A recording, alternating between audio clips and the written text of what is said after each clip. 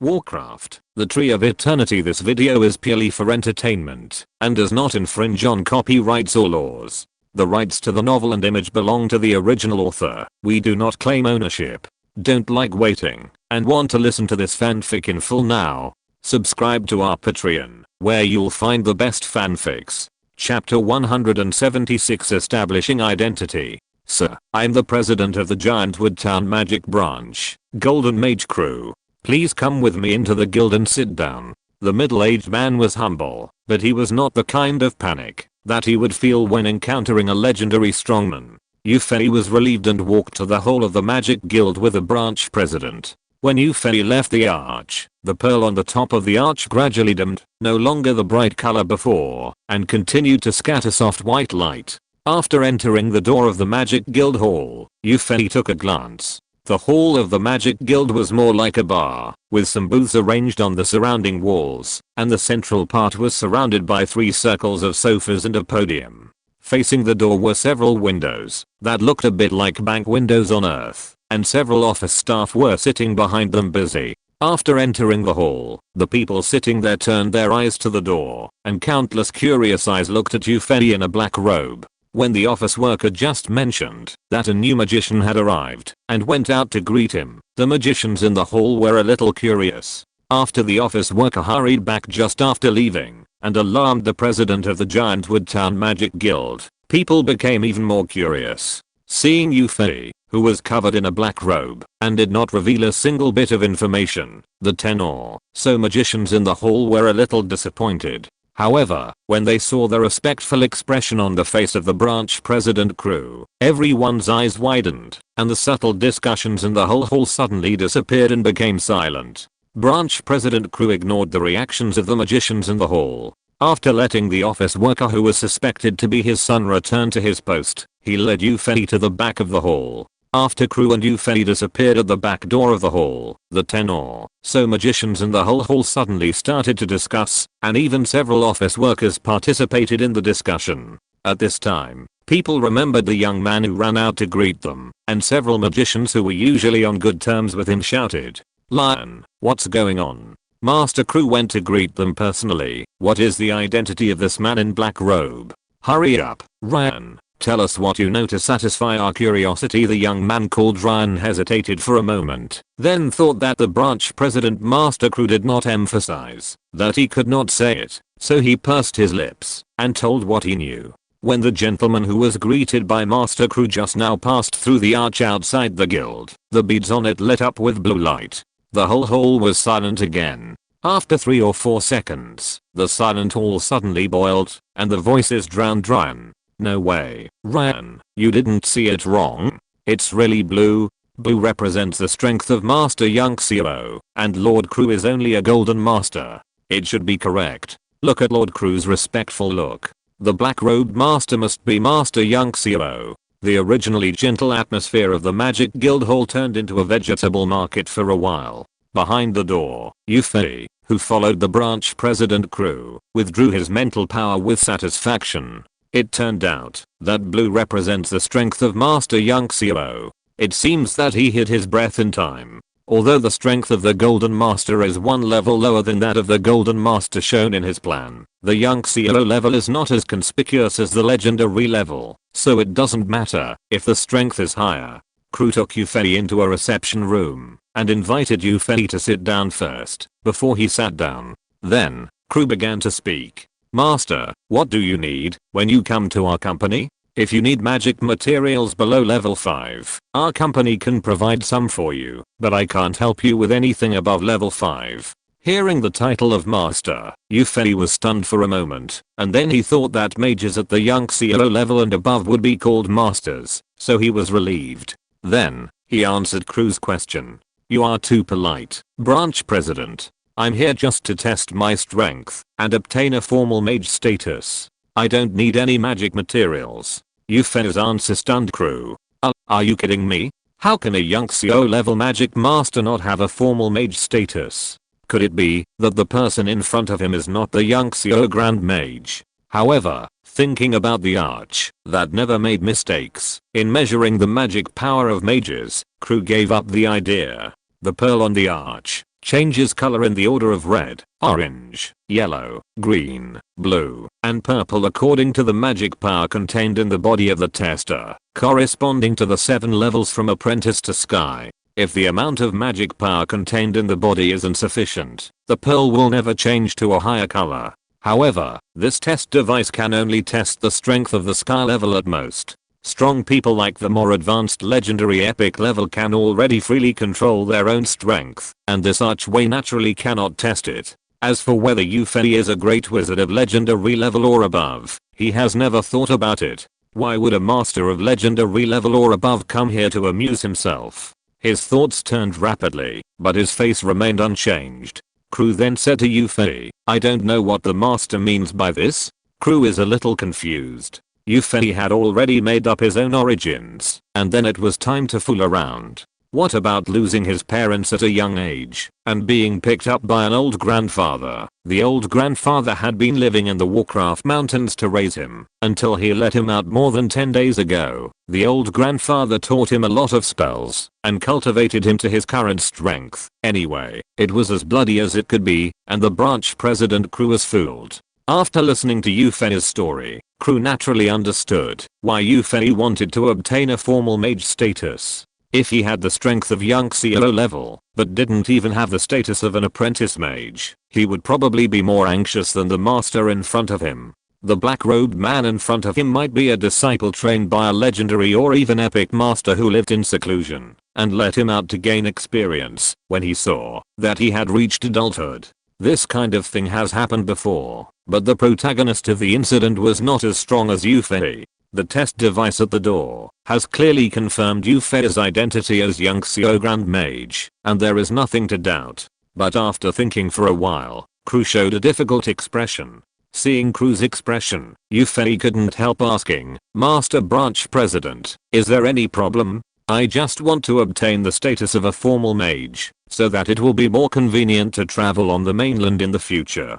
Do you have any difficulties?" Hearing Yufei's question, Crew explained his difficulties to Yufei. It turns out that the Jumu Town Magic Chapter, whose highest strength is only at the gold level, is only qualified to confirm the identity of a gold level mage. This chapter is not qualified to confirm the identity of a mage who can be called a master, such as the young CO level and the Kankian level. The identity of a young CO level mage must be witnessed by at least 2 or more young CO mages before a badge or something can be issued. So that's how it is. But this just happened to be the case. Yufei was originally just planning to get the identity of a gold level mage. After showing that he could get the identity of a gold mage first, Crew did not hesitate anymore and directly asked someone to fetch a badge representing the identity of a gold mage, and called an office staff. There was no pattern on this badge. After Crew's reminder, Yufei injected magic power, that is, his magic value, into the badge. Then the badge changed, and a leaf gradually emerged on the badge that was originally a blank board. It turned out that this master was a plant-based mage, but I have never heard of any legendary or epic plant-based mage who lived in seclusion. Crew was a little confused. The next step was to fill in the information. Yufei didn't need to do it himself. He just had to answer some questions and the office staff would fill it in on the form for him. In the name column, Yufei asked the clerk to fill in the name Avril. Of course, the magic department was the wood department. After filling in the information, the branch president Crew enthusiastically invited Yufei to visit the magic guild, but Yufei, who had achieved the purpose of this trip, was too lazy to stay any longer, so he tactfully asked to leave. There are other things to do later. Crew tried to keep him, but seeing Yufei's firm attitude, he didn't insist anymore. He just told Master O'Brien that when he arrived in a big city, he must go to the local magic guild to confirm the identity of a cloud level wizard. Cloud level and gold level are 2 levels. Generally speaking, a cloud level wizard is equivalent to the status of an earl in some kingdoms. However, Yufei didn't care much about these. After a few perfunctory words, he took a few magic robes given by Crew and got on a carriage and left. This time he learned his lesson. Although he could use his mental power to scan the destination, Yufei, as a lazy man, didn't want to walk to his destination anymore. After getting on the carriage and instructing the coachman to drive to the Adventurers Guild. Yufei began to close his eyes and rest. The results of the action were good. After obtaining the identity of a golden wizard, it would be much more convenient to do things in the future, and it would also be easier to obtain the identity of a noble. And the magic robe given by this branch president, Crew, was really good, much better than the black robe on himself, so he wouldn't have to buy clothes in a while. The Adventurers Guild was not far from the Magic Guild, and it didn't take long for the coachman to remind Yufei that he was at the door of the Adventurers Guild. He gave the coachman a gold coin, and amid the coachman's grateful thanks, Yufei looked at his second destination in Giantwood Town. I almost missed it, and the third update is here. Please vote, subscribe, and reward. Chapter 177 Trivia. Half an hour later, Yufei left the Adventurers Guild with a satisfied look on his face. Of course, others could not see Yufei's expression. Even in the Magic Guild, he did not show his face. However, hiding his face in a black robe was definitely not a good idea. He still had to find a way to conceal his appearance. Otherwise, even if it would not cause any major trouble, it would still be inconvenient. In the Adventurers Guild, Yufei's identity as an adventurer went smoothly, and he was not the lowest level F-level adventurer. With the identity of a Golden Master Wizard, he became a C-level adventurer as soon as he went through the formalities. This was certainly not a special case for Yufei, but the rule of the Adventurers Guild. As a wizard with a noble status and no lack of money, there were very few who actually became adventurers. Therefore, in order to attract wizards to enter the adventurer industry, the Adventurers Guild set rules. As long as the wizard profession applies for the identity of an adventurer, according to the level of the wizard, the senior wizard does not have to start from the F-level adventurer.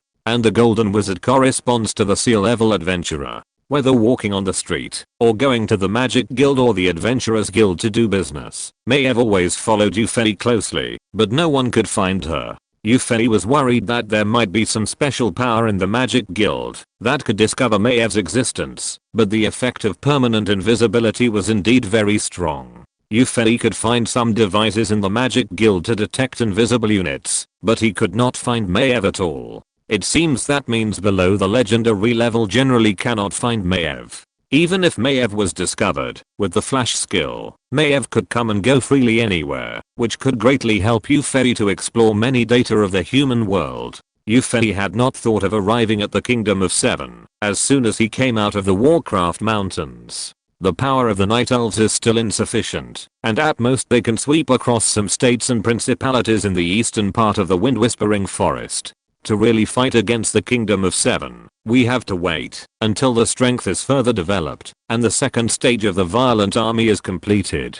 Besides, after the power is sufficient, the war will still take some time. During this period of time, he had to fully understand the strength of the Kingdom of Seven so as to make strategic deployments, so that the Night Elves could have a greater advantage in future wars. In addition, Yufei's sides were not limited to the Kingdom of Seven. He wanted to obtain a noble status in the three major empires, or control several nobles. In this way, the Night Elves could know the movements of the major powers in the human world at any time and respond accordingly. On a deeper level, Yufei was also preparing to set up an underground intelligence organization on the continent of S-Laser. Born on Earth, he knew the importance of intelligence, especially in war. After returning to the rented courtyard, Yufei quickly changed into the magic robe given to him by Crew, the branch president of the Magic Guild. In fact, this magic robe can also be regarded as a magic item, but it is a scum compared to the life robe in Yufei's Elf King exclusive set.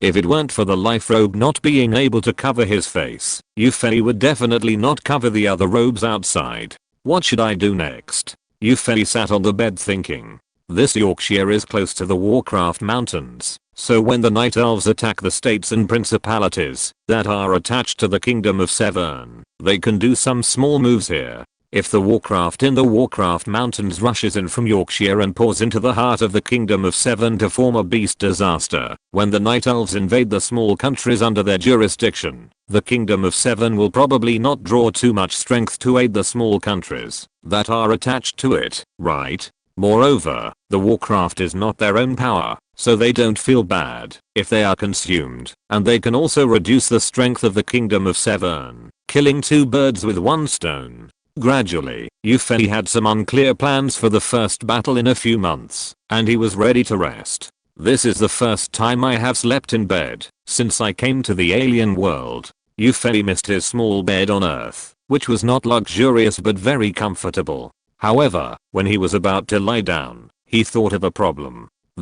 I don't have the habit of sleeping in clothes, but if I take off, Maiev will always be by my side. Looking at Maiev standing quietly in the corner, which only he could see, Yufei felt a little embarrassed. Although it was late at night and the dew was heavy, a gentleman was lonely and unable to sleep, and it would be nice to have a good girl, but Yufei didn't have that thought. According to the aesthetic standards of the Earthlings, Maiev was already a peerless beauty, and so were Tyrande and those female military leaders. Even the ordinary Night Elves were handsome, except for the Druids. After becoming the Elf King, Yufei's perspective changed from a tree to a human, and he was surrounded by beautiful Night Elves. But for some reason, Yufei was not moved by any of the Night Elves, just like a human would not think of having any relationship with a statue, even if he created a beautiful statue. Although he could feel the moving beauty of the Night Elves, Yufei was not interested. Forget it, I didn't want a harem or anything. Even if I was a dung beetle, I could find my own ape dung in the end. Anyway, I was still young, so there was no rush. Yufei comforted himself. As a otaku, sharing a room with Maiev, a goddess-like beauty, and if Yufei knew what he wanted to do, Maiev would definitely not resist. In this case, I should turn into a wolf, Yufei thought. Could it be that being a tree for a while made me mentally impotent? Yufei was shocked. Bah, it must not be like this. I'm still a virgin, how could I be impotent? Shaking his head fiercely, Yufei got rid of the idea. Forget it, I will sleep with my clothes on, so it won't be embarrassing. Yufei made a decision. But when he was about to lie down again, there was a knock on the door outside the yard. Sweat, it's really not easy to sleep. But Yufei was not sleepy yet, so he walked out of the room and opened the door. Outside the door were Danifer and the other 5. It turned out that, after treating Andali and Sota's injuries at the herbalist in Giantwood Town, they returned to the Lanson Hotel. They came to visit Yufei and invite him to join them for dinner. Yufei was stunned when he heard the reason for their visit. The Night Elves seemed to be trained by the ancient trees, so they didn't need to eat at all. Yufei's body of the Elf King was no exception.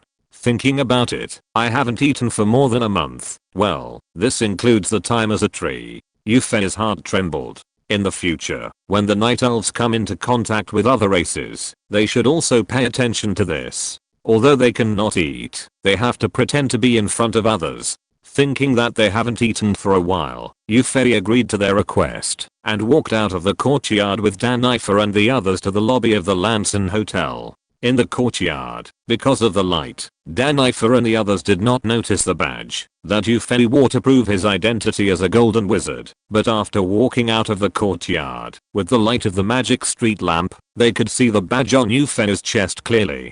Seeing this badge representing the identity of a golden wizard, they all took a deep breath. Although they had guessed it long ago, after they confirmed Yufei's identity as a gold mage, they still found it hard to believe. Judging from Yufei's voice, he was probably about the same age as them, but he was 2 levels higher than them. If they knew that Yufei was unable to obtain the Yunxio level mage badge, because the Jumu Town Magic Guild could not confirm his identity as a Yunxio level mage, they would probably faint. However, even if the identity of a gold mage was already noble enough, if a gold mage wanted to obtain a title, a baron title would be relatively easy to obtain. Of course, it was just an empty title. If they wanted to become a real noble, they still had to find a way to become a real noble. With this thought, the attitudes of the few people immediately lowered, especially Jenny, who was also a mage. Although they were mages of different departments, it was more than enough for a gold mage to instruct a bronze mage.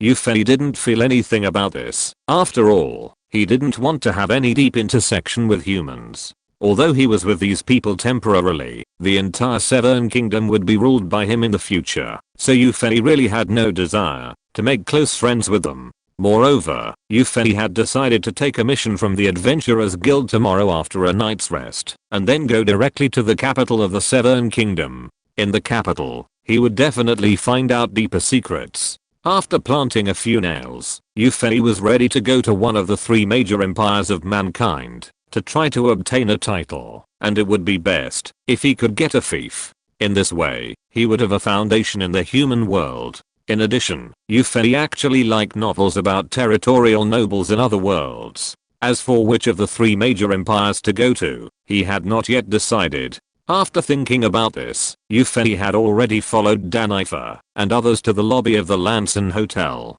After finding a private room and sitting down, Danifer modestly asked Yufei to order the dishes first. Taking the menu, Yufei sighed in his heart that some details of life in S-Laser were still somewhat similar to those on Earth. Humanized settings are very important whether on Earth or in another world. Just like seeing this menu, Yufei felt much more comfortable. Just as Yufei took the menu and ordered a few dishes and was about to give the menu to Danifer and the others to ask them to order some dishes, a commotion came from the hall outside. Yufei looked dazed. Are the protagonists all alien people who get into trouble wherever they go? He instinctively felt that the commotion outside was related to him. Chapter 178 A Farce. Phew, let me guess. Could it be that this private room was reserved by someone outside? Based on his experience of reading novels, Yufei made a guess. Well, it turns out that there are dog blood stories every year, and there are especially many this year. With this guess in mind, Yufei calmly looked at the door of the private room. At this time, although Danifer and the others also heard the noise outside, they looked puzzled. Although he had legendary strength, Yufei was too lazy to use his mental power to find out what was happening outside, because he had heard some messy footsteps walking towards the door of this private room, and silently counted 3, 2, 1. Then, when Danifer and the others were still confused, bang, the door of the private room was violently knocked open.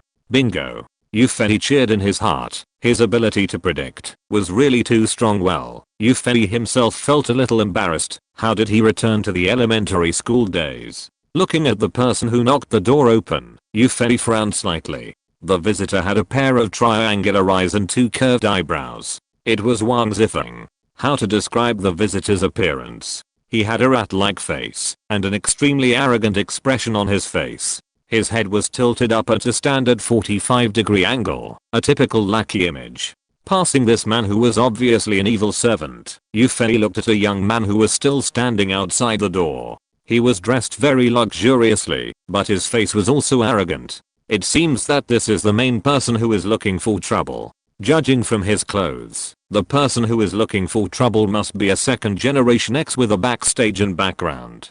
Danifer and the others had stood up and looked at the door. They invited the Golden Master O'Brien to dinner, but someone messed up. They were all a little angry, and Jenny was the most angry. Jenny was the only magician among them. She wanted to gradually get closer to Yufei, so that she could get Yufei's guidance and seek an opportunity to break through to the silver level magician. Unexpectedly, the first move to get closer went wrong. Before she could see who was coming, the angry Jenny started to roar. Who dares to knock on my private room door? Didn't you see I was having dinner with my friends? Get out of here. Hearing Jenny's words, the scoundrel who had rushed into the room with an arrogant look on his face looked as if he had eaten shit, and the young man in luxurious clothes also looked gloomy. The hotel staff who squeezed in from the door and was about to explain was also shocked by Jenna's words. For a moment, the words he wanted to say could not be uttered. Haha.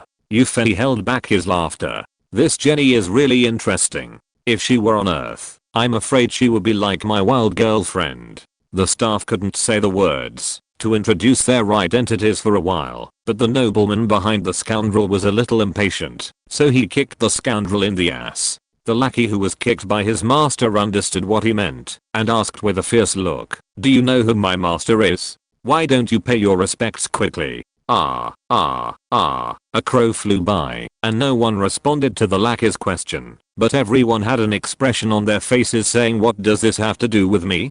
Probably because he felt that the servant had embarrassed him. The noble young master glared at the lackey fiercely, then took 2 steps forward, began to introduce himself, and stated his purpose. I'm Field Samuel, son of Viscount Samuel. I have no other intentions in coming here, but I want to ask, whose wolf is in the yard number 3 behind this hotel? I heard from the guys here that it seems that one of you rented the yard, so the wolf should belong to one of you, right? After a pause, the man who claimed to be Viscount Samuel's son continued, my father, Lord Viscount Samuel, is about to hold a 40th birthday party, and I came out to find a birthday gift for my father. Hearing this, Eupheny understood that it was not because of the private room. Fortunately, it was not so bloody. But you have your eyes on the sacred giant wolf. What does the son of Viscount Samuel want? Field continued, I think the color of the wolf's fur is good. It must be very beautiful if it is peeled off and made into a fur coat. Who among you is the owner of the wolf? Name a price. My time is precious, and I'm too lazy to waste time. Eupheny was shocked. Damn, this guy doesn't even look like he's at bronze level. At best he's just a black iron level warrior.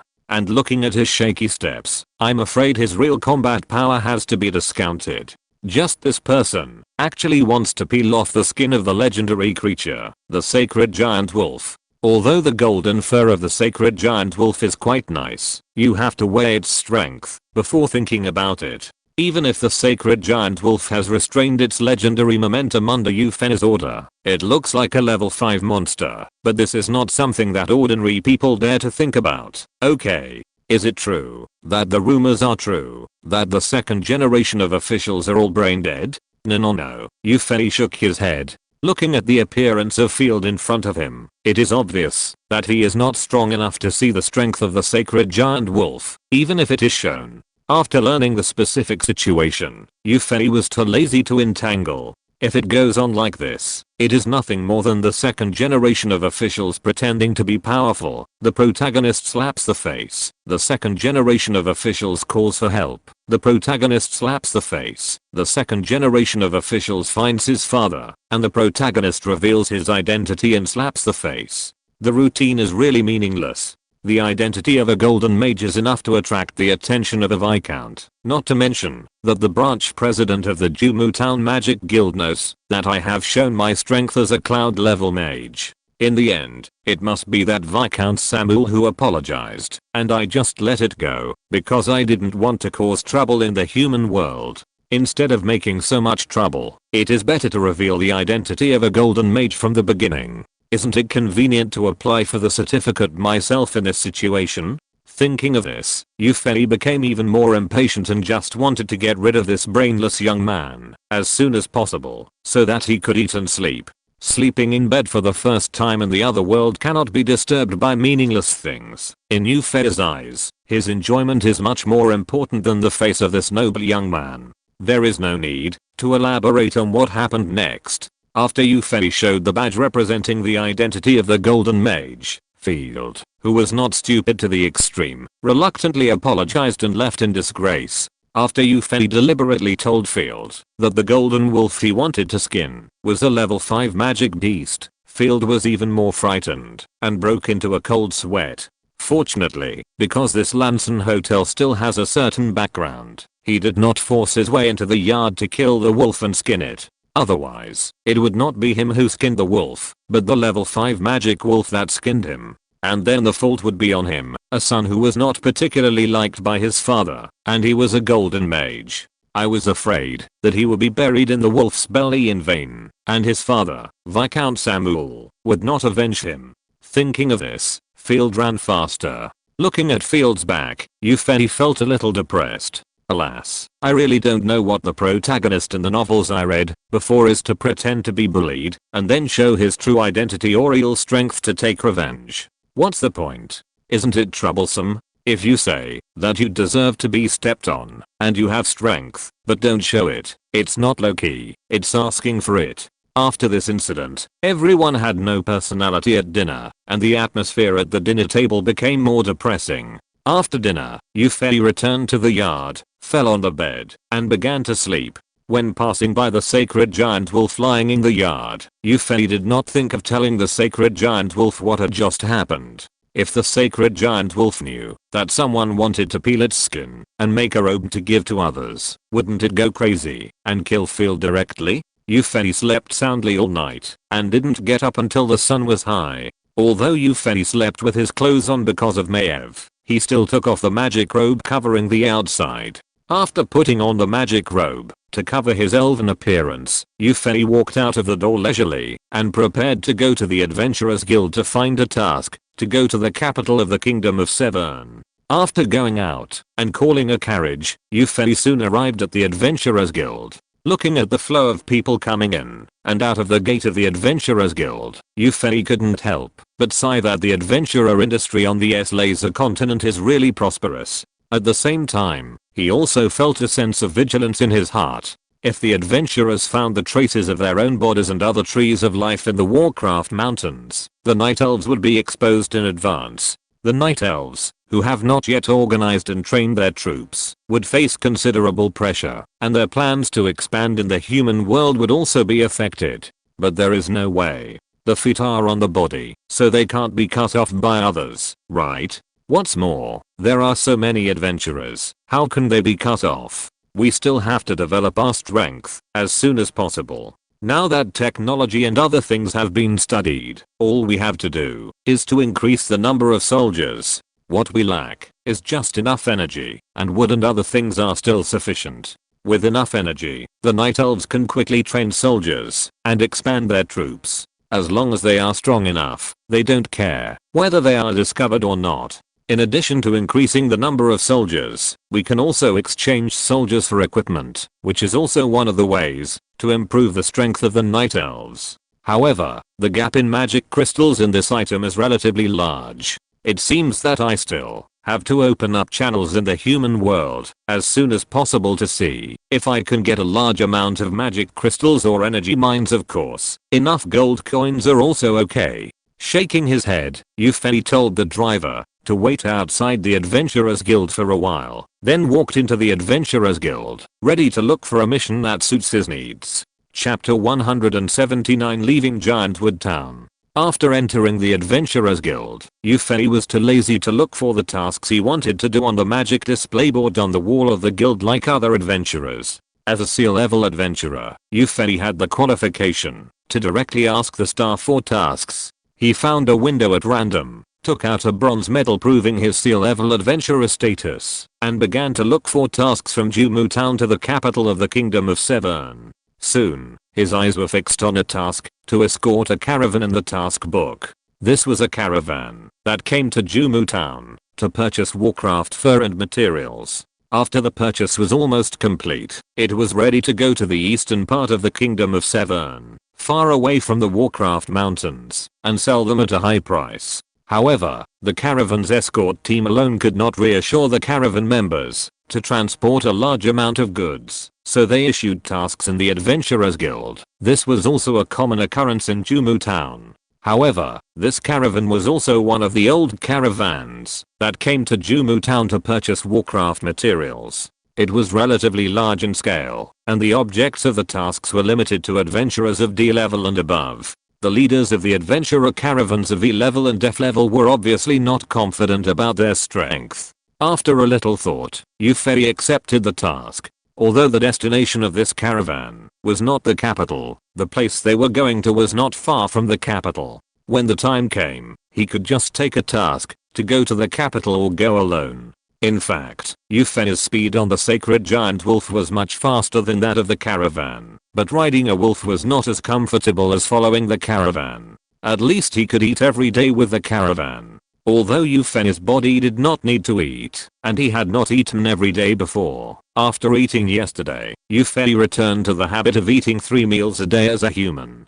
Therefore, Yufei was willing to follow the caravan for a meal. And more importantly, Yufei did not know the way. He did not know how to get to the capital of the Kingdom of Severn. He only knew a general direction, so he could only follow the caravan. After registering, Yufei was told that the caravan would leave this afternoon. He secretly said what a coincidence. Yufei walked out of the Adventurers Guild, got on the carriage waiting outside, and returned to the Lanson Hotel. He had only stayed in this giant wood town for one day, but he didn't expect to leave so soon.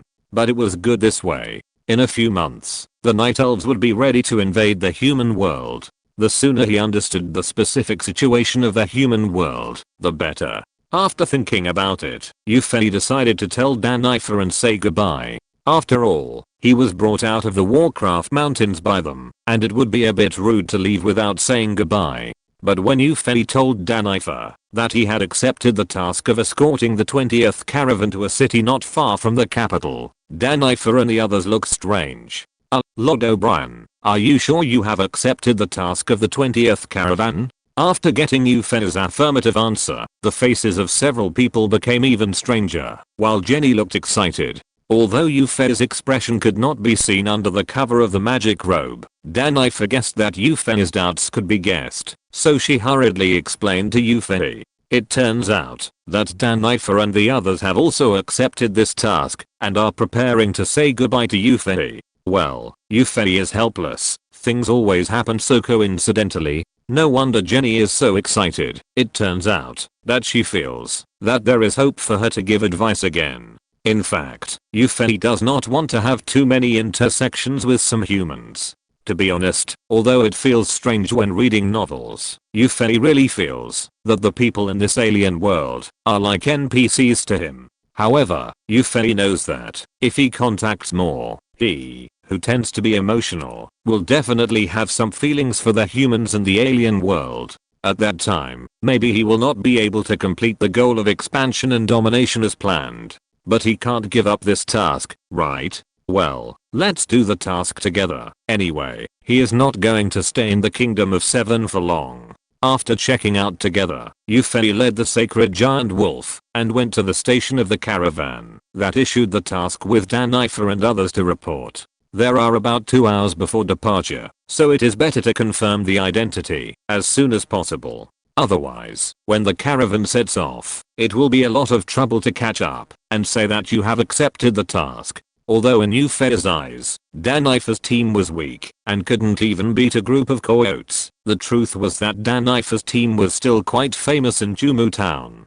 Think about it, the strength of ordinary army soldiers is not even that of trainees, and a pure bronze level team with good configuration is already very good. If there were not too many coyotes at that time, and it was not like when Danifer and her team surrounded and killed the 3rd level monsters before, they had an overwhelming strength, Danifer's team would not be so embarrassed. After Danifer introduced Yufei, Eric, the head of the caravan, was shocked. A gold level wizard. You know, the branch president of the Jumu Town Magic Guild is just a gold wizard, and this is because Jumu Town is close to the Monster Mountain range. The branch president of the Magic Guild in a small city is also just a gold wizard.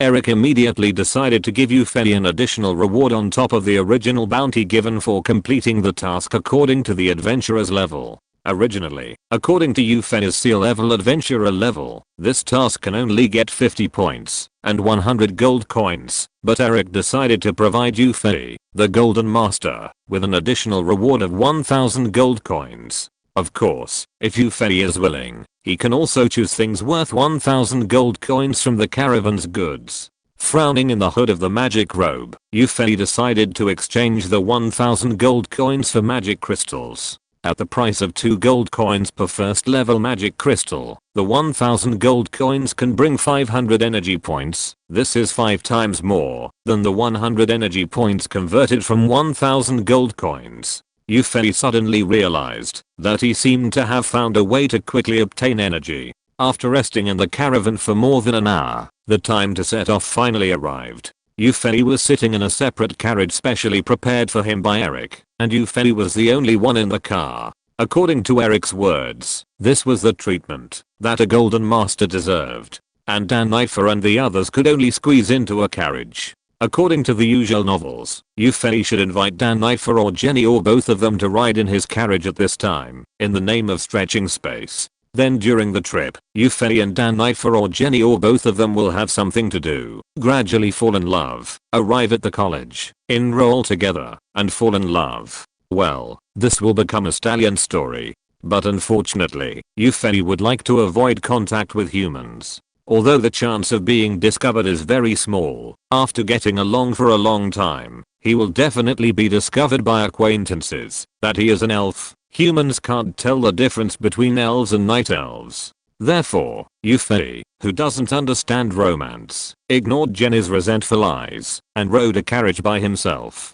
Of course, Jenny's resentment is not because she fell in love with Yufei. They haven't even seen Yufei's true face until now, but they just think Yufei's voice is a bit greasy and very beautiful. Well, this is actually because Yufei deliberately speaks in a rough voice. This pseudo-girl voice is really too pitiful. Jenny just hoped that Yufei could give her some pointers on her magic training, but Yufei himself was not an orthodox magician. The so-called wood magic he released was just the effect of the Elf King's skills. Yufei knew nothing about magic training. Therefore, in desperation, Yufei could only pretend not to see Jenna's eyes. The scale of this caravan is really not small. It is said that, if the goods transported are calculated according to the price of the destination, it exceeds 500,000 gold coins. This also explains why the caravan itself has a guard team of more than 50 people and has to hire adventurers for protection.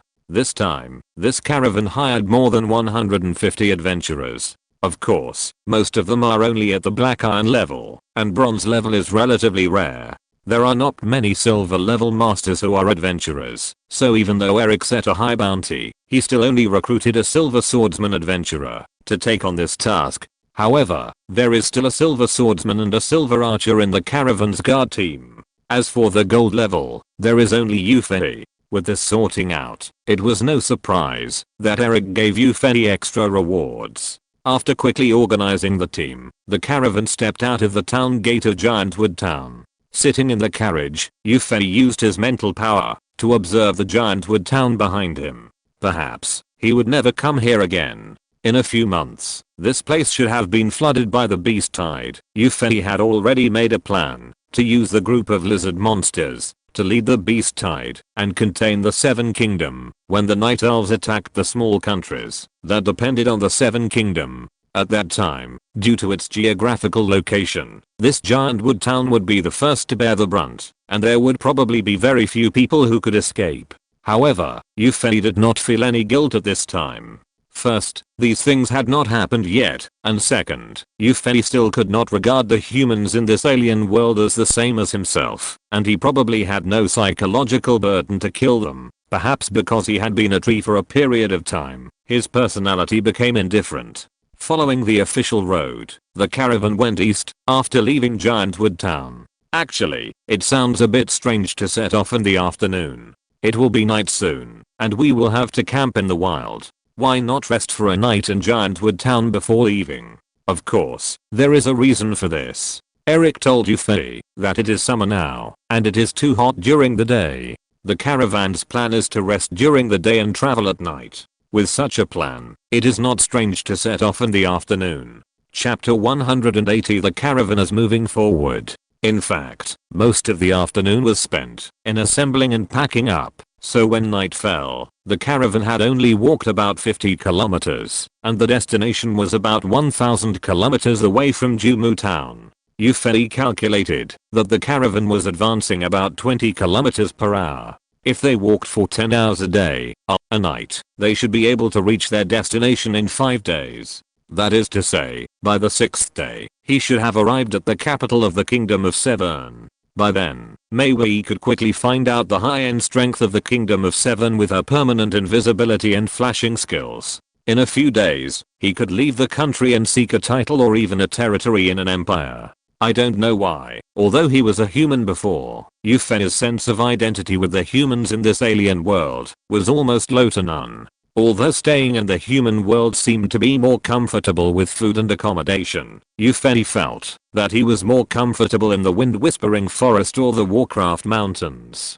Perhaps because he had not communicated with people for a long time, Yufei became a little autistic. If you want to seek a title in the empire, the identity of a golden mage may not be so confident. You still have to take some time to identify the identity of a cloud level mage, so that it will be easier to obtain a title such as a baron or viscount in the empire.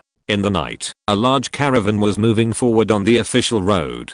Including the caravan's men, there were a total of 300 or 400 people setting out this time. And there were more than 100 carriages carrying goods and people, which was considered a large-scale caravan.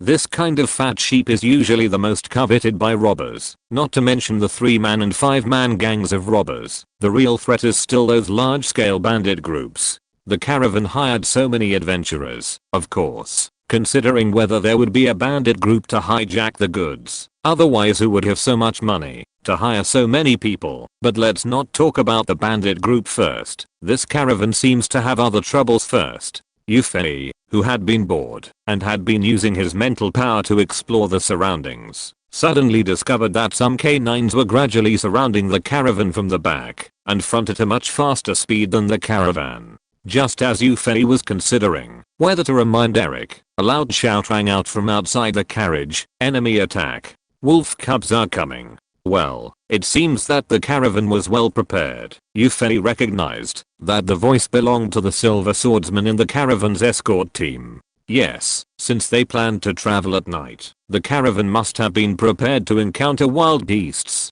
Under Yufei's mental observation, the entire caravan lit more torches on the original basis. The fuel on these torches is made of processed blood of low-level fire-type monsters and tongue oil, which can burn for a long time. At least one night is no problem, but this is not enough. Although wild wolves are afraid of fire, the magic wolf in the leading position of the wolf pack can overcome the fear of fire. Moreover, under their drive, ordinary wild wolves can barely launch attacks, so it is difficult to eliminate the threat of the wolf pack with torches alone. However, the caravan was well prepared. They gathered bronze-level warriors and rushed into the wolf pack under the magic of the mage's light spell, killing many leading magic wolves. After the silver archer in the guard team killed another magic wolf, the wolf pack finally retreated. Even if there were some unwilling wild wolves following the caravan from a distance, they did not dare to approach under the deterrence of the flames and the powerful strength of the caravan. And of course they could not bring any threat.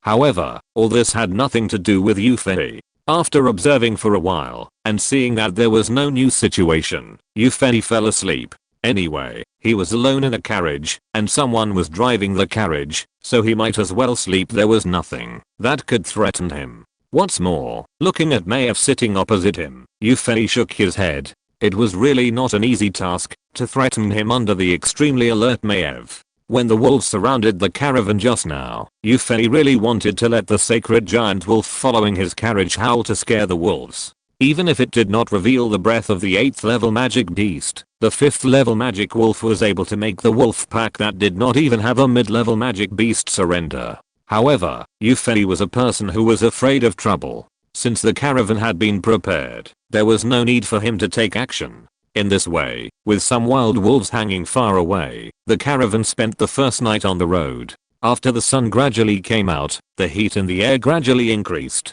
At Eric's order, the caravan stopped moving forward and began to set up camp to rest. At this time, Yufei woke up and lifted the curtains on both sides of the carriage. Yufei looked at the busy people setting up camp a little dazedly. "Damn, you are going to sleep? What should I do?" The one who just woke up said, "Okay, if not, I can just walk around." After getting off the carriage, Yufei found Eric, the person in charge of the caravan. Before Yufei could tell him what he was here for, Eric apologized first. "Sir O'Brien, did the appearance of the wolf pack last night disturb you? We were just about to send someone to invite you. Now the caravan has set up camp to rest, but we will have a meal first. Please have a meal with the important people in our caravan and get to know each other. How about it?" After a moment of surprise, Yufei remembered that he had been walking all night and had not eaten yet. Not wanting others to feel different, Yufei naturally agreed to Eric's invitation and prepared to have a meal with him and the important people in the caravan. The caravan camping is actually to surround the vehicles into several circles and then set up tents in the middle. Eric, as the head of the caravan, is naturally in the largest tent in the center of the temporary camp. As Eric entered the largest tent in the center of the camp, Yufei found that there were quite a few people sitting in it. In addition to the head Eric, the 3 silver level strongmen in the caravan were also sitting in the tent. Even the captains of some stronger adventurer teams were sitting here. Yufei saw Danaifa. According to the strength of Danaifa's team, it can be ranked in the forefront of the adventurer teams hired by this caravan. He greeted Danaifa with his eyes. Well, Danaifa can't see. Yufei's face has been covered by the hood of the magic robe. Seeing Eric lead someone in, everyone present, except for the 2 silver level masters of the caravan guard and Danaifa, was confused. It seems that they didn't know that Yufei, the golden mage, was in the caravan, or they didn't know that a new golden mage appeared in Giantwood Town yesterday. After Eric's heavy introduction, everyone present was shocked. Obviously, they didn't expect that there was such a golden level master in the team, and he was the most honorable mage. At Eric's invitation, Yufei sat on the first seat under the main seat. The people in the tent only then understood who the first seat was reserved for, but no one was dissatisfied. Many of them may have higher adventurer levels than Yufei, but in terms of strength, it is not an exaggeration to say that a gold level wizard can catch all of them in one fell swoop, as long as the strategy is appropriate. In the following time, everyone ate, and Eric spoke some official words such as working together to protect the caravan and achieve a win-win situation. In the middle, there were also people who wanted to meet Yufei and chatted with him, but Yufei did not cause any trouble because of his attitude of keeping strangers away. After the meal, when everyone was about to leave and return to their tents to rest, Eric stopped everyone. "I'm sorry, everyone, there is one thing I haven't said. Please stay for a moment. I want to say a few words. In fact, these can be said when we were having dinner just now, but because I'm worried that it will affect everyone's mood for dinner, I waited until now to say it." Seeing that everyone stopped walking out and turned their eyes to him, Eric spoke again. "It's like this. According to the information I got, the Wildcat Thieves group in the nearby area seems to have set their sights on our caravan." Eric used a little trick when he spoke. He didn't say our caravan. Instead, he said our caravan. In this way, the people in the tent were connected with his caravan, with a sense of prosperity and loss together. However, none of the captains of the adventure team are easy to deal with. Even adventurers like Danaifa, who came out of the academy to gain experience, did not easily express their opinions at this time, but waited to see what Eric had to say. Well, everyone knows the strength of the Wildcat Thieves group. They are just a group of bronze level and black iron level professionals who have gathered a group of bandits. According to the strength of our caravan, they can't pose any threat at all. Everyone held their breath and looked at Eric. The following is obviously the key part. The Wildcat Thieves group itself is not a threat, but as far as I know, the so-called Wildcat Thieves group is actually a branch or spy of the Blood Tiger Thieves group. The bronze level professionals in the Wildcat Thieves group are actually from the Blood Tiger Thieves group. The tent was boiling with excitement. The Blood Tiger Thieves group is the largest thieves group in Yorkshire and the 2 surrounding counties. It is said that there are masters above the gold level, and there are 3 or 4 gold level masters. If this caravan is really favored by the Blood Tiger Thieves group, there is no need for the legendary masters above the gold level to take action. As long as a gold level master is sent with some masters, the caravan will be unable to resist. No, that's not right. There are also gold level masters in the caravan. Everyone looked at Yufei, but Yufei was covered in a magic robe, and no one could see his reaction. Eric continued, "Although this news is not very certain, I still hope that everyone can prepare early in case the caravan is unable to react in time when it is attacked." After hearing the news, the captains of the adventurer teams had no intention of resting. They gathered their team members one by one and conveyed the news. Chapter 181 Night Elf Movements. All the adventurers felt as if they were facing a formidable enemy when they knew that the Blood Tiger bandits might be targeting this caravan. If it was really just the Wildcat bandits who wanted to tear off a piece of flesh from the caravan, it would be fine. But if the Blood Tiger bandits really went out, even with more than 200 combat forces now, the adventurers still had no sense of security. Looking at the somewhat unstable atmosphere in the camp, Yufei shook his head. Whether it was the Wildcat bandits or the Blood Tiger bandits, they were like ants to Yufei. At most the difference between a thinner ant and a stronger ant Even if he didn't want to expose his identity as a legendary strongman, the strength of the cloud level mage, which was already known to crew, was enough to deal with most of the dangers. However, after Eric informed him that the caravan was being targeted by the bandits, Yufei also gave up the idea of going out for a walk. In the current situation, if he, the only gold level strongman, left the caravan, it would definitely cause panic. After returning to the tent that the caravan's companion had set up for him, Yufei took advantage of the long rest time to switch his consciousness to his main body. After a few days of accumulation, Yufei had a lot of energy and wood. With the wood collection of dozens of elves and the energy mine collection of the kobold mining team, these two resources increased very quickly. However, although there were enough resources, Yufei did not plan to increase the number of troops. The next step of the plan, to increase the number of troops, could not be realized with the existing resources, even if the two newly discovered energy mines were mined.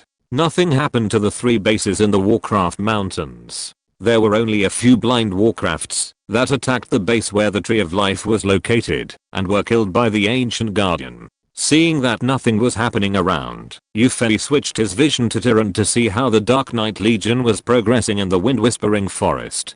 Perhaps it was because the Set's tribe had used all the surrounding wild monster groups for sacrifice before. There were no wild monster groups in such a large area from the gathering point where Set's was located to the place where Yufei landed. In this case, Tyrant also declared the sovereignty of this area with peace of mind. After that, according to Yufei's strategy, Tyrant and her team first expanded to the east of the Whispering Wind Forest. Although there is still a small desert between the human world and the human world, the Night Elves will definitely enter the human world from here in the future. Of course, this place must be controlled. On the edge of the Whispering Wind Forest, there is the Dark Troll tribe, a close relative of the Tree Demon tribe. The strength of this Dark Troll tribe is much stronger than the original Tree Demon tribe, but for the Night Elves at this time, it can only be regarded as scum. However, there are also many priests among the Dark Trolls, which makes Tyrant pay some attention, not for anything else. She just wants to see if she can recruit the Dark Trolls.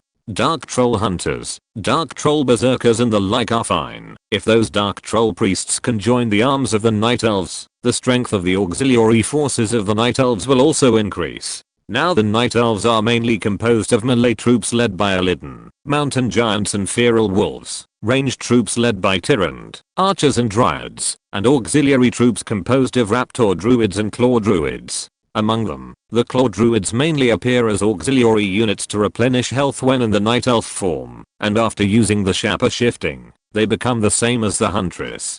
The huntress is not classified as a melee or ranged unit. The armor has become heavy, but the movement speed has not decreased. The huntress performs multiple duties in the entire night army, such as wandering, harassing, outputting firepower, and carrying monsters at critical moments. The huntress troops of all elite units have become the highest firepower output of the Night Elves. There is no way one ordinary attack of the elite huntress is equivalent to 3. Although the lethality to a single unit has not changed, multiple huntresses are combined to clear monsters one by one. The status of the claw druid is a bit similar to that of the huntress, and even busier than the huntress. They had to take care of the health of the melee troops, and when necessary, they had to use transfiguration to transform into monsters to participate in the attack, and they had to use the double force combat power of casting magic at a distance first, and then fighting in close combat. The key point is that after using transfiguration, the claw druid can no longer use the rejuvenation skill, which means that the auxiliary ability is lost. In this case, the already slightly insufficient nanny troops are even more stretched. Tyrant, who was entrusted by Yufei to control the Night Elves in his absence, naturally had to consider the composition of the Night Elf troops. She wanted to recruit the Dark Troll tribe to reduce the pressure on the claw druids. However, what Tyrant did not expect was that even in the face of the overwhelming strength of the Night Legion, the Dark Trolls still refused to surrender. Even after Tyrant solved the troll leader among the Dark Trolls with lightning speed, no Dark Troll was willing to surrender. Alas. Yufei sighed after knowing this. It seems that I took it for granted. Only a small number of wild monsters can be recruited. In addition to the timid races like the kobolds, Perhaps only those wild races with high intelligence can be recruited. Although the dark trolls also have a certain social class, they obviously have no advanced intelligence. I don't have skills like the light ranger spell, so it is difficult to control them. Since they are unwilling to surrender, let's turn it into the experience of the Night Elves. Without Euphenia's decision, Tyrande gave the order to slaughter all the dark trolls. If the dark trolls occupied other places, Tyrande might consider taking it slowly, because the dark troll priests have a strong ability to replenish health points, but the eastern part of the Whispering Wind Forest is the bridgehead for the Night Elves to attack the human world or guard against the human world's attack. Naturally, the sooner it is in hand, the better. After easily solving all the combat power in the Dark Troll tribe, I also found an unexpected surprise. This unexpected surprise was not the discovery of treasures or something, but the corpses of these dark trolls could also play the same role as tree demons for the wild wolves, promoting their evolution. Although the wild wolves did not improve their overall strength by 1 level due to their increased strength, if there was another troll tribe of the size of the dark troll tribe that could promote their evolution, the wild wolves would probably be able to evolve as a whole. Although they did not evolve as a whole, a small number of wild wolves and even horror wolves evolved. After devouring the corpses of 2 dark troll leaders, one of the earliest horror wolves evolved again. However, this horror wolf did not evolve into an 8th level sacred giant wolf, but became a 7th level war giant wolf. In addition to the improvement of its strength in melee combat, the new skills acquired by the war giant wolf are not like the sacred giant wolf, which is biased towards combat, but are overall developing towards the auxiliary aspect. In addition to the original command aura that increases attack power, the war giant wolf also has a protective aura that increases armor and a speed aura that increases movement speed. In addition, the original raw skill has been changed to war aura, and the skill effect is even more powerful. The war wolf is worthy of its name, and has become a war weapon. It seems that the sacred giant wolf is a special unit. The general horror wolf cannot evolve into the sacred giant wolf with a strength of up to level 8. However, compared with the sacred giant wolf, the war wolf plays a stronger role in group combat than the sacred giant wolf. After all, a powerful unit only plays a role of an arrow, and although the coverage of the halo is limited, it can also make a large part of the unit's combat effectiveness get a significant improvement. However, seeing that only one of the dozens of horror wolves evolved, Eupheny couldn't help but sigh in his heart. It seems that this war wolf is not so easy to evolve. There shouldn't be too many of this kind of heaven-defying war weapon. More wild wolves may stop at the level of horror wolves. Even if they evolve, they should evolve towards the improvement of individual combat effectiveness.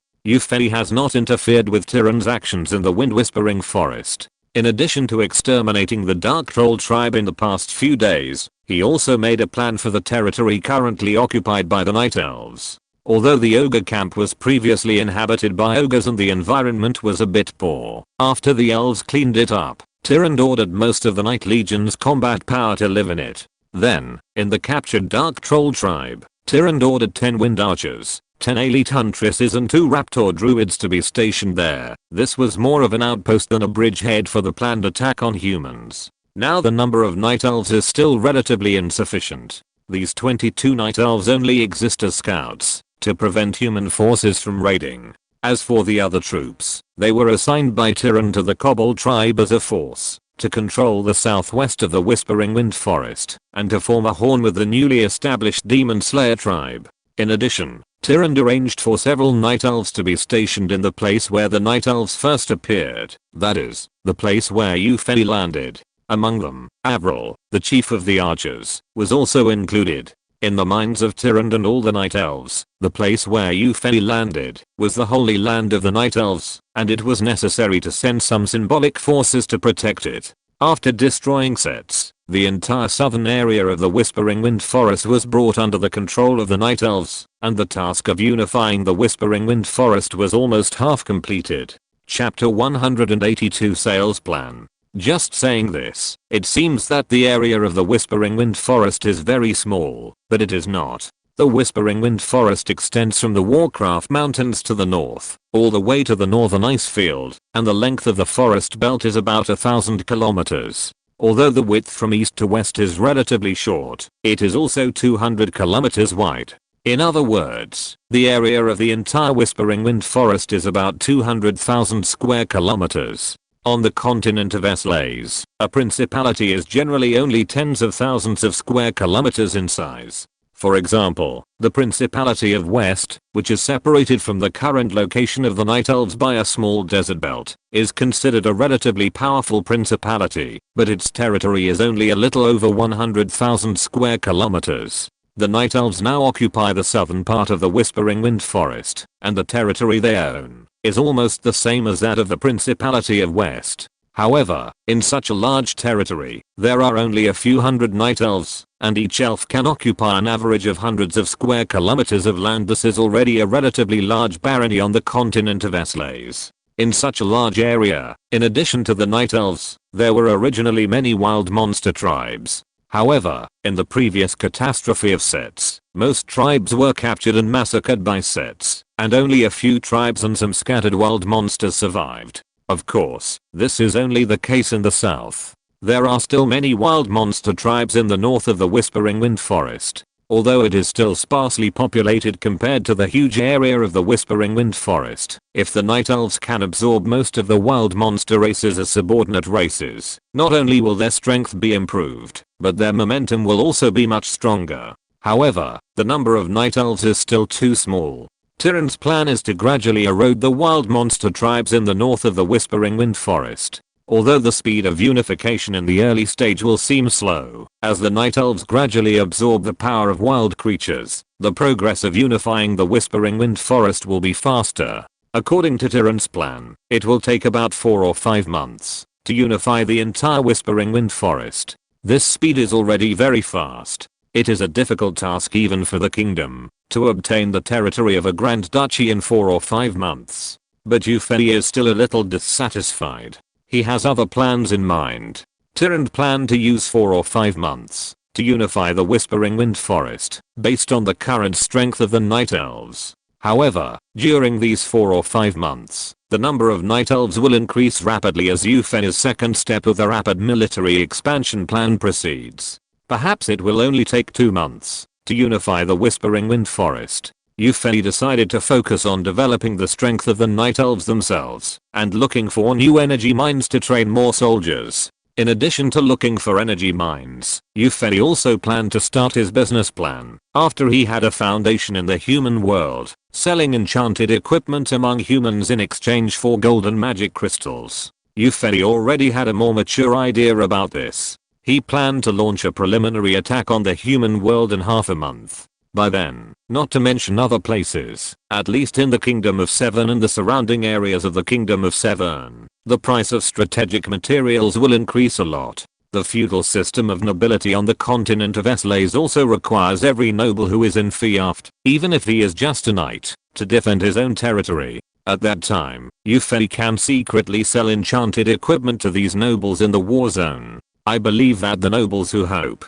to survive the war are very happy to buy these enchanted equipment. As for why the customers are set as nobles, it is not that Yufei does not want to sell to the army, but the price of enchanted equipment is not enough for the army to equip in large quantities. According to Yufei's inquiries, a piece of equipment that is equivalent to the lowest level hardwood bow that can be exchanged in the hunter's hall can actually be sold for hundreds or even thousands of gold coins in the human world. If all of this is purchased as first level magic crystals, it can be converted into 500 units of energy, which is X times the profit compared to 20th units of energy for one piece of equipment. With so many gold coins, only nobles can afford to buy them. Some great nobles may also equip their guards with enchanted equipment, but it is impossible to equip the entire army.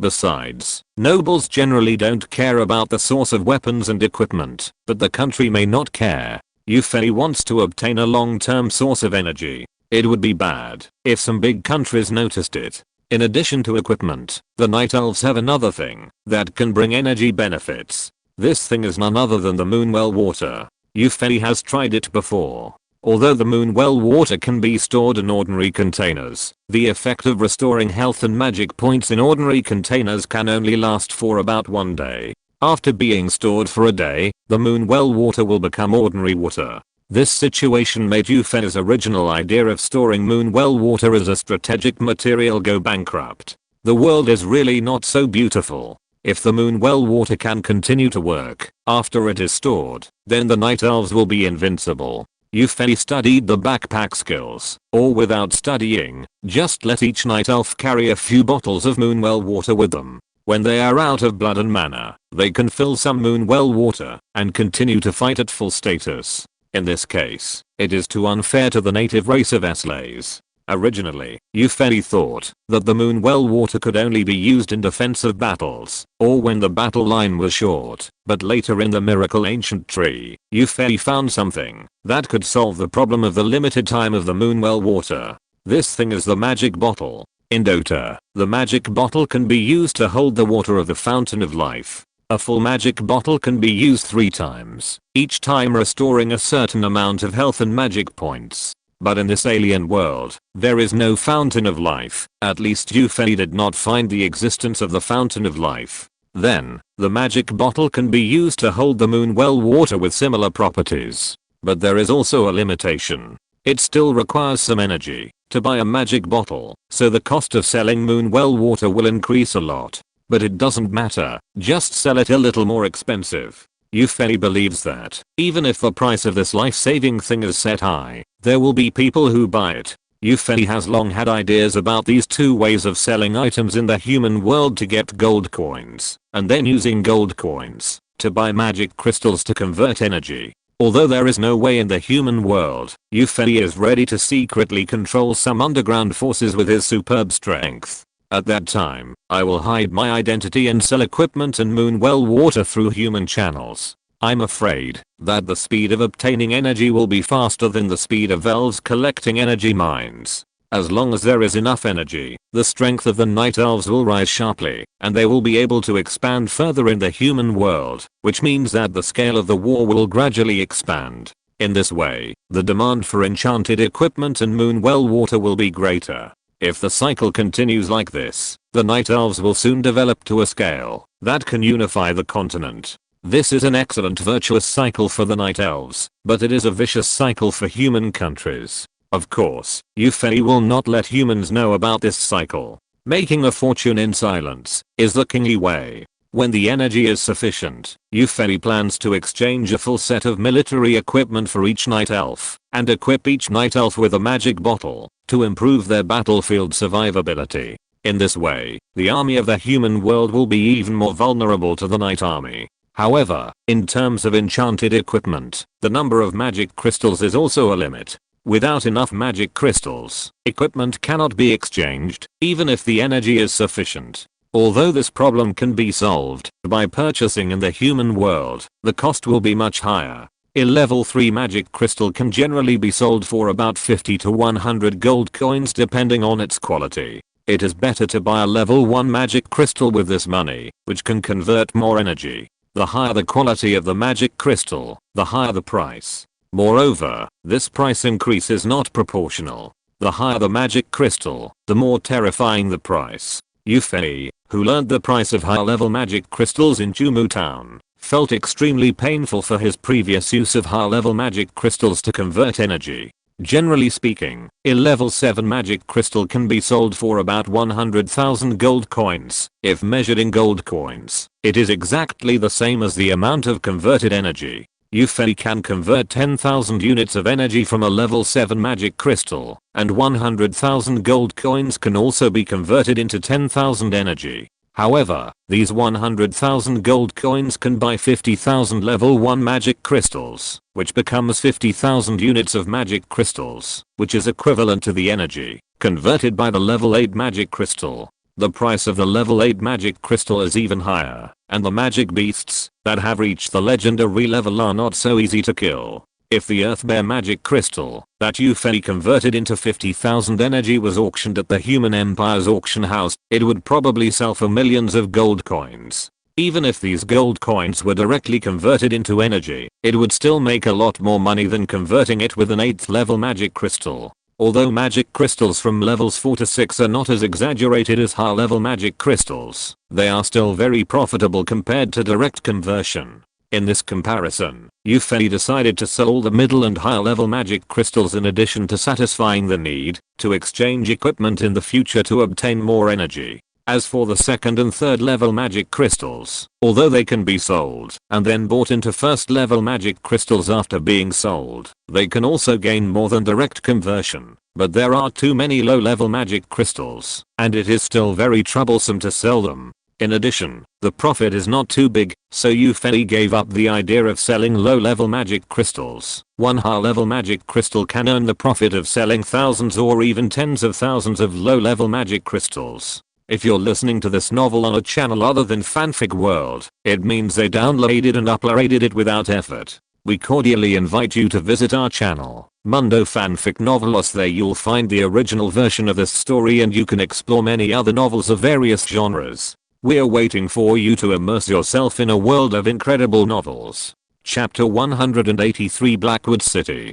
Because the equipment that can be exchanged in the Hunter Hall every day is limited, Yufei started exchanging equipment a few days ago and stockpiled it. Anyway, these equipment can bring more benefits to Yufei in the future, so he doesn't care about the consumption of energy and magic crystals, and he uses up all the equipment exchanged in the Hunter Hall every day. Seeing that everything is in order on the Night Elves side, Yufei is relieved. After ordering 10 ancient guardians and 10 giant wood warriors to migrate to the Night Elves outpost in the eastern part of the Wind Whispering Forest, Yufei took back the main consciousness from the main body. It can be said that there is a sense of incarnation between Yufei's clone and the main body, including the two new trees of life, but in fact it is not the case. According to the description of the real incarnation spell that Yufei saw in Yuan Muzenju, the real incarnation, each clone has an independent consciousness, but at the core they are all one person. In fact, there is only one main consciousness in Yufei's several bodies.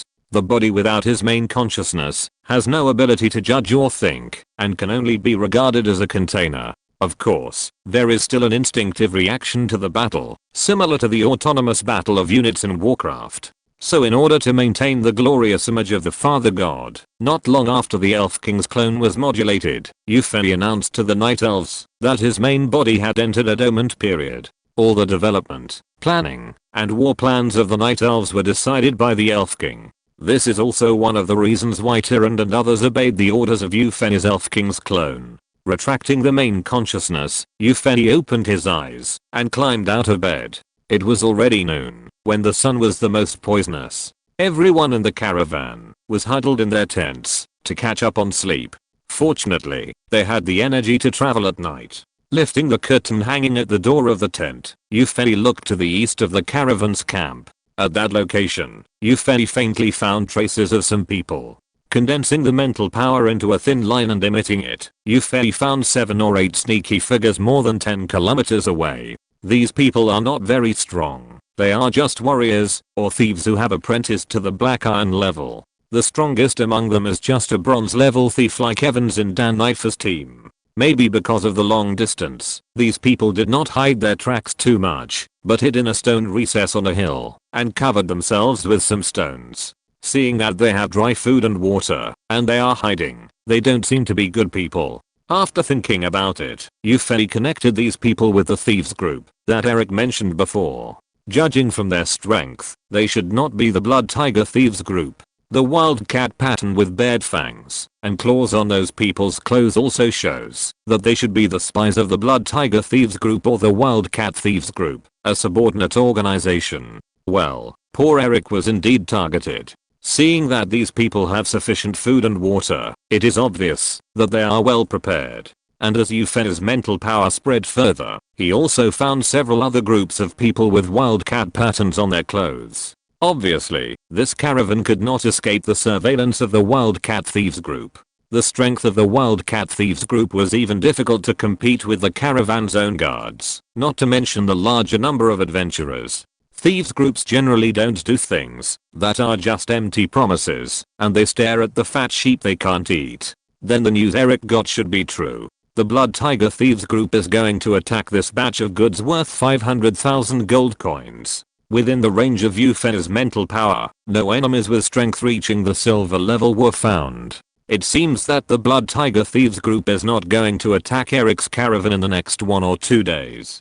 Then there is no need to remind Eric that the caravan is being followed. Eric can get the news that his caravan may be plundered by the Blood Tiger Thieves group. Naturally, he has his own channels. When we reach the next city, Eric should also strengthen the guard force. I hope he can spend gold coins and strengthen the guard force of the caravan to the point where he doesn't have to do anything.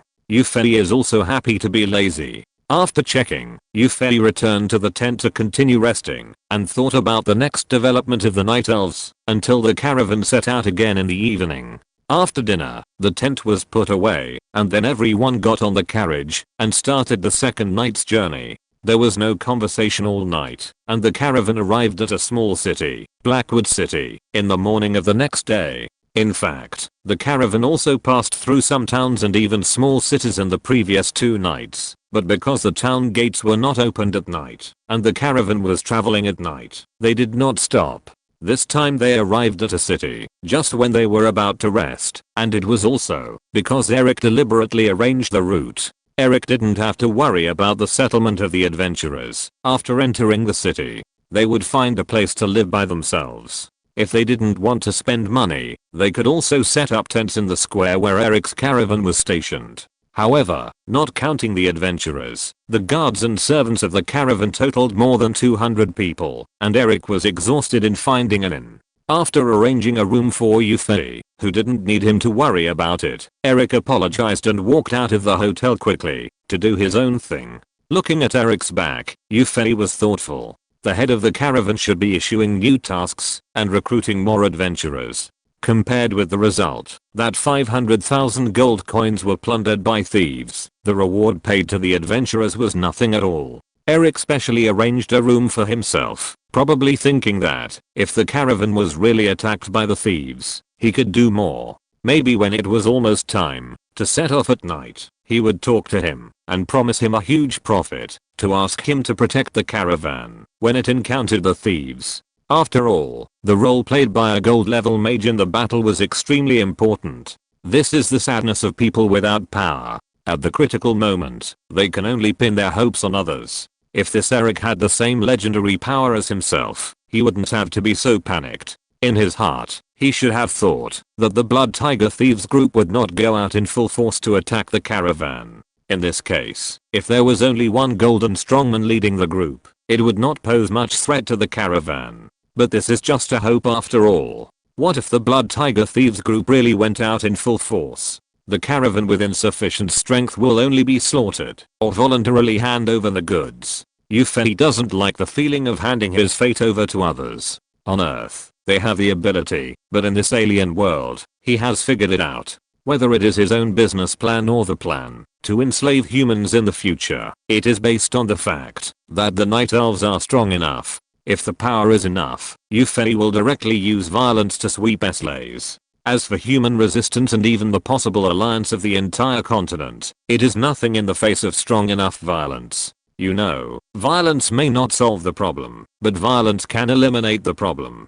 During the night journey, Yufei has been sleeping in the carriage. He doesn't want his biological clock to become a state of day and night reversal. Therefore, while the rest of the caravan went to rest, Yufei was preparing to go out. His destination was nothing else but the Blackwood City Magic Guild.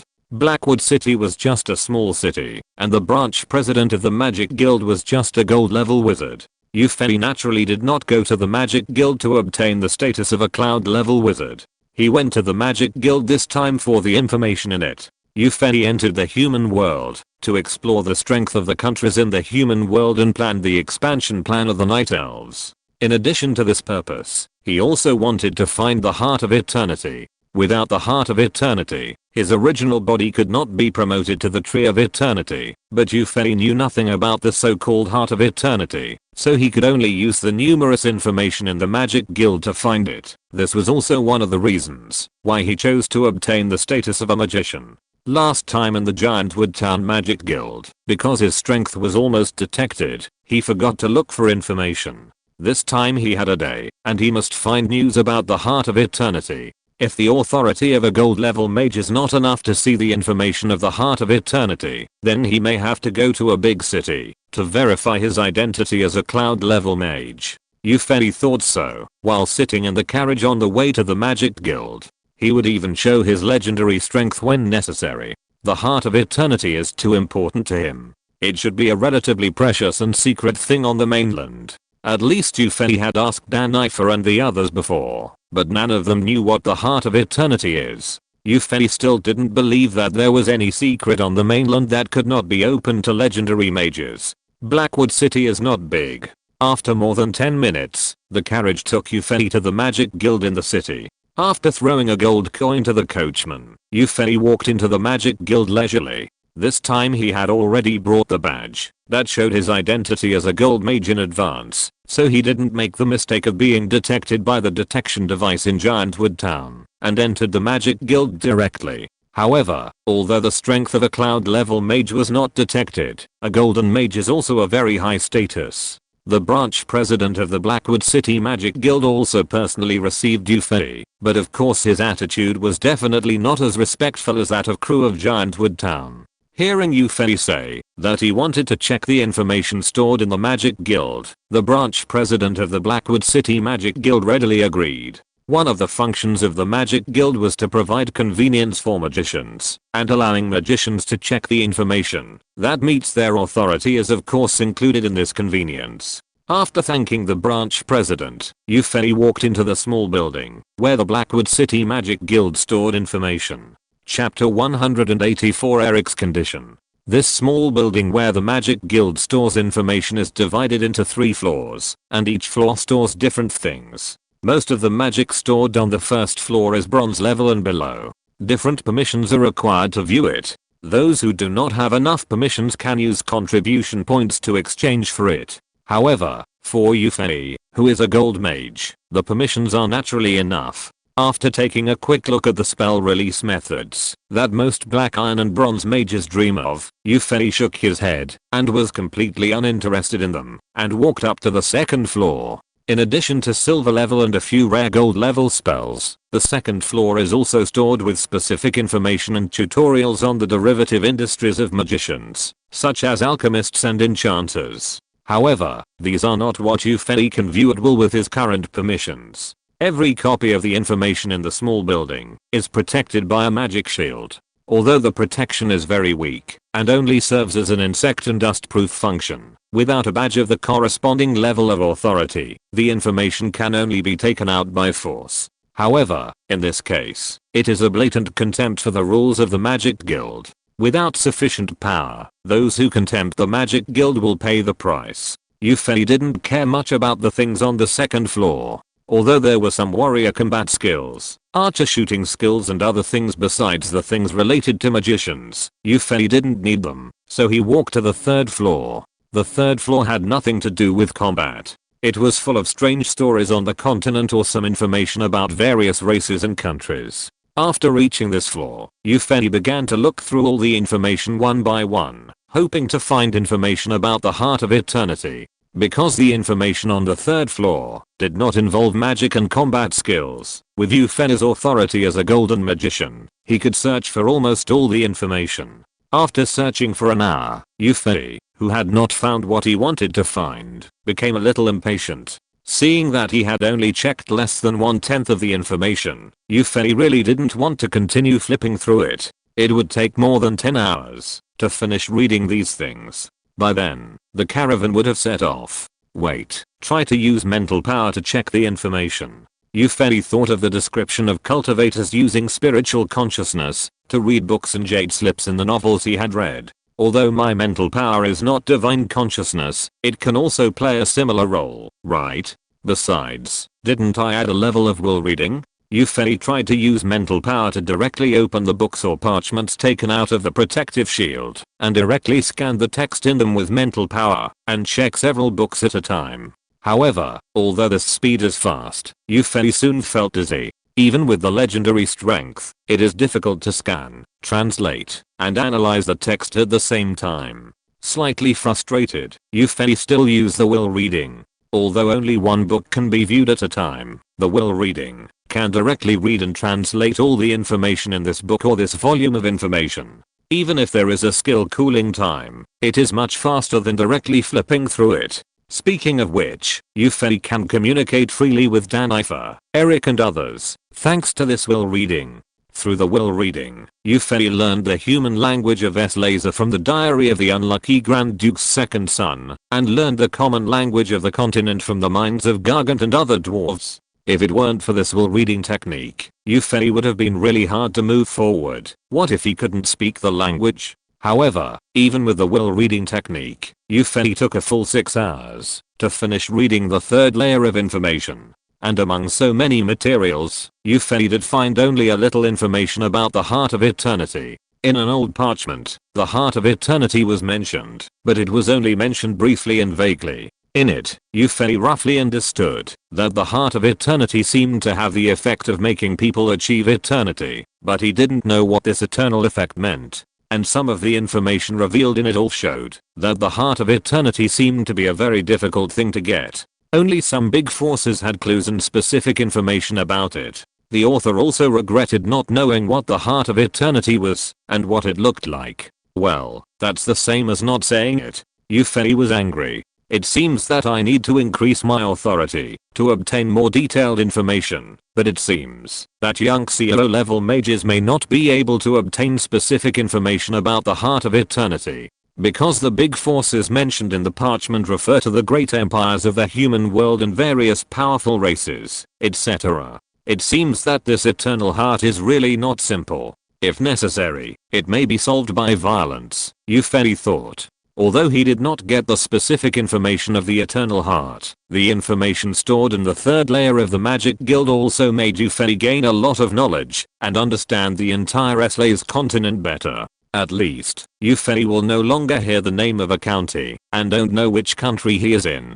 After thanking the branch president of the Blackwood City Magic Guild, Yufei left the Magic Guild and prepared to call a carriage to return to the hotel where he was staying temporarily. However, when he saw that the Magic Guild was only separated from the Adventurers Guild by a street, he was moved and crossed the street and entered the Adventurers Guild.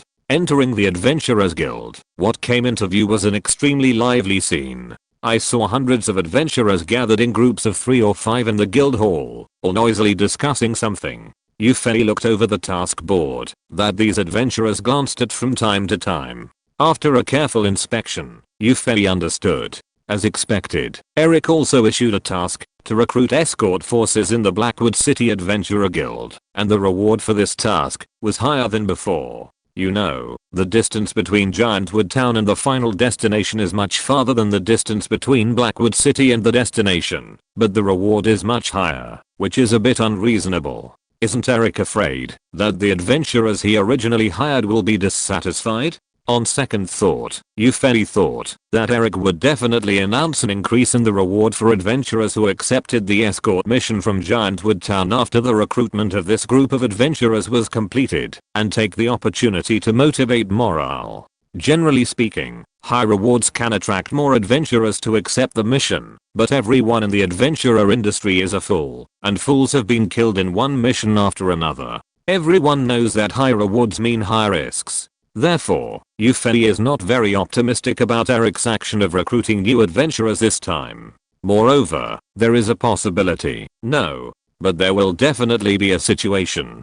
Forget it, let's see how Eric performs. If he can do what I want, it's okay to keep his caravan. Anyway, I have to do the certification of the cloud level mage, so it doesn't matter if I expose my strength that I have prepared or have already exposed in advance. I don't want to fail in my first adventure mission.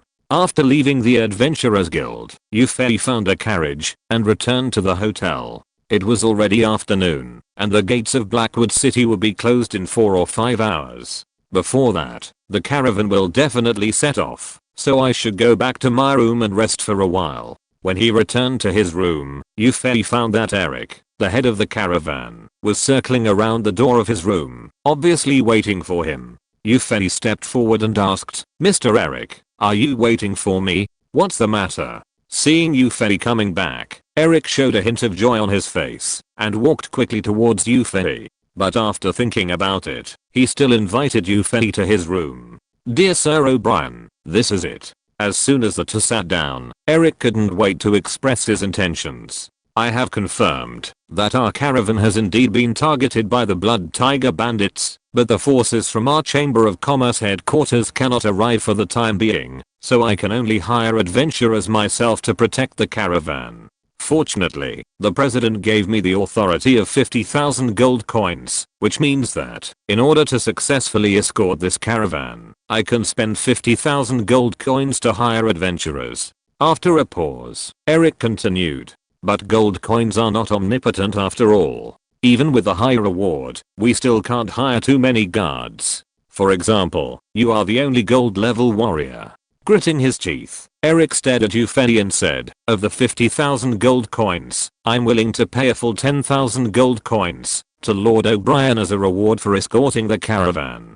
I only hope that you can do your best to protect the goods when the caravan encounters a bandit group." Then, as if afraid that Euphony would hear the news that the Blood Tiger bandits were about to attack and would not want to take this task again, Eric added, "You don't have to worry about the Blood Tiger bandits sending too strong a force. The intelligence I have gathered is that most of the Blood Tiger bandits' forces have been tied down by some things. The number of people who can be sent to rob our caravan will not exceed 2 gold level warriors. With the restraint of several silver level warriors in the caravan, Lord O'Brien will definitely be able to repel them with his strength. As long as this batch of goods can reach its destination safely, the 10,000 gold coins will be paid to you in full, whether it is in cash or exchanged for magic materials." After saying these words, Eric looked at Euphony nervously, as if he wanted to see Euphony's reaction, but the hood of the magic robe covered Euphony's face, and Eric couldn't see Euphony's expression at all. Time passed little by little. 1 minute, 2 minutes, 3 minutes, 5 minutes. Euphony still didn't react, and Eric's heart gradually cooled down. Alas, the mages are all noble and wealthy people. How can they go back and take risks? I still took it for granted. I'm afraid that a mere 10,000 gold coins are not enough to impress a gold level mage. Chapter 185 Wildcat Boss. Another 2 minutes passed, and Eric looked at Euphony, who was still motionless, and gradually became discouraged. Perhaps more rewards could impress the golden mage, but other adventurers also need to be hired with gold coins, and Eric really can't afford more gold coins. After all, he can only control 50,000 gold coins to recruit guards. Just as Eric was about to apologize to Euphony, Euphony chuckled and replied, "There are gold coins to earn, and there are battles, so why not? Mr. Eric, I agree with your proposal." Then he added, "Even if you don't give me extra rewards, I will try my best. After all, I'm first an adventurer who accepted the escort mission, and then a mage." What a sudden turn of events. Eric was full of surprises at this time. After hearing Euphony's next words, he did not say stupid words like "then there is no need to give 10,000 gold coins," but thanked him repeatedly. "Mr. O'Brien, thank you so much. I believe that with your presence, the Blood Tiger thieves will not pose any threat. As for not asking for a reward, it's really a joke. If I had the authority to use more gold coins, I would definitely give you more rewards." 10 minutes later, the two people who were talking happily came out of Eric's room, and Euphony returned to his room to rest for a while. He guessed right. The caravan should set off in 2 hours. "Well, since I have agreed to the reward, I have to work hard." Euphony made a secret decision in his heart. This Eric's attitude is not bad. I will definitely come into contact with the power of the Chamber of Commerce in the human world in the future. It is also good to make friends with a caravan leader in advance. 2 hours passed quickly. After packing up, Eric's caravan left Kuroki City before the city gate was closed. Compared to when they entered Kuroki City, after just 1 day, the caravan had more than 100 more people. Eric also spent a lot of money and decided that the silver level strongman would receive 2,000 gold coins for this mission. The bronze level rewards ranged from 300 to 1,000 depending on the strength and level of the mercenary. Even the black iron level adventurers had more than 81 gold coins. Under the temptation of heavy money, the number of adventurers hired by the caravan was close to 300, plus the caravan's own guards of more than 50 people. The guard force of this caravan actually reached more than 300 people. This is already a considerable number. You know, those who can be adventurers can at least have the same strength as the soldiers in the regular army. And Eric's recruitment of adventurers this time has limited the adventurer level, which means that the adventurers he hired have the strength of apprentice professionals at the lowest, and there are also many black iron and bronze level warriors and mages. Moreover, counting the original 2 silver swordsmen and 1 silver archer, there are already 5 silver level strongmen in Eric's caravan. In particular, the newly recruited silver level priest surprised Ufei, while the other adventurers were pleasantly surprised. In addition to being able to save seriously injured soldiers in battle, a silver level priest can also add some buffs to the team. It can be said that with this silver level priest, the people in the caravan, who might have died after the battle may be able to save their lives, which makes all the adventurers who were a little nervous because of the high reward and high risk theorem feel relieved. There is also a silver level thief in the new team. In a chaotic battle, a thief plays a greater role than a warrior. For thieves, in addition to detecting the enemy's movements in advance, destroying the enemy's magic units is also a very important task. And now, in terms of high-end combat power, including Ufei, the caravan has formed a high-end team of 2 warriors, 1 thief, 1 archer, 1 priest, and 1 magic. This team of 6 masters with strengths ranging from silver to gold, if they cooperate well, may even achieve greater results than all other adventurers. However, Ufei glanced at the newly joined silver level thief through the window of the carriage and said nothing, and continued to move forward with the caravan. Although Eric hired a considerable escort force, he was still worried. After all, if the Blood Tiger Thieves group sent out 2 gold level masters, the caravan would still be in danger. Although 5 silver level masters were enough to contain, or even defeat a gold level master, if the Zuhu Thieves group came to rob the caravan, they would definitely not bring silver level masters. In this case, we can only hope that other adventurers can fight for their reputation. After all, the Blood Tiger Thieves group may not have many people coming. Eric was not strong enough, and he did not find that the sacred giant wolf that had been following Ufei's carriage also exuded the aura of a level 5 magic beast. If he could feel it, he would not worry anymore. After all, at the same level, magic beasts are still stronger than ordinary human masters. Nothing happened that night. Ufei used his mental power to find that the wildcat thieves were still monitoring Eric's caravan from afar, but the Blood Tiger Thieves had not appeared. The caravan was tired after a night of traveling. Because the number of people had increased significantly, although Eric had added some carriages, they were still not enough. So the adventurers took the carriages in batches, divided into 2 groups, each sitting in the carriage for an hour, getting off and walking for an hour, and so on. Of course, Ufei didn't have to do this. There were also adventurers who didn't know the situation. Seeing that no one had gotten off Ufei's carriage, they questioned the caravan's guys. But when they knew that there was a golden master sitting in the carriage, they were silent. Even those silver level masters didn't have to take turns walking like ordinary adventurers, let alone a great golden level master and a noble master. After knowing that there was such a great god in the team, the adventurers who were still a little uneasy in their hearts took a reassurance pill. There are silver level priests and gold level mages. What is there to be afraid of with such a lindup?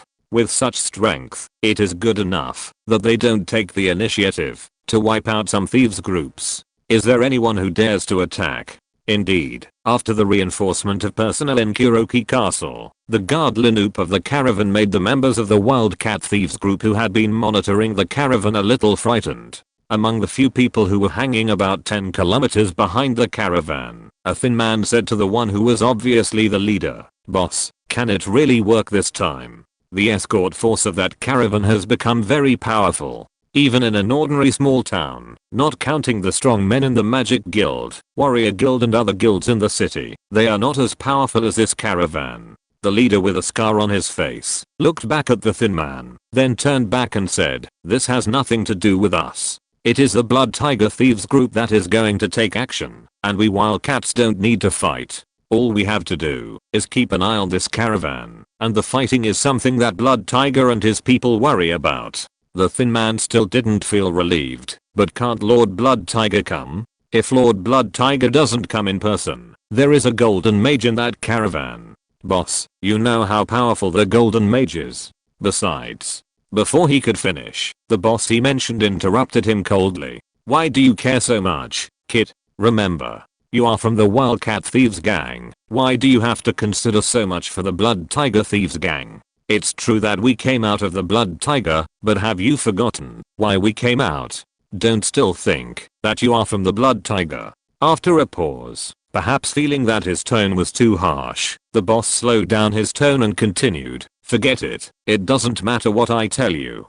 This time the Blood Tiger sent 2 gold level powerhouses to plunder this caravan, and plus they know from some of our arrangements in advance in this caravan, so there will be no problem in taking them down. However, I think the gold mage in the caravan doesn't seem to be a simple character. The Blood Tiger's people will definitely suffer a lot of losses this time, and it is not impossible that a gold level powerhouse will fall. By then, the Blood Tiger's strength will be weakened to a certain extent, and they have offended the Sonal Chamber of Commerce behind this caravan. Life will definitely not be easy. What? That caravan is from the Sonal Chamber of Commerce? How could Lord Blood Tiger be so unwise to plunder the goods of the Sonal Chamber of Commerce? The thin man was a little shocked. Of course I didn't tell him. Killing my father, taking away the foundation of the thieves group left by my father. That idiot really thought I would let go of such hatred easily? It's just that I'm temporarily forbearing because of my lack of strength. At this point, the boss seemed to feel that he had said too much, so he stopped and turned to stare at the people behind him. You are all my confidants, so I, Duke, told you all this. You know what to do, right? The faces of the few people were stern, and they replied solemnly, I know. Boss, we won't say anything nonsense. Looking at the few people, Duke frowned, and suddenly drew his knife, directly piercing the thin man's chest. Looking at the unwilling and shocked eyes of the thin man, when he was dying, Duke smiled cruelly. Don't think I don't know that you are Blood Tiger's man. I just couldn't find an opportunity before, and I was afraid that Blood Tiger would have trouble asking questions. Now he is about to be unable to take care of himself, so I have nothing to worry about. A trace of relief flashed in the eyes of the thin man, but he was still speaking intermittently with blood foam coming out of his mouth. Duke, you actually have the strength of a golden warrior. It seems that Lord Blood Tiger will. Puff. The thin man spit out a mouthful of blood and fell softly. Recovering his spirit, Yufei put on a smile. I didn't expect to see such a drama when I observed it on a whim. They are really human. Even if they are both thieves, they still calculate each other in various ways. However, Duke himself admires this. Do you want to? Comrades, 5 more chapters with 15,000 words. Chapter 186 about update. Yesterday. Okay, it should be the day before yesterday. Because of a problem with the USB drive, the manuscript was lost. So that's right, Hongchen's laptop was not connected to the internet. I used a USB drive to transfer, so the manuscript was lost. Because of a problem with the USB drive. Everyone please understand. 15,000 updates. Shouldn't everyone express their opinions? Chapter 187 The enemy is coming. Duke, the leader of the Wildcat Thieves, didn't know that all his movements were being observed by Yufei. He still followed the caravan slowly, not far from the caravan, so that he would not be discovered by the caravan members, and he could also observe the caravan's situation vaguely. Time passed by little, and it had been 4 or 5 hours since the caravan left Kuroki City. Although everyone had rested during the day, everyone felt a little tired and sleepy at this time. Especially those adventurers who had just been recruited in Kuroki City. They did not rest during the day, and they were already yawning at this time. Yufei kept spreading his mental power around. He knew that, if the Blood Tiger Thieves group was going to attack the caravan, now was the best time. Although Yufei had nothing to fear, even if the Thieves group launched a sneak attack, he didn't like the feeling that things were not under his control. So he kept paying attention to the Wildcat Thieves group following the caravan. As the eyes of the Blood Tiger Thieves group If the blood tiger was going to launch an attack, Duke and his men would definitely say something. Suddenly, Yufei felt that his carriage had stopped. What happened? Concentrating on sensing, Yufei realized that the entire caravan had stopped. With Eric's shouting, the guys in the caravan were busy, and Yufei was also respectfully invited out by a smart guy. After the caravan stopped, the carriage was placed around everyone, and the guys in the caravan began to set up tents. Are they going to set up camp?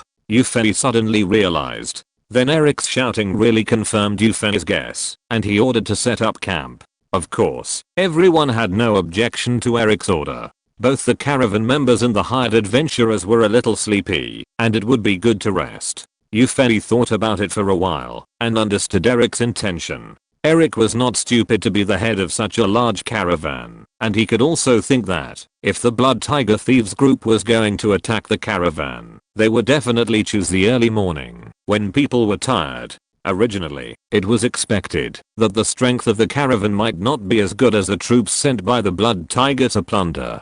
If they started fighting when their own side was in low spirits, it would be easier to fall into trouble. After setting up camp, in addition to allowing everyone to get some rest, the circle formed by the carriages can also be used as a defensive line. Although this carriage is not very strong, it can also prevent the enemy from attacking. As for the daytime, in this flat place, if someone wants to attack, they can see it from a distance, so there is no need to be afraid.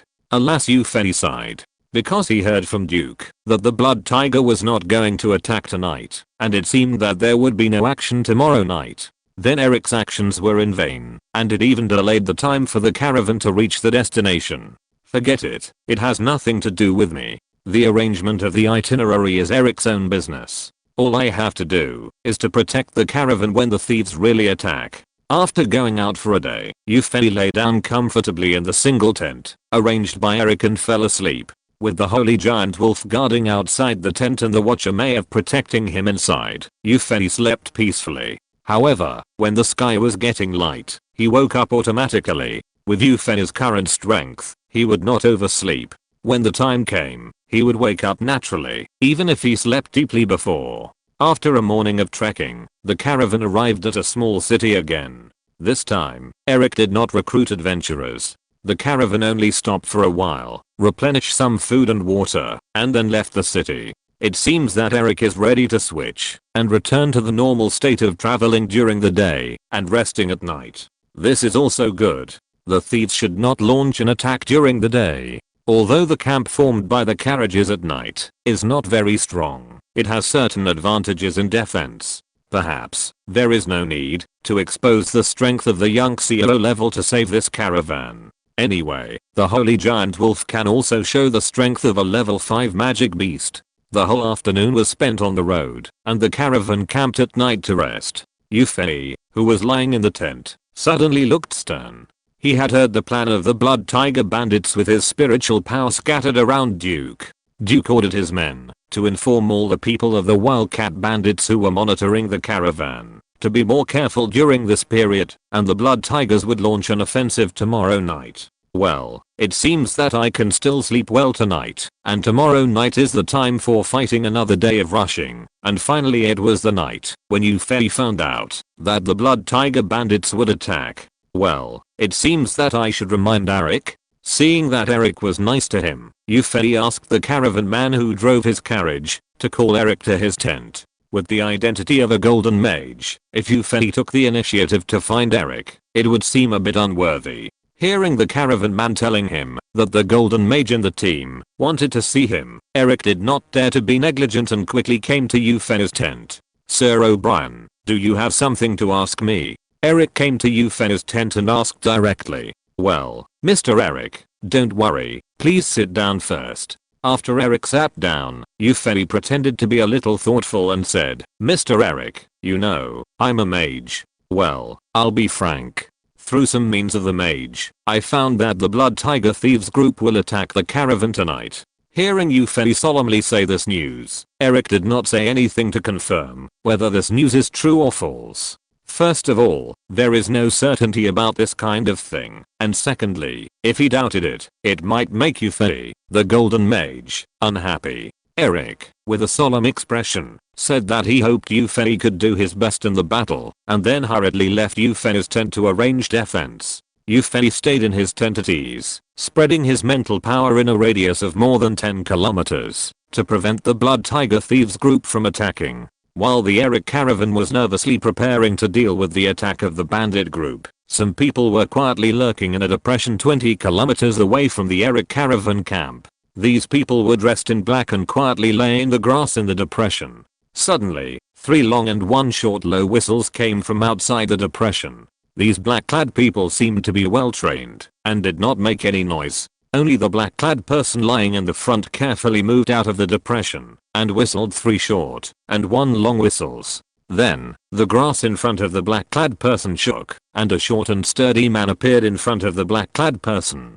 Before the man could speak, the black-clad person said coldly, "Has the caravan settled down?" With the help of the dim moonlight, you can see that the new man has a wildcat embroidered on his clothes, and he should be a member of the wildcat bandit group. The man was about to speak when he saw the man in black, but he was interrupted by the man in black. He was a little dissatisfied, but he didn't show it on his face. Hearing the cold tone of the man in black, he replied stiffly, "Yes, it's next to the official road about 20 kilometers west of here." The man in black pondered for a moment and asked again, "Then have you found out the specific escort force of this caravan?" The new man quickly replied, "It's the same as the last report. There is no new change. There is still 1 gold mage, 5 silver masters, about 50 bronze level professionals, and the rest are black iron or apprentice professionals. The total number of escort forces is more than 300, but less than 350. Humph." The man in black suddenly snorted angrily. "How stupid. Can't you, a bunch of stupid cats, feel the breath of the 5th level magic beast of the gold mage's magic pet?" "Ah." The new man showed a look of shock on his face. "Is this true? The magic pet of that wizard is actually at the same level as him? This we really don't know." After a moment of silence, the man in black's face lightened up a little, and he said in a deep voice, "Forget it. It's not your fault. The breath of magical beasts is inherently obscure. If you don't get close, it's difficult to detect their strength. If it weren't for the caravan." The man in black didn't finish his words, but a gleam of light flashed in the eyes of the capable man. Then, the man in black said, "This time, you wildcats also have a little credit for surveillance, although it wouldn't matter without you. How about this? After our blood tigers plunder, you can clean up the battlefield, and then we'll give you as much as you can get." The words of the man in black seemed to be very heroic, but the capable man cursed in his heart. "Geopheny. Everyone knows that, when you blood tigers take action, no one is spared. You also clean up the battlefield. By that time, it's not certain whether the land will still exist." Although the man in black seemed very generous on the surface, when he said the above, the capable man could clearly see the flash of disdain in the man in black's eyes. The capable man was a little annoyed. "The people of the Blood Tiger really look down on us. Humph, you will have a hard time in the future." Although all kinds of thoughts were turning over in his mind, the capable man remained calm on the surface and dealt with the man in black according to what the leader taught him. No, our leader said that we wildcats are originally vassals of the Blood Tiger. It is a duty to provide intelligence to the Blood Tiger. How dare we covet even a little bit of the Blood Tiger's gains? Forget about cleaning the battlefield. The masters of the Blood Tiger Thieves group, please do as you please. Chapter 188 Silver Thief. Haha, Duke is really sensible. The man in black just said that casually. In fact, he didn't think about leaving anything for the wildcat thieves. The words of this capable man just sweetened his mind. "Well, there's nothing for you to do now. The surveillance personnel can withdraw. We have worked so hard for so long. Now the wildcats can take a break for a while. Rest is fake. The real fear is that they are afraid that we will rob the goods of the caravan, right?" The capable man understood the man's thoughts very well. Even if you want to give it to us, we wildcats don't want it. The boss said that the background of this caravan is not something that a blood tiger can easily offend. When the blood tiger that attacked the caravan suffered huge casualties, it will definitely decline under the counterattack of the Chamber of Commerce. the boss can take over and take back the position that originally belonged to him. Thinking of this, the lean man was too lazy to talk nonsense with the man in black and said directly, "If there is nothing else, I will go back and report to Boss Duke. Our people will withdraw soon. I just hope that you, the Blood Tiger, will not make a mistake and fall here." The man in black was a little dissatisfied when he heard this. Is he cursing us? However, seeing that the lean man looked concerned and did not seem to be pretending, he did not care too much and waved his hand. "Okay, you can go. We will be dispatched in a while. Let you wildcats stay away. It will be bad if you get hurt by mistake." As soon as the voice fell, before the lean man could react, the man in black moved, turned around and slid into the bushes, lurking in the depression, where many black-clothed men were hiding.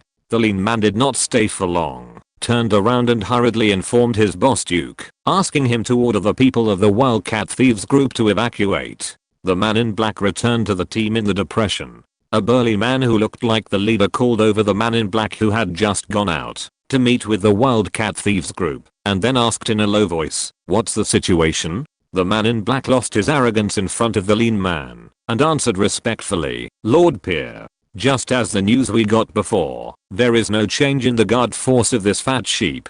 But the Wildcat people don't seem to know that there is a level 5 monster in that caravan, let alone our people in the caravan." Peer sneered. Who knows if they have found out, although the backbone figures of the Wildcat Thieves group all came from our Blood Tiger Thieves group. Their leader is that Duke. Lord Blood Tiger has always thought that Duke didn't know that it was Lord Blood Tiger who killed Duke's father, but I don't think so. Forget it. Lord Blood Tiger has no orders, and it's difficult for me to do it. But if some of the Wildcat people have not withdrawn from the fat sheep, let the brothers pretend not to know them and kill them all together. Peer gave an order. The black-clothed man who had just gone out to make contact was a little hesitant. "Master Peer, there is a gold mage and a magic beast of the same level in that caravan. Although our thieves group has 2 gold level masters this time, we have neither a mage nor a warrior who can fight against the magic beasts of the same level. How can we break through the camp of this caravan?" Peer's face was a little angry. "Why, do you think I can't beat a level 5 magic beast? You know, I killed 2 level 5 magic beasts without any injury last time." The black-clothed man didn't think so. "Everyone knows that you got a big bargain and encountered 2 level 5 magic beasts fighting and dying." However, no matter what he thought, Peer's golden swordsman strength and status in the thieves group were not something he could afford to offend. The man in black immediately apologized to Peer with a panicked look on his face. "My lord, it's my fault. You are extremely powerful. A mere level 5 monster is nothing. Even a level 6 monster can be killed by a high level. Under your leadership, robbing this fat sheep will definitely be a piece of cake." Perhaps he was a little guilty, so Peer stopped boasting. "Level 6 monster? I still have self-knowledge. I can't beat a level 6 monster like you. Don't worry, kid. This time, in addition to the 2 golden warriors, John and I, there is also a friend of Lord Blood Tiger who joined the team to rob this caravan. The golden mage is probably not able to resist at all under the hands of Lord Blood Tiger's friend. And with this lord, although we only have 50 people, we will not be afraid of the numerical advantage of those adventurers." The man in black was shocked. Even Peer, who thought highly of himself, called him so without any reluctance. After talking for a while, Peer asked the man in black who was in contact to return to the team, and he came to the end of the team. There stood a man in a grey robe, who seemed to be a mage. As soon as he was 5 meters away from the man in the grey robe, a cold breath rushed towards him, making Peer shiver. He slowly walked to the side of the man in the grey robe and asked him in a tentative tone, "Sir, the time is almost up. Can we set off?" The man in the grey robe did not speak, and Peer did not dare to continue asking. For a while, the atmosphere was silent. After a few minutes, a hoarse voice came from the grey robe. "You are the leader of the team, and the time of departure is naturally decided by you. I'm only here for the reward mentioned by your leader Zuhu. Apart from fighting, everything else has nothing to do with me." Peer was startled when he heard this, but he reacted quickly. "Well, sir, we'll set off now." Then, Peer uttered a sharp whistle, and nearly 50 people lying in the bushes quickly stood up and ran to the west. When Bill led the people sent by the Blood Tiger Thieves group into the monitoring range of Yufei's mental power, Yufei, who had closed his eyes and sensed the surroundings, was shocked and opened his eyes. Here they are. Yufei lifted the curtain of the tent, walked out of his tent, and quickly came to where Eric was. Mr. Eric, they are here. Seeing Eric, Yufei did not say anything polite and directly told him what he had found. Eric was naturally shocked when he heard it, but he reacted quickly. Without bothering to thank Yufei, he shouted to the caravan guards and hired adventurers to climb out of the tent, and together with the people who were originally on guard, they formed a line of defense relying on the carriages surrounding everyone. Looking at Eric's orderly arrangements, Yufei nodded secretly. In this way, there is still hope to repel or even defeat those thieves, and it is possible that he does not need to use the power of the cloud level mage. Closing his eyes, Yufei used his mental power to specifically sense the strength of each of the invading enemies. Not bad. 2 gold masters, 13 silver masters, and the remaining 35 are all bronze level professionals, and almost all of them are late bronze or even peak bronze. Huh. Who is this? Yufei saw the last grey robed man in the Blood Tiger Thieves group. Why is this person's aura so strange? Moreover, this person seems to have more than just silver or gold strength. He may have the strength of the cloud level. Alas. Yufei sighed lightly. It seems that he still has to reveal his identity as a cloud level mage. Forget it. Anyway, I have to authenticate myself when I arrive in a big city, so let it be. Yufei simply broke the jar and was ready to display the strength of the cloud level mage from the beginning to crush the people who attacked the Blood Tiger Thieves group. As for the grey robed man, Yufei did not care too much. What's wrong with the cloud level? In Yufei's eyes, what was shown on TV was nothing. If it didn't work, Maiev could just use a flash and shadow raid to solve it. I thought that with Maiev's stealth skills, no one would find out that she was someone next to him. Judging from the speed of these people, it would take at most half an hour to reach the place where the caravan was stationed. However, looking at the well-organized camp that had been arranged, Yufei felt a little satisfied. This Eric still believed in himself. In fact, this was also because Yufei's identity as a golden mage was there. Although there were many mages, mid and high level mages were extremely rare. Most mages could only stop at the level of apprentices, who could not even reach the level of apprentices. Therefore, the methods of mid and high level mages were extremely mysterious in the eyes of ordinary people and even ordinary professionals. It was nothing to know that the enemy was coming in advance. This was also the reason why Eric asked everyone in the caravan to rise up to fight the enemy, and the people who didn't take it seriously at first quickly mobilized when they heard that this was the news mentioned by the golden mage in the team. Just as Yufei was scanning the people in the camp, he suddenly felt a cold look staring at him. The eyes from the right back. Yufei did not turn his head and used his mental power to check who was looking at him. After scanning with his mental power, Yufei found that the one staring at him with cold eyes was one of the 2 newly recruited silver level masters in Blackwood City, the Silver Thief. Perhaps because Yufei did not turn his head, the Silver Thief did not restrain his eyes, but continued to stare at Yufei fiercely. I should not have any grudges with anyone. Why is this person staring at me like that? Thinking of his previous guess, Yufei had an epiphany in his heart. Maybe his guess was right. Turning around suddenly, Yufei did not look at the Silver Thief, but walked directly towards Eric. Yufei's sudden turn scared the Silver Thief, and he hurriedly dodged his gaze from Yufei. But when he saw that Yufei did not focus on him, but walked towards Eric, his facial expression became very interesting, and he continued to look at Yufei with a fierce look, as if to prove that his previous dodge was not cowardly. Chapter 189 The battle begins. All of this was seen by Yufei, who was observing with his mental power. The wonderful changes in the expression of the Silver Thief made Yufei's facial expression twisted for a while, but because the hood of the magic robe blocked Yufei's face, no one noticed Yufei's changes. Well, it seems that the Silver Thief is the insider. Yufei made a decision in his heart. Walking to Eric, Yufei said to Eric, "Mr. Eric, we still have 20 minutes. Eric naturally understood what Yufei meant, and understood that the people of Blood Tiger would arrive at this temporary camp in 20 minutes.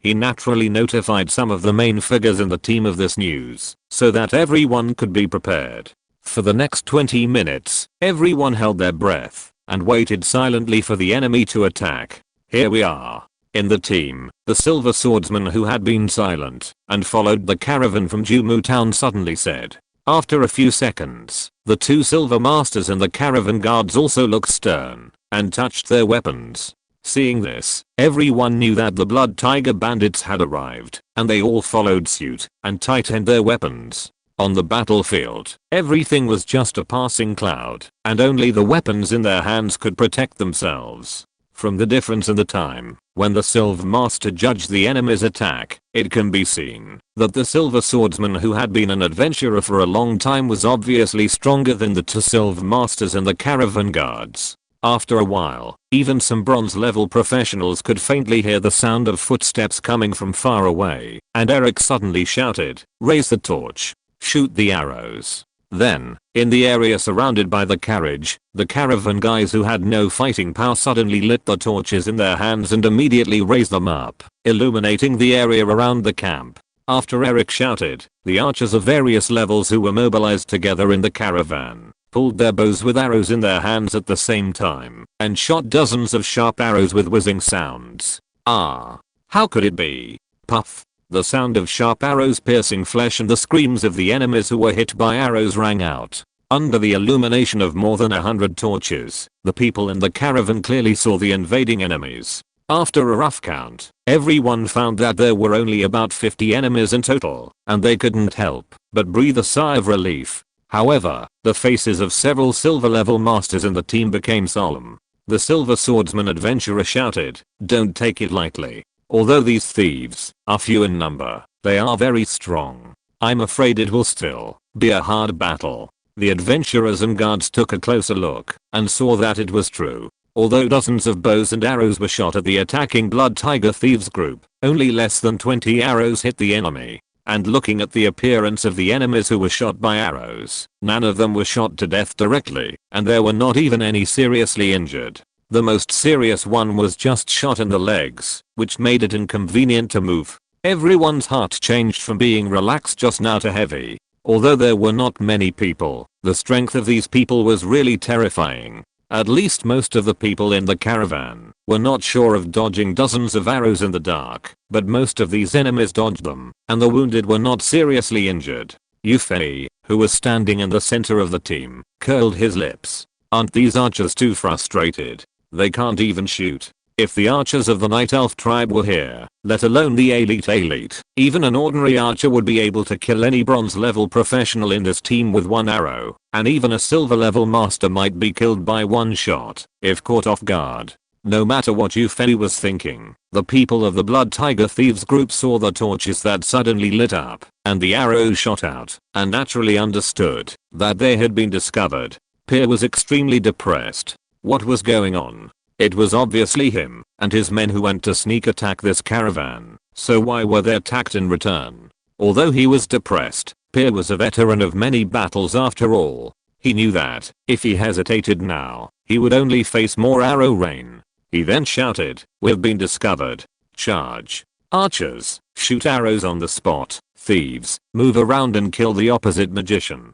Then, with a roar, Pierre and John, another golden swordsman sent by Blood Tiger, led the charge towards the caravan's carriage formation. Eric was a talent, and he arranged the carriage formation very coquettishly. If he wanted to jump over the carriage, he could only jump to the first layer of the defense circle formed by the carriages and the second layer of the defense circle, and then he would face the attack of the archers and magicians in the caravan. As planned, the bronze swordsman and silver swordsman chose to jump over the carriages, but fell between the two layers of defense circles, and were immediately bombarded by the arrows and magic thrown by the adventurers and guards. However, the two golden swordsmen, Pierre and John, did not jump over the carriage like their men. Instead, they swung their heavy swords and directly chopped the carriage in front of them into pieces. Then, they smashed several carriages in the second circle in one breath, and immediately opened a gap. The silver swordsman among the adventurers gritted his teeth and rushed forward.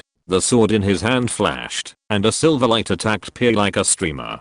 Someone in the adventurer team whispered, "This is the captain's famous skill, the Silver Streamer Slash." Facing the swift attack of the Silver Swordsman, Peer did not care at all. He grinned and shouted, "Boy, let me show you the gap between the Silver Swordsman and the Golden Swordsman." Then, he ignored the dazzling Silver Streamer, raised the heavy sword in his hand, and rushed towards the attack of the Silver Swordsman with a brown-yellow light. Bang!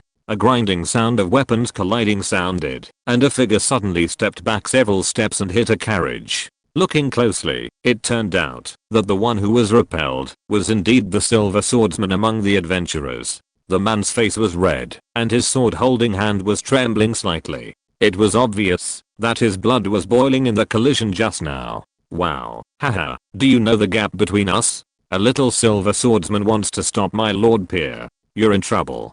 Peer, on the other hand, stood still and was not repelled in the collision just now. There was some commotion in the adventurer team. This Silver Swordsman was considered the strongest warrior among them, but he couldn't even take a blow from Peer. What should they do now? Everyone thought that Peer repelled the Silver Swordsman adventurer without any damage, but Yufei noticed that Peer put the sword he had been holding on the ground after the two of them blasted against each other, and his strong hands were also trembling. This person is really funny. He is so stubborn that he suffers in life. If he had stepped back to relieve the force just now, it would probably be much better. If the Silver Swordsman adventurer was still intact, he might be able to fight Peer on equal terms. Yufei discovered that Peer was pretending, but the other adventurers did not. So when Peer and the Golden Swordsman John rushed in through the gap, few people dared to stop them. The only one who stepped forward to stop them was the Silver Swordsman guard of the caravan. Another silver archer in the caravan guard also shot powerful arrows in his hand, trying to stop the two. But all this was in vain. The Silver Swordsman in the caravan guard was not as strong as the adventurer, and was defeated by the Golden Swordsman John, and temporarily lost his combat effectiveness. The arrows of the silver archer may be a great threat to professionals of the same level, but for the gold level strongman, it is easy to dodge or resist. Therefore, although the silver archer shot several arrows in succession, he still failed to contain the two gold swordsmen. Instead, he was knocked down from the top of a carriage by John's sword. Well, it seems that I have to take action myself. Although these adventurers are numerous, there are no strong ones. They really can't stop two gold strongmen. With an order, the sacred giant wolf disguised as a level 5 monster rushed out.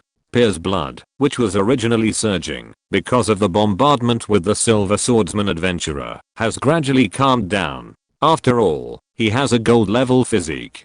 But just as he laughed wildly and smashed another carriage, he suddenly felt a pain in his thigh. Looking down, Peer suddenly found that a wolf that was almost as high as his chest bit his thick thigh with a huge mouth. What happened? How could I not notice such a big wolf rushing towards me? Peer was a little bit incredulous. As if seeing what Peer was thinking, the holy giant wolf bit Peer's thigh and smiled. This wolf is a legendary level. If you, a small level 5 power, discovered my surprise attack, how can I have the face to seduce those beautiful female wolves?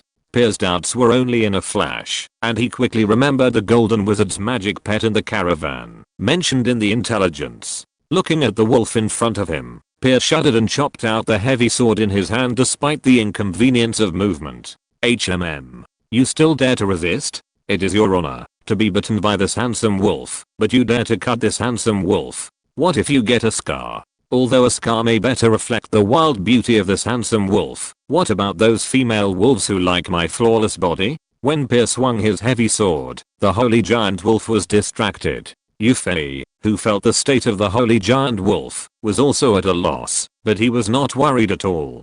Considering the strength of the holy giant wolf, which appears to be a level 5 Warcraft, but is actually a level 8 peak Warcraft, it would be strange if it could be injured by a small golden swordsman. If you're listening to this novel on a channel other than Fanfic World, it means they downloaded and uploaded it without effort. We cordially invite you to visit our channel, Mundo Fanfic Novelos. There you'll find the original version of this story and you can explore many other novels of various genres. We're waiting for you to immerse yourself in a world of incredible novels.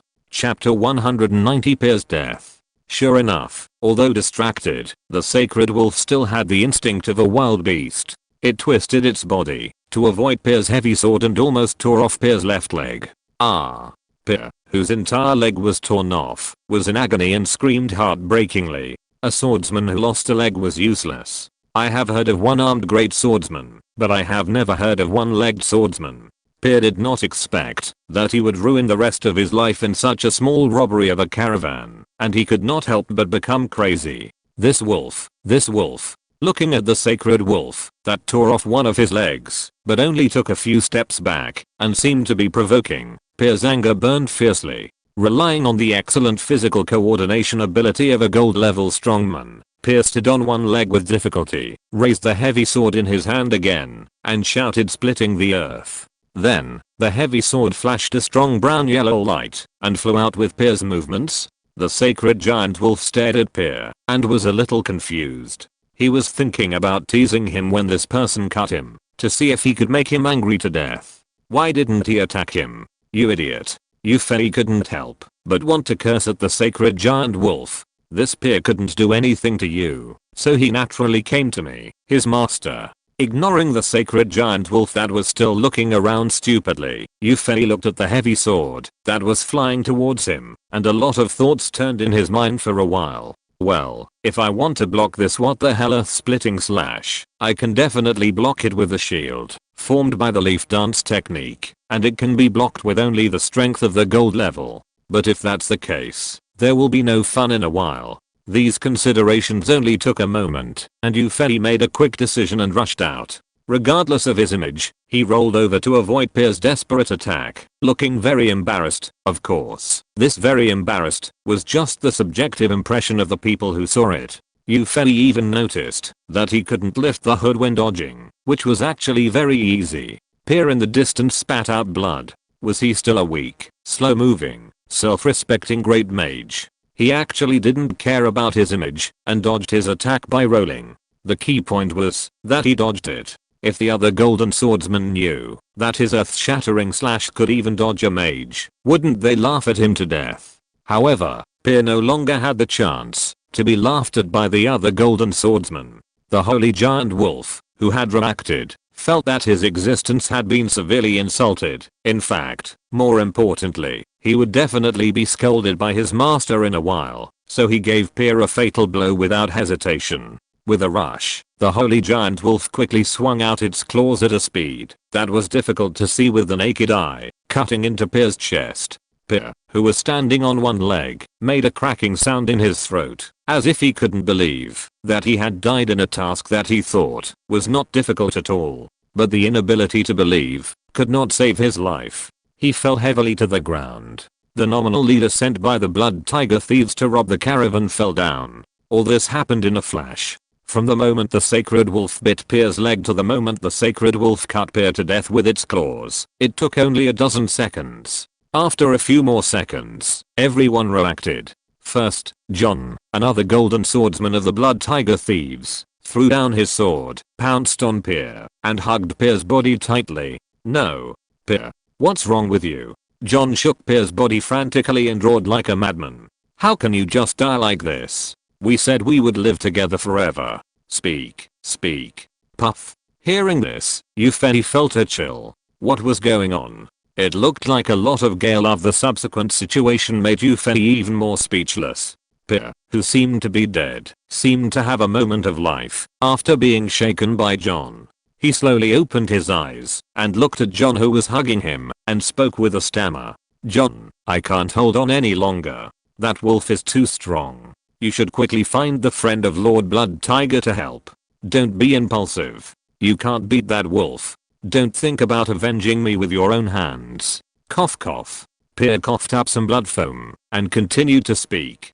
John, forgive me for not being able to stay with you forever. You have to live well for me. After saying the last sentence, Pierre's hand on John's shoulder, which seemed to want to touch John's face, fell softly and fell to the dust. No. The golden swordsman John continued to shake Pierre's body frantically, but this time Pierre was really dead, and no matter how John shook him, it was useless. John seemed to be really crazy. He picked up the long sword on the ground and stared at the sacred giant wolf with a very terrifying look. The sacred giant wolf had lived in the wind-whispering forest for so long and had seen all kinds of scenes. Naturally, he would not be scared by John's eyes, but Euphony was a little frightened when he saw John's eyes. What kind of look is that? It's like seeing the enemy who killed his wife. Yes, that's the feeling. But the holy giant wolf killed a man. Euphony felt a chill on his back. The scene of John hugging Peer just now reminded Euphony of what his rotten girl classmate on Earth said. When will the Mandarin ducks hug each other? The Mandarin ducks are watching the fun on the side. However, Euphony still couldn't understand this magical emotion. John was completely crazy. He ignored Peer's warning before he died and rushed towards the holy giant wolf without hesitation, waving his long sword. The holy giant wolf almost let Euphony be ambushed just now. Naturally, he wanted to show off this time, so he rushed against John's sword. The result of the rush was naturally undoubted. Although John, who entered a crazy state, burst out with 120% of his strength, he lost his mind. When the sacred giant wolf rushed to John, it suddenly dodged to the side and then stretched out one of its hind legs in a wretched manner. Cap, bang, John, who was tripped by the sacred giant wolf, fell directly to the ground. The sacred giant wolf, who was originally ready to play again, quickly killed him under the order of Euphony, who was a little impatient. However, John's actions on the ground, dying, made Euphony feel cold again. The seriously injured and dying John seemed to have woken up from his madness and slowly crawled towards Peer's body with his hands and feet, muttering, "Peer, dear Peer, I'm here to accompany you." Unfortunately, due to lack of strength, John's hand stopped less than 5 centimeters away from Peer's hand on the ground. The two friends were both dead. "I admit that I can't hold it anymore." Euphony stroked his forehead. "Damn, I was scared. Let's quickly resolve the battle." Looking around, Euphony found speechlessly that, although the caravan had a huge advantage in numbers, it was still at a disadvantage. And in Euphony's perception, the grey-robed man had not made a move yet. However, after a careful comparison, Euphony understood deeply. At the beginning, 2 silver-level swordsmen on the caravan side lost their combat effectiveness, while the other side had as many as 13 silver-level masters. The remaining ones were much stronger than the caravan guards and adventurers. It was natural for the caravan to be suppressed. Besides, Euphony glanced at the silver thief who had been working, but not working hard, and seemed to be fighting very hard, and didn't want to say anything. Well, at the critical moment, this handsome man still has to turn the tide. Euphony used his mental power to control the thorn vine seeds he carried, and threw them on the battlefield. Then, Euphony used the vine cluster skill without hesitation. I saw that the battlefield, which was originally reverberating with shouts and the sound of weapons colliding, suddenly heard screams and shouts. It turned out that the vines that Euphony had bred grew fiercely and soon rolled up the attacking bandits. The barbs on the thorn vines pierced fiercely into the bodies of the robbers who did not have standard iron armor. In fact, even if there was iron armor, these thorn vines created by magic power might not be impossible to break through, and the feeling of such piercing barbs piercing into the human body was naturally imaginable. So the robbers who were caught by the thorn vines screamed. The screams were naturally from the guards and adventurers who were fighting against the robbers. They had originally relied on their numerical advantage to support the Blood Tiger Thieves group, and the tacit cooperation of the Blood Tiger Thieves group brought them great trouble. But suddenly, these enemies who gave them a headache were tied up by the vines that suddenly emerged from the ground, and they were also pierced by the barbs on the vines, bleeding and screaming, and naturally felt surprised. Eric had been observing the situation on the field, which was related to his life. Seeing Euphony single-handedly defeating 2 golden swordsmen and dozens of bandits, Eric couldn't help but shout in his heart, "Worth it. Really worth it." As for the fact that the 2 golden swordsmen were defeated by the sacred giant wolf instead of Euphony, the strength of the magic pet is counted within the strength of the magician, which is a universal rule on the continent. If you can control a legendary magic beast, you will be respected, even if you only have the ability of an apprentice magician. Some of the bandits who were entangled by the vines were directly entangled to death, and those who were not dead were also killed one by the guards and adventurers, and even Euphony's leaf dance technique was not deployed. So, the overall situation is determined. Chapter 191, Necromancer. The overall situation has been decided. Everyone, including the head of the caravan, Eric, thought so, except Yufei. 50 of the 51 enemies who attacked were dead, leaving only one person. But this person was a young COO-level strongman that Yufei sensed. Yufei could feel an extremely cold breath of death from this grey-robed man. Yes, that's right, the breath of death. Could it be that this grey-robed man is a necromancer? Yufei, who has read countless novels, easily came up with this guess. In fact, when reading novels, Yufei felt that the profession of necromancer was quite good, but it didn't feel so good to see it appear in front of him as an enemy. The grey-robed man's next move confirmed Yufei's guess. The grey-robed man who had been standing outside the carriage formation saw that all the people of the Blood Tiger Thieves group had died, and he made a sound for the first time. They died so quickly? They are really useless. Judging from his tone, these people of the Blood Tiger Thieves group seemed to have nothing to do with him. Forget it. Anyway, the Blood Tiger guy just asked me to bring the thing to him. He doesn't care whether these people are dead or not.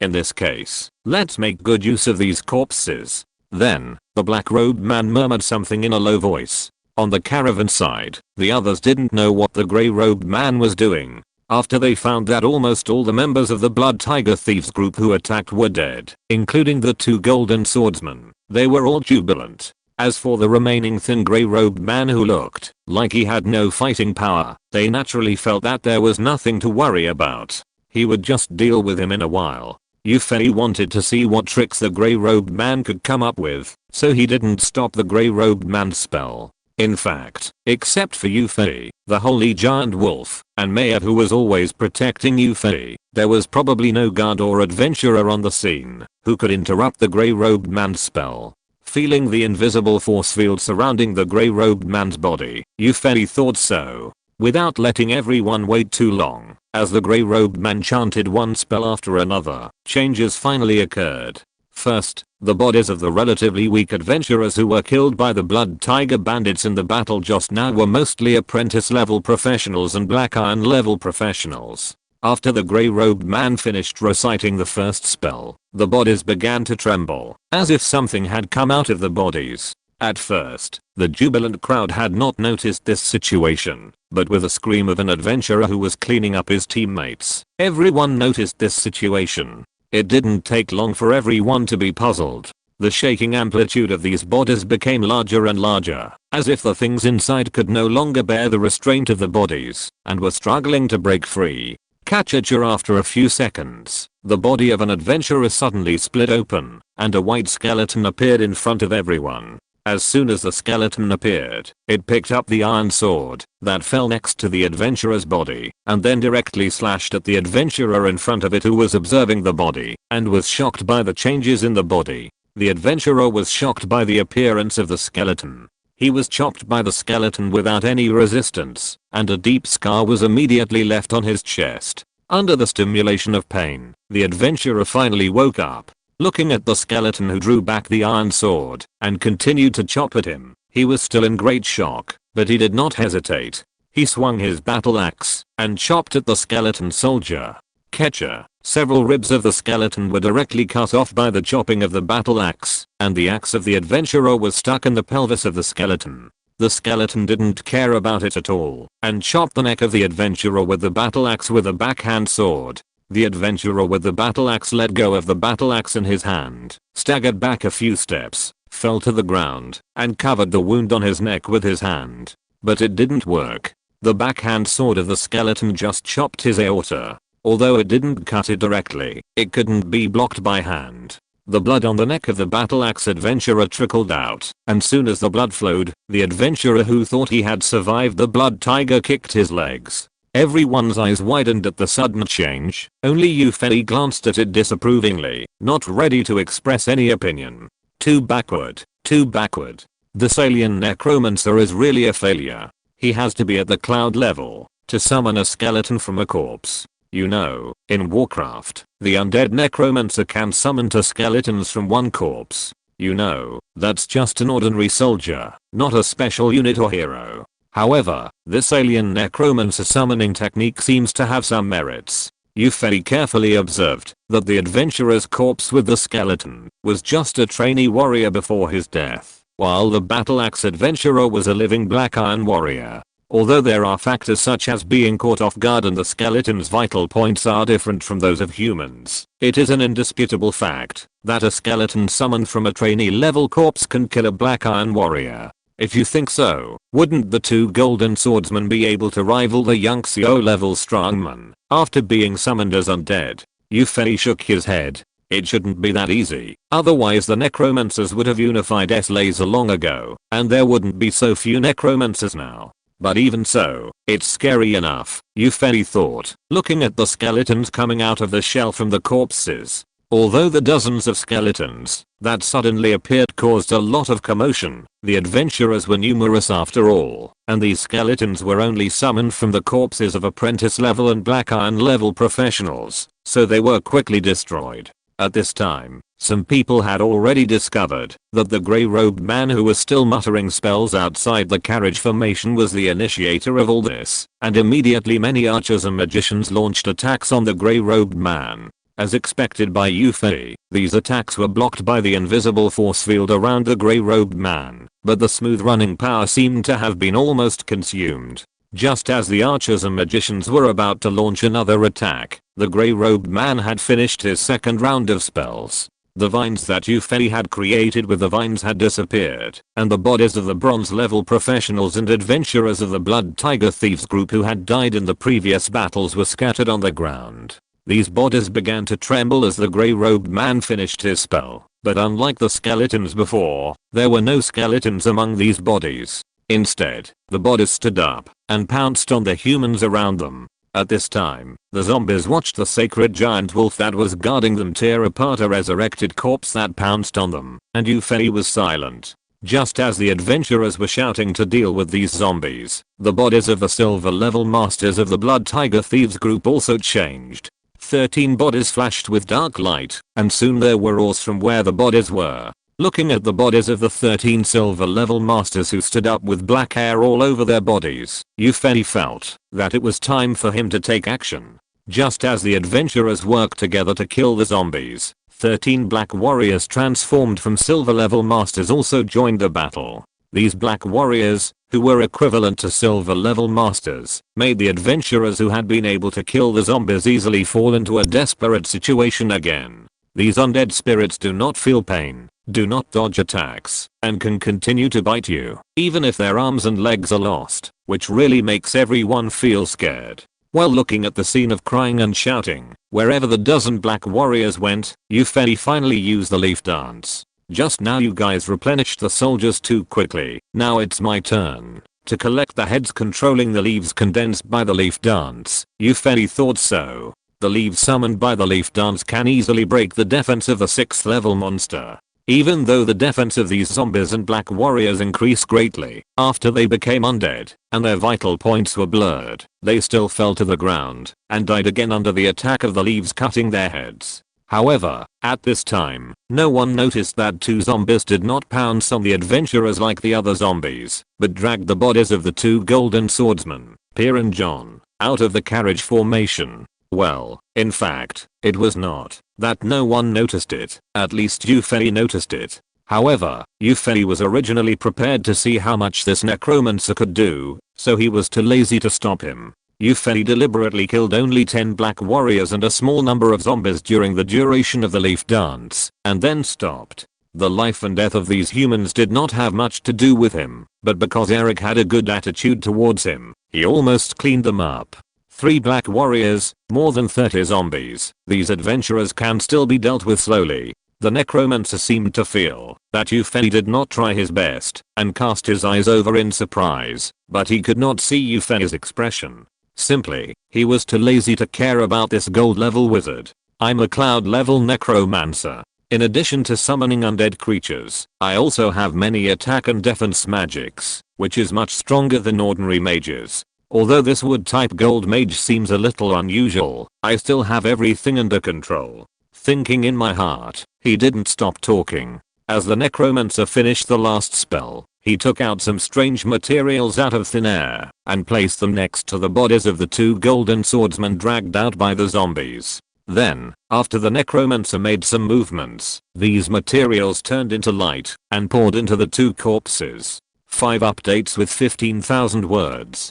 Please reward and subscribe. Also, today this book has exceeded 500,000 words. Congratulations everyone. Chapter 192 Euphoria. The necromancer was secretly happy. Even if there was no reward from the blood tiger this time, it was a great harvest for him to harvest the bodies of 2 golden swordsmen. The bodies of the 2 golden swordsmen were transformed into dark warriors through the necromancy. Although they were not as good as young CLO level warriors individually, the 2 of them could compete with a young CLO level warrior. What's more, the necromancer looked at Euphoria sinisterly. Isn't there another golden wizard? When the time comes to refine a corpse wizard, the 3 undeads will definitely be as good as a young CLO level master. As a legendary strongman, Euphoria would naturally feel such malicious eyes easily. When he turned his head, he met the gloomy eyes of the necromancer. The necromancer only felt that the golden wizard opposite him wanted to look at him. Although he couldn't see the specific expression because of the robe, the feeling of the eyes fixed on him surprised him.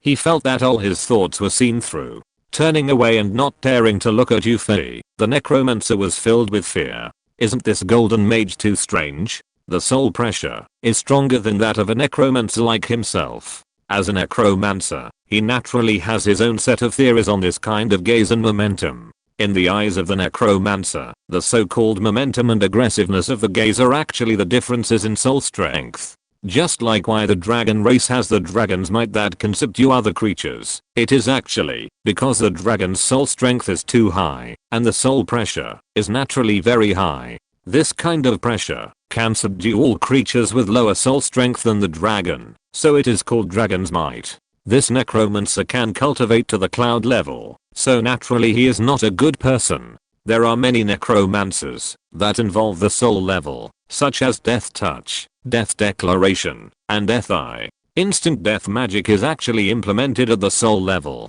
If the necromancer who releases this kind of magic is not strong enough in the soul, it may be counterproductive. Just like why I have never heard of any necromancer releasing instant death magic against a dragon. That is because the dragon's soul strength is too high. If any necromancer does this without knowing his own strength, the instant death magic will directly backfire and annihilate the soul of the necromancer who released the magic. For these reasons, most necromancers will focus on improving their soul strength so that they can obtain the killer of instant death spells. It is much easier for necromancers to improve their soul strength than other professions because they deal with souls.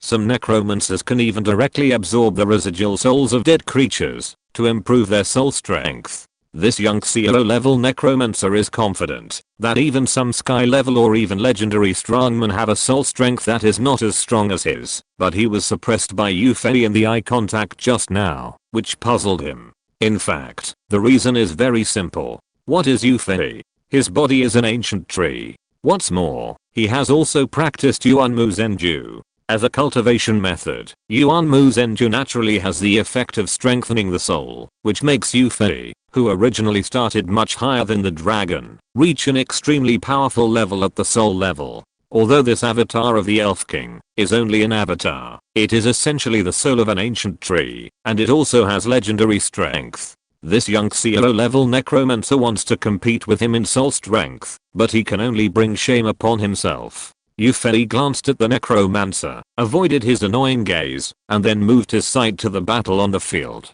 After Euphoria used the leaf dance to destroy 10 silver level black warriors and some bronze level zombies, the situation of the adventurers and the caravan guards has been greatly improved.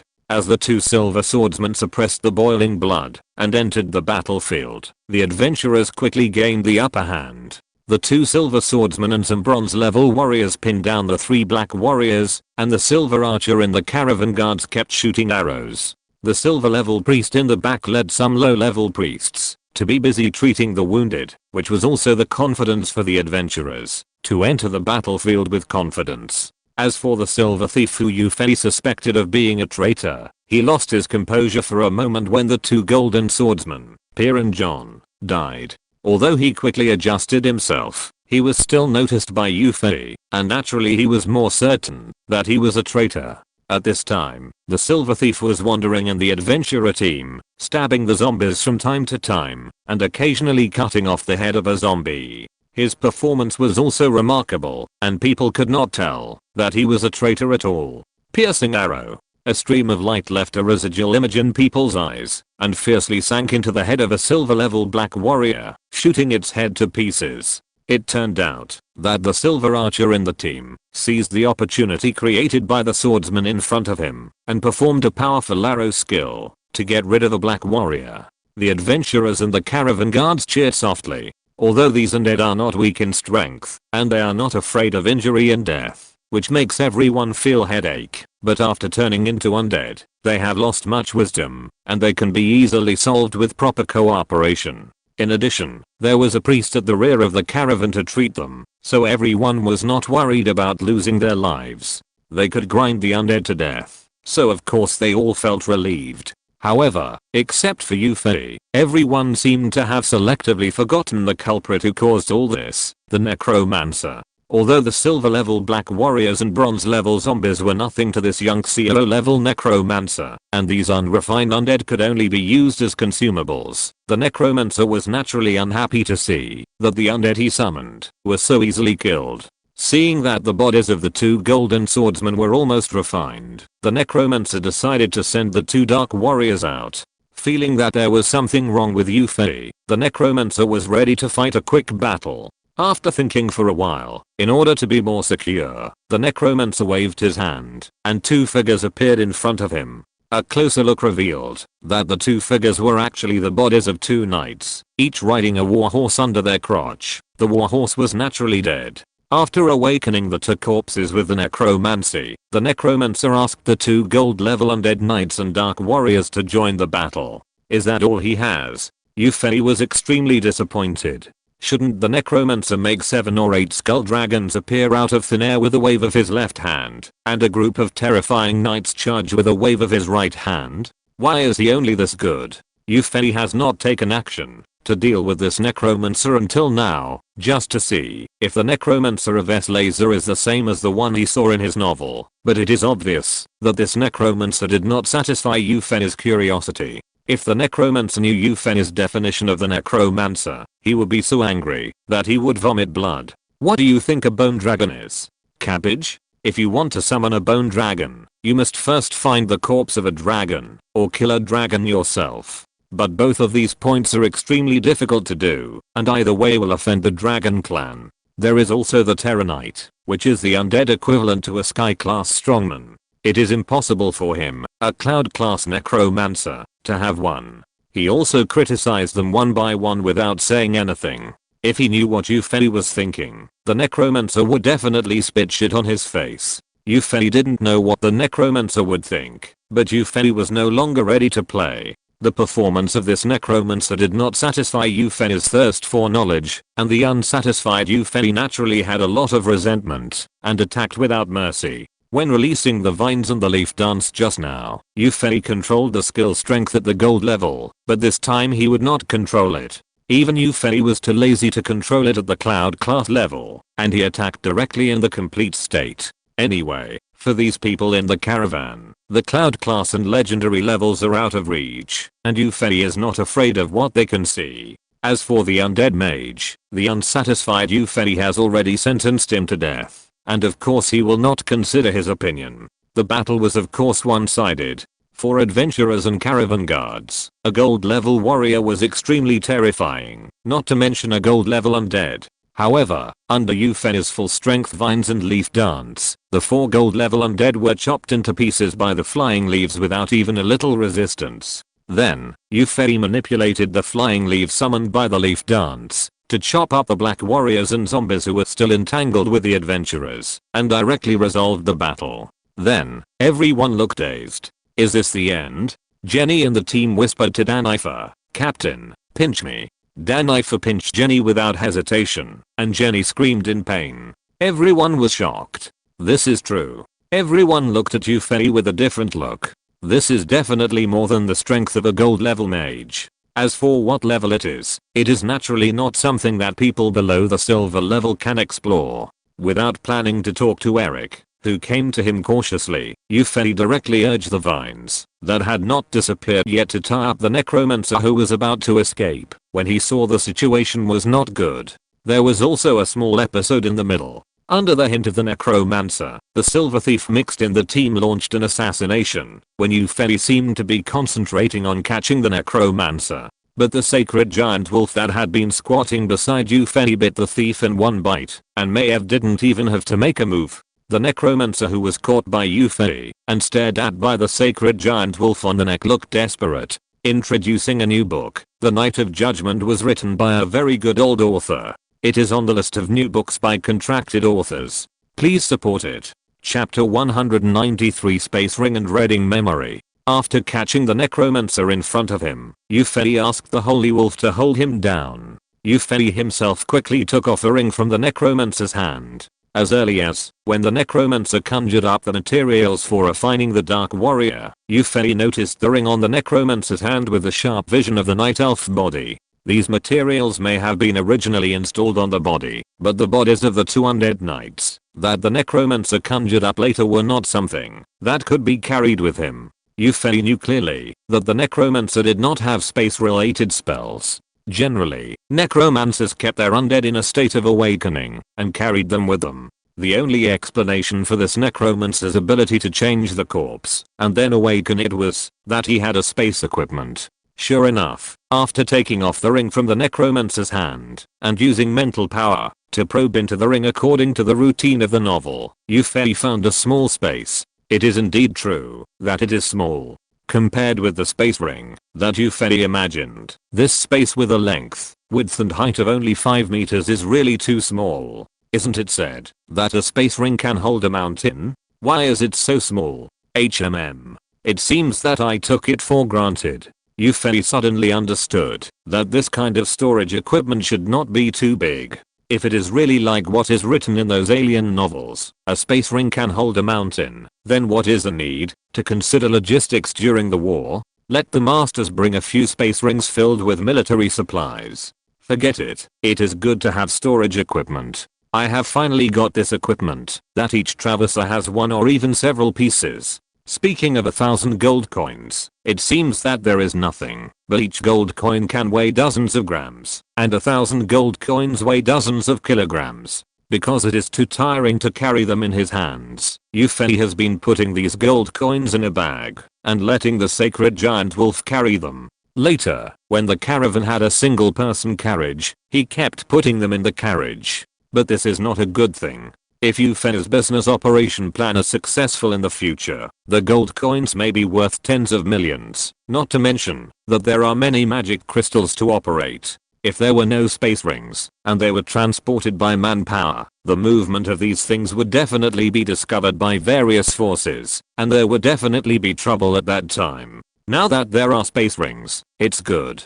Yufei even hopes to get a few more. After all, there are too many gold coins and magic crystals that he needs to move in the future, and 1 or 2 space rings are really inconvenient. Yufei took the space ring of the necromancer without hesitation and put all the gold coins he had placed in the carriage into the space ring. As for some of the things originally belonging to the necromancer in the ring, Yufei threw them out, like these corpse grass, toad venom, and various messy bones. They may be very important spellcasting materials for the necromancer, but they are worthless to Yufei. Even if he wants to sell them to others, he can't find a buyer.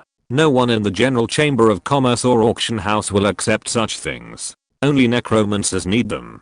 On the continent of Slays, although there is no organization like the Church of Light, the status of necromancers is not as bad as described in some novels. However, because of the crime of desecrating the dead, although the necromancer is not hated by everyone, it is also very unwelcome. At least few necromancers reveal their identities and show up in public. Yufei felt very lucky to meet the necromancer once. He did not expect to meet him again and sell the things in the ring. The necromancer is not a businessman. Generally, he would just rob anything he saw. After taking away the most valuable things from the necromancer, Yufei lost interest in this skinny guy. However, He was still very curious about the purpose of this necromancer's participation in the attack on the caravan.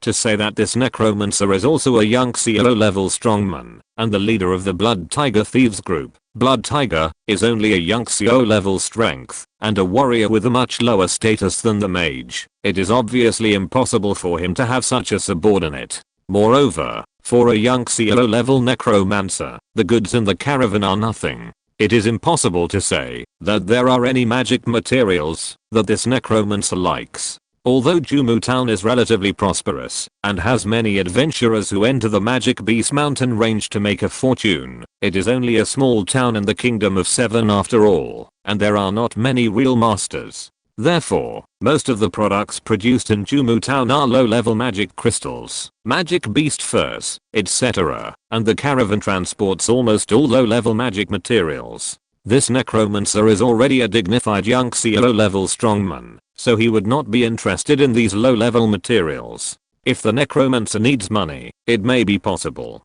But the goods of the caravan are only worth 500,000 gold coins, and the bulk of them must be taken by the Blood Tiger. Besides, as a young CO level mage, it is not easy to make money. Although he is not a mage specializing in alchemy, it is still easy for a young CO level mage to refine some low and medium level potions, and he can make money very quickly. After analyzing it, Yufei felt that there must be something wrong with the goods transported in this caravan. Even if Yufei and the Holy Wolf are included, the caravan only has 2 gold level warriors. Pierre and John, 2 gold swordsmen, are enough to hold them back. In terms of silver level strength, the Blood Tigers have a great advantage. With the addition of the inner silver thief, it is easy for the Blood Tigers to win. After all, Yufei, the gold mage, should be the main target of the inner silver thief. In history, there was an incident where a bronze thief successfully assassinated a gold mage. If Yufei was really killed by a sneak attack, there would be no one to suppress the 2 gold swordsmen, and it would be a one-sided scene. In this case, the arrangement of the Blood Tigers is foolproof, but after all, a necromancer with the strength of young CO level was added. There must be some purpose for this. Seeing that this necromancer is familiar with the people of the Blood Tiger Thieves, it is definitely not someone who joined by force. So he should be someone invited by the Blood Tigers or simply a friend of the Blood Tigers. They had to add double insurance to the already very safe configuration. There must be some Blood Tiger or something that other people in this caravan were determined to get. And Yufei was also very interested in this possible thing. However, Yufei was really not good at torture and forced confession, so he simply decided to be more violent and directly used his mental power and soul, which were countless times stronger than that of the necromancer, to use the mind-reading technique to dig out the information in the necromancer's brain. This does not mean that Yufei can now easily read memories from other people's brains. Apart from anything else, at least the skill level of the mind-reading technique has not yet been reached.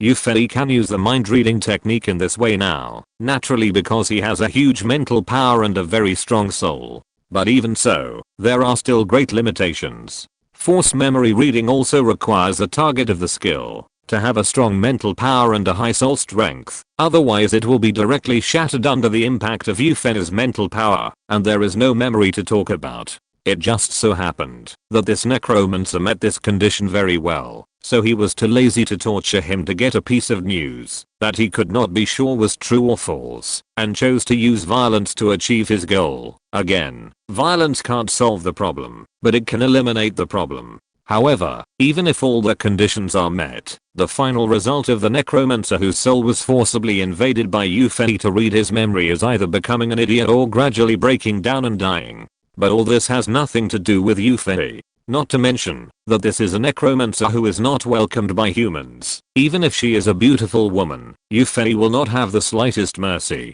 These humans may all be his enemies in the future, and will become his vassals in the future. What is there to pity?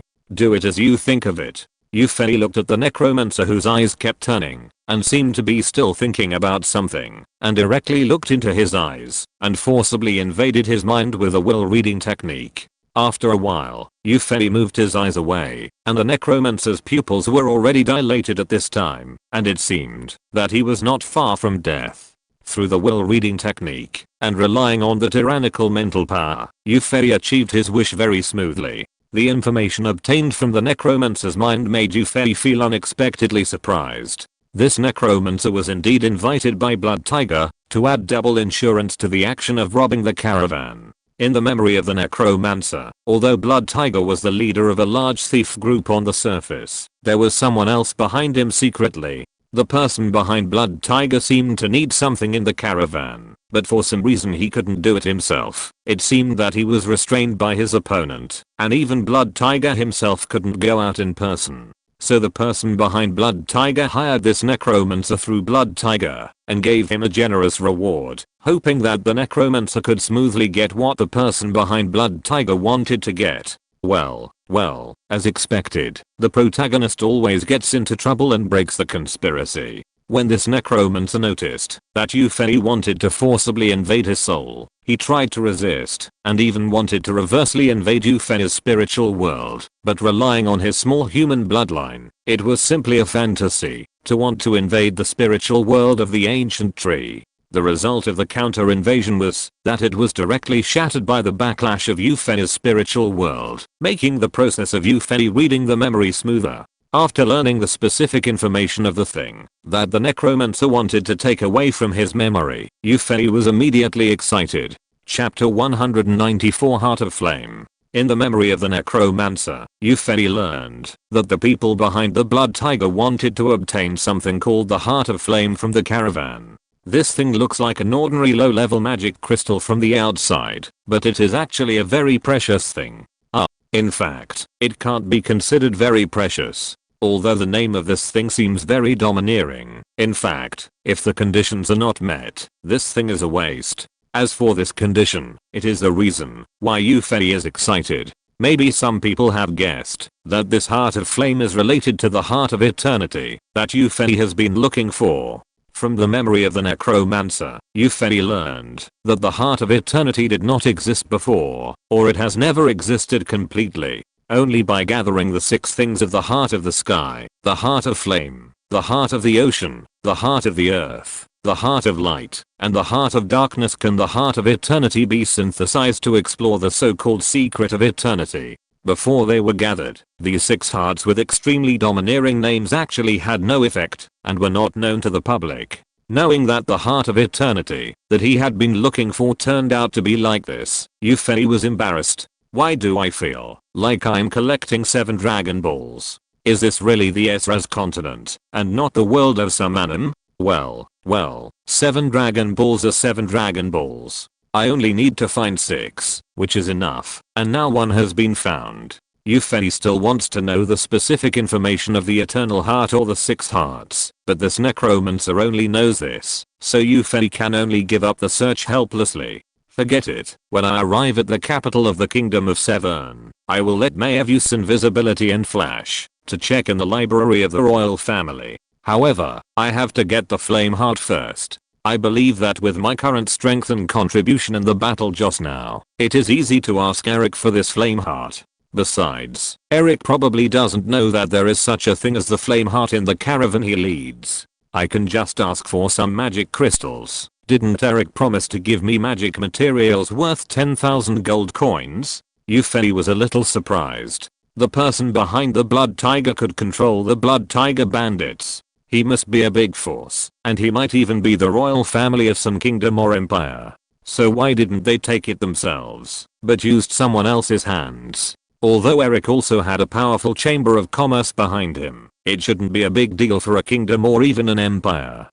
There must be some high-level game or something like that. Anyway, Yufei hated these things the most, so he didn't bother to think about the consequences of taking the Heart of Flame. After catching the necromancer, reading his memory, and concentrating on thinking about a series of things, Yufei had time to turn around and look at the people in the caravan. Just now, Yufei acted quickly. Oh no, it was the leaves that Yufei summoned with the leaf dance technique that killed all the undead in a flash and immediately solved the crisis for everyone. Some of these adventurers and caravan people usually had contact with gold level masters. At least the magicians in the team had contact with some branch presidents of magic guilds, so they naturally had some understanding of the strength of gold level masters. But no matter which gold level masters they had seen, their strength was not as strong as Eufen has just shown. Most people had already determined in their hearts that this Lord O'Brien must be more than a gold mage, but a master mage above the cloud level. Eric seemed very cautious at this time. He had experienced many big scenes and met many gold level masters, but he had never met a great mage above the cloud level who could be called a master. Generally, mages who reached the cloud level either held important positions in the headquarters or the big branch of the magic guild, or practiced in the mage tower. Either of them was not what Eric, the head of the caravan, could see. This time, his caravan actually hired a cloud level mage, which was a blessing from his previous life. If it weren't for this master in his caravan, the whole caravan would probably be in danger this time.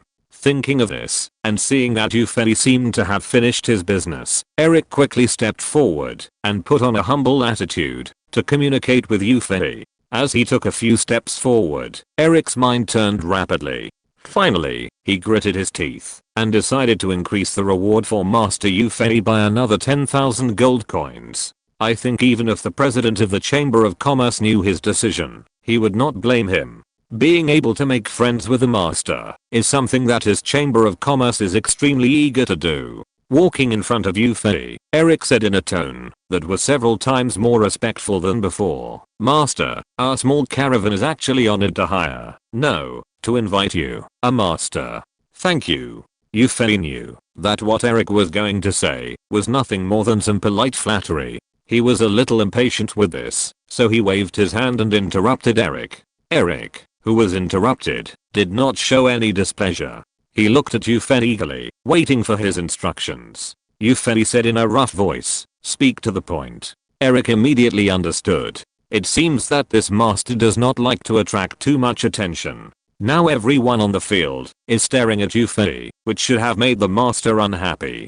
So, at Eric's invitation, Eupheli and Eric went into Eric's tent. 5 minutes later, Eric sent Eupheli out, and after walking around the place where the caravan placed the goods twice, he sent Eupheli back to the carriage. Eupheli was a person who hated to be long-winded. After Eric explained his intentions and put forward his own conditions, he was too lazy to be polite. Eupheli returned to his carriage and began to rest his mind. Eric was a man who knew how to behave. He gave himself an additional reward of 10,000 gold coins, of course. Eupheli accepted it without hesitation. Then Eupheli also proposed to take some magic crystals directly. Eric naturally had no objection. He made a decision directly and took Eupheli to take the magic crystals he wanted. Well, not bad. It's not in vain that I exposed my strength to save you. Eupheli thought so while playing with the flame heart that he successfully took. He took magic crystals worth 10,000 gold coins from the caravan, including the flame heart. As for how he knew which one was the flame heart, of course, it was the information he got from the necromancer's memory. The flame heart really looked like an ordinary low-level fire magic crystal from the outside. But if he really used it as a magic crystal, it would definitely kill his father. With his keen perception, Eupheli could feel the huge energy contained in the flame heart, but he couldn't get a trace of energy from it, no matter how hard he tried. After playing with it for a while, Eupheli put the flame heart into the space ring he got from the necromancer. It's really convenient to have a space ring. Although you can't put too many big things, you can still put a lot of magic crystals and gold coins. Eupheli's space ring now contains magic crystals that can be converted into more than 5,000 energies and more than 10,000 gold coins. If you take someone else's things, you naturally have to show your appreciation. Eupheli agreed to continue with the caravan to reach their destination. In fact, Eupheli has obtained the regional divisions of the entire human world in the specific locations of countries and cities in the Blackwood City Magic Guild's data room. Especially the map of the Severn Kingdom, where the Blackwood City is located, is extremely detailed. As a legendary strongman, Eupheli still has the ability to remember everything he sees. At this time, Eupheli actually doesn't need to go with a caravan. Even if he goes alone, he can easily find the location of the capital of the Severn Kingdom. And if he rides the sacred giant wolf, it may take less than a day to reach the Severn capital. But after all, Yufei chose to go with the caravan. Anyway, he was going to connect with some chambers of commerce to find more ways to sell enchanted equipment and moonwell water in the future. Besides, riding a carriage is much more comfortable than riding a wolf, so why not? Yufei doesn't have to worry about everything that comes next.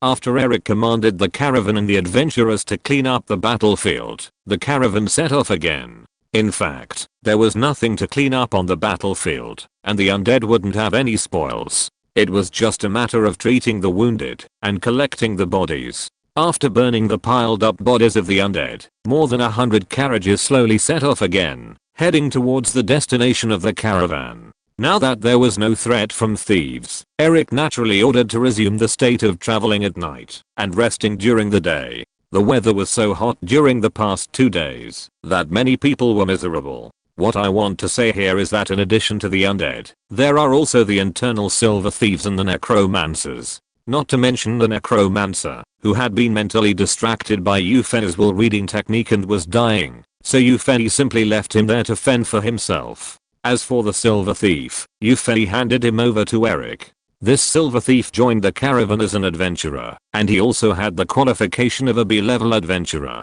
But this time, he betrayed his patron and destroyed the mission, which had deeply violated the rules of adventurers on the mainland. There will naturally be severe punishments to punish him, so Yufei doesn't have to worry about it. However, even though Yufei doesn't care, the people in the caravan will not let him go. Although there will be punishments later, the actions of the silver thief just now have threatened the lives of everyone present. If Yufei hadn't been prepared and hadn't been successfully attacked, no one would have been able to suppress the necromancer. At that time, I'm afraid that everyone in the caravan will be transformed into undead by the necromancer.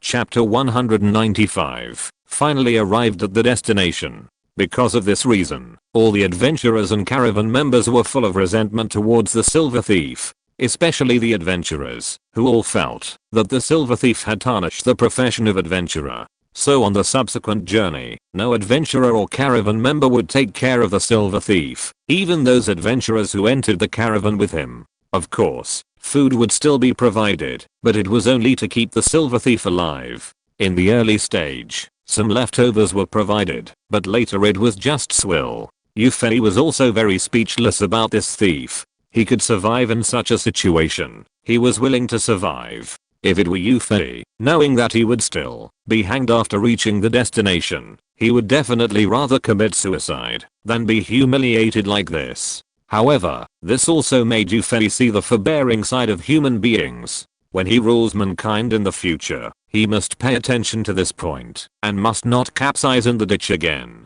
After 3 days and 3 nights of advancing day and night, Eric's caravan finally arrived at its destination, Stanway City, the headquarters of the Sonal Chamber of Commerce, to which Eric belongs, in the Kingdom of Seven is in this city. Here, the goods that Eric brings back will be allocated by the headquarters, classified, and then adjusted to the areas where they can make the most profit to sell. The Sonal Chamber of Commerce actually does not have any powerful guards, and at most has a few gold level guests. However, this Sonal Chamber of Commerce serves many nobles, and is not even limited to the Kingdom of Severn. The real headquarters of the Sonal Chamber of Commerce is not in the Stanway City in the Kingdom of Severn. Many forces in the kingdom and even some major forces in the empire have interests in the Sonal Chamber of Commerce, so the Sonal Chamber of Commerce is an existence that ordinary people dare not provoke. It is for this reason that Duke, the leader of the Wildcat Thieves Group, designed to let the Blood Tiger Thieves Group offend the Sonal Chamber of Commerce.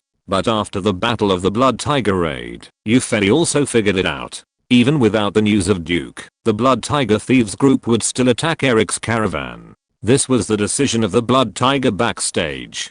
Duke thought that he had offended the Sonal Chamber of Commerce by causing the Blood Tiger bandits to offend, and that they would definitely be retaliated by the Sonal Chamber of Commerce. Now it seems impossible First, the Sonal Chamber of Commerce did not lose these goods worth 500,000 gold coins because of Yufei's appearance, and the Sonal Chamber of Commerce's determination to retaliate would not be too strong. Second, the Blood Tiger's backers would definitely find a way to suppress this matter, and Duke's idea of destroying the Blood Tiger bandits might not be realized. However, the Blood Tiger bandits had already lost 2 gold level strongmen and more elite players because of Yufei, which was a heavy loss, and Duke's goal was also achieved in part. Well, this Duke still has some scheming, and the strength of the gold level is also good. Yufei plans to subdue this Duke after dealing with the affairs of the capital of the Kingdom of Severn as a hidden hand for his future attack on the Kingdom of Severn.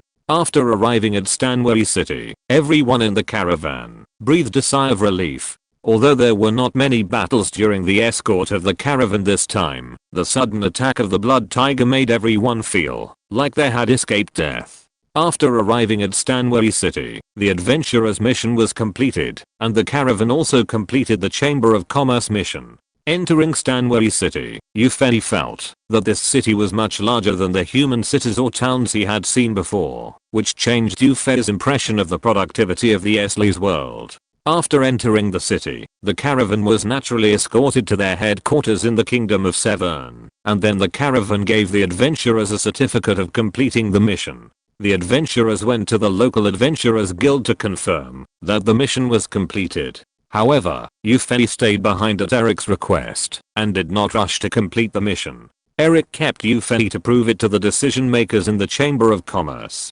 He arbitrarily mobilized 10,000 gold coins of goods as Yufei's reward. If he did not give an explanation, he would definitely be sanctioned by the strict rules of the Chamber of Commerce. After hearing Eric's report on the experience of this trip, the decision makers of the Chamber of Commerce quickly invited Yufei into the highest standard reception room of the Chamber of Commerce. The president of the Severn Kingdom of the Snare Chamber of Commerce is a middle-aged man. He doesn't seem to have the identity of a professional, but just an ordinary person. However, being able to sit in the position of president as an ordinary person is enough to reflect the strength of this middle-aged man in other aspects. The middle-aged president was very enthusiastic about Yufei, and even deliberately reprimanded Eric, saying that he thought that a dignified young CO-level master could only be rewarded with 20,000 gold coins for escorting a caravan. However, Yufei was not ready to squeeze more gold coins from the Snare Chamber of Commerce at this time, so he declined, and finally took a senior member badge of the Snare Chamber of Commerce.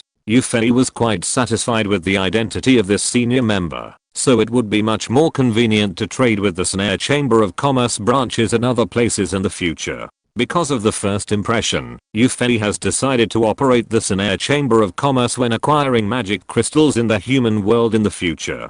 This is certainly not a whim, but a decision made by Yufei after careful consideration.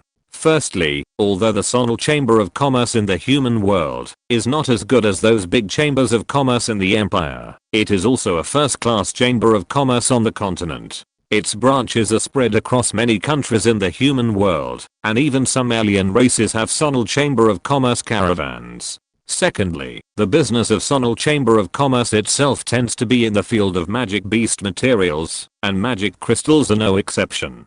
In addition, since they have already established a good relationship, it will definitely be much easier to operate in this Sonal Chamber of Commerce than to operate without any foundation. Yufei even thought that, after conquering the human world in the future, he would definitely limit the trade between the occupied area and other human areas. Other countries in the human world would probably make corresponding restrictions. However, a country without commercial operations is a stagnant pool of water, and it must be opened up in part. So let this Sonal Chamber of Commerce be one of the channels for the enemy occupied area to trade with the outside world. After another round of politeness, Yufei, who was not used to such behavior, finally became impatient. If he hadn't considered that he would have to deal with the Sonal Chamber of Commerce in the future, he might not even bother to deal with this. In the end, perhaps one of the middle-aged presidents noticed Yufei's mood and took the initiative to end the reception. This also made Yufei sigh again. It's really a smart person. Originally, the middle-aged president was going to arrange accommodation for Yufei, but after learning that Yufei was about to go to the capital of the Kingdom of Severn, He could only express regret. However, he was very good at being a man, and told Yuffie that there was also a branch of the Sunnah Chamber of Commerce in the capital, and at that time, with the badge of a senior member, he could also get excellent hospitality. After leaving the Sunnah Chamber of Commerce, Yuffie did not immediately go to the Adventurers Guild to deliver the task, but went to the Magic Guild in Stanway City first to obtain the certification of the Cloud Level Mage. This Stanway City is one of the major cities in the Kingdom of Seven, second only to the capital, and of course it can be certified as a Cloud Level Mage. However, this certification is not as convenient as obtaining the status of a Gold Mage in Giantwood Town. The Magic Guild in Giantwood Town has only one gold level president, and it is natural that he is a little terrified when facing Yuffie, a Cloud Level Mage. In addition, since he was the master of the Magic Guild of Giantwood Town, it was easy for Yuffie to obtain the status of a Gold Mage. Now it was different in Stanway City. The president of the Magic Guild of Stanway City was a wine-type mage at the early stage of the firmament. With the identity of a Cloud Level Mage that Yuffie was going to show, he certainly could not act arbitrarily. He still had to undergo a rigorous inspection to be successfully certified. In addition to measuring the magic power contained in the body, the certification of the Cloud Level Mage even had a battle with a puppet with the strength of the early stage of the Cloud Level. In the end, Yuffie, who had legendary strength, of course, completed all the tests easily and successfully obtained the status of a Cloud Level Wood Mage. After completing the certification, Yuffie was also received by the branch president of the Magic Guild of Stanway City, the wine-type mage at the early stage of the firmament. The appearance of a Cloud Level Mage who could be called a master was also a big deal for the Magic Guild. In front of this branch president, Yuffie naturally did not reveal his identity. Although it was a bit impolite to wear a hood all the time, mages always had some different strange habits, so they could just barely fool around. When the branch president asked about Yuffie's origins, Yuffie repeated the same words he had given to the branch president of the Giantwood Town Magic Guild. It was difficult to prove the origin that Yuffie had fabricated, but the Magic Guild could accept that a Cloud Level Mage had some secrets, so Yuffie also had the authority that a normal Cloud Level Mage could have. But Yuffie was not prepared to look for information about the Heart of Eternity here. The Necromancer was also Cloud Level, and the information about the Heart of Eternity that he could obtain was obtained from Blood Tiger. I'm afraid that his authority would not allow him to obtain the specific information about the Heart of Eternity. Anyway, he was ready to let Marweli search for information in the place where the royal family of the Kingdom of Seven stored information, so he didn't waste his time here. Then Yuffie left the Magic Guild and came to the Adventurers Guild in Stanway City to deliver the task. This mission was not enough to raise Yuffie's adventurer level, but after Yuffie revealed his newly acquired Cloud Level Mage status, his C-level adventurer status was raised to B-level, which was much faster than completing missions. Please subscribe and give rewards. Chapter 196, 7 Capital. Actually, being an adventurer is not interesting. Yuffie is a little bored. According to what I call experience points for completing the task of escorting the caravan, if I want to upgrade from a C-level adventurer to a B-level adventurer, I have to complete many tasks. But if my strength is improved by 1 level, my adventurer level will be improved by 1 level. Compared with the hardship of doing tasks, it is very convenient. In fact, Yuffie thought too simply. There is a reason why the adventurer profession has existed on the road for a long time. It is not like the mage profession. The middle and high level mages can automatically obtain a higher adventurer level. Other professions such as swordsmen and thieves do not have such preferential treatment. Unless the level reaches young CO level or above, they have to slowly improve their adventurer level by doing tasks. Most of the adventurers do it to make money, and a higher adventurer level is a certificate that can get more rewards from the employer. The mage is a profession that does not lack money. Even if it is a bronze level mage, if he is willing to be a guest of a noble, the treatment he enjoys is definitely better than that of a silver knight. In addition, the Magic Guild actually provides a lot of conveniences for mages.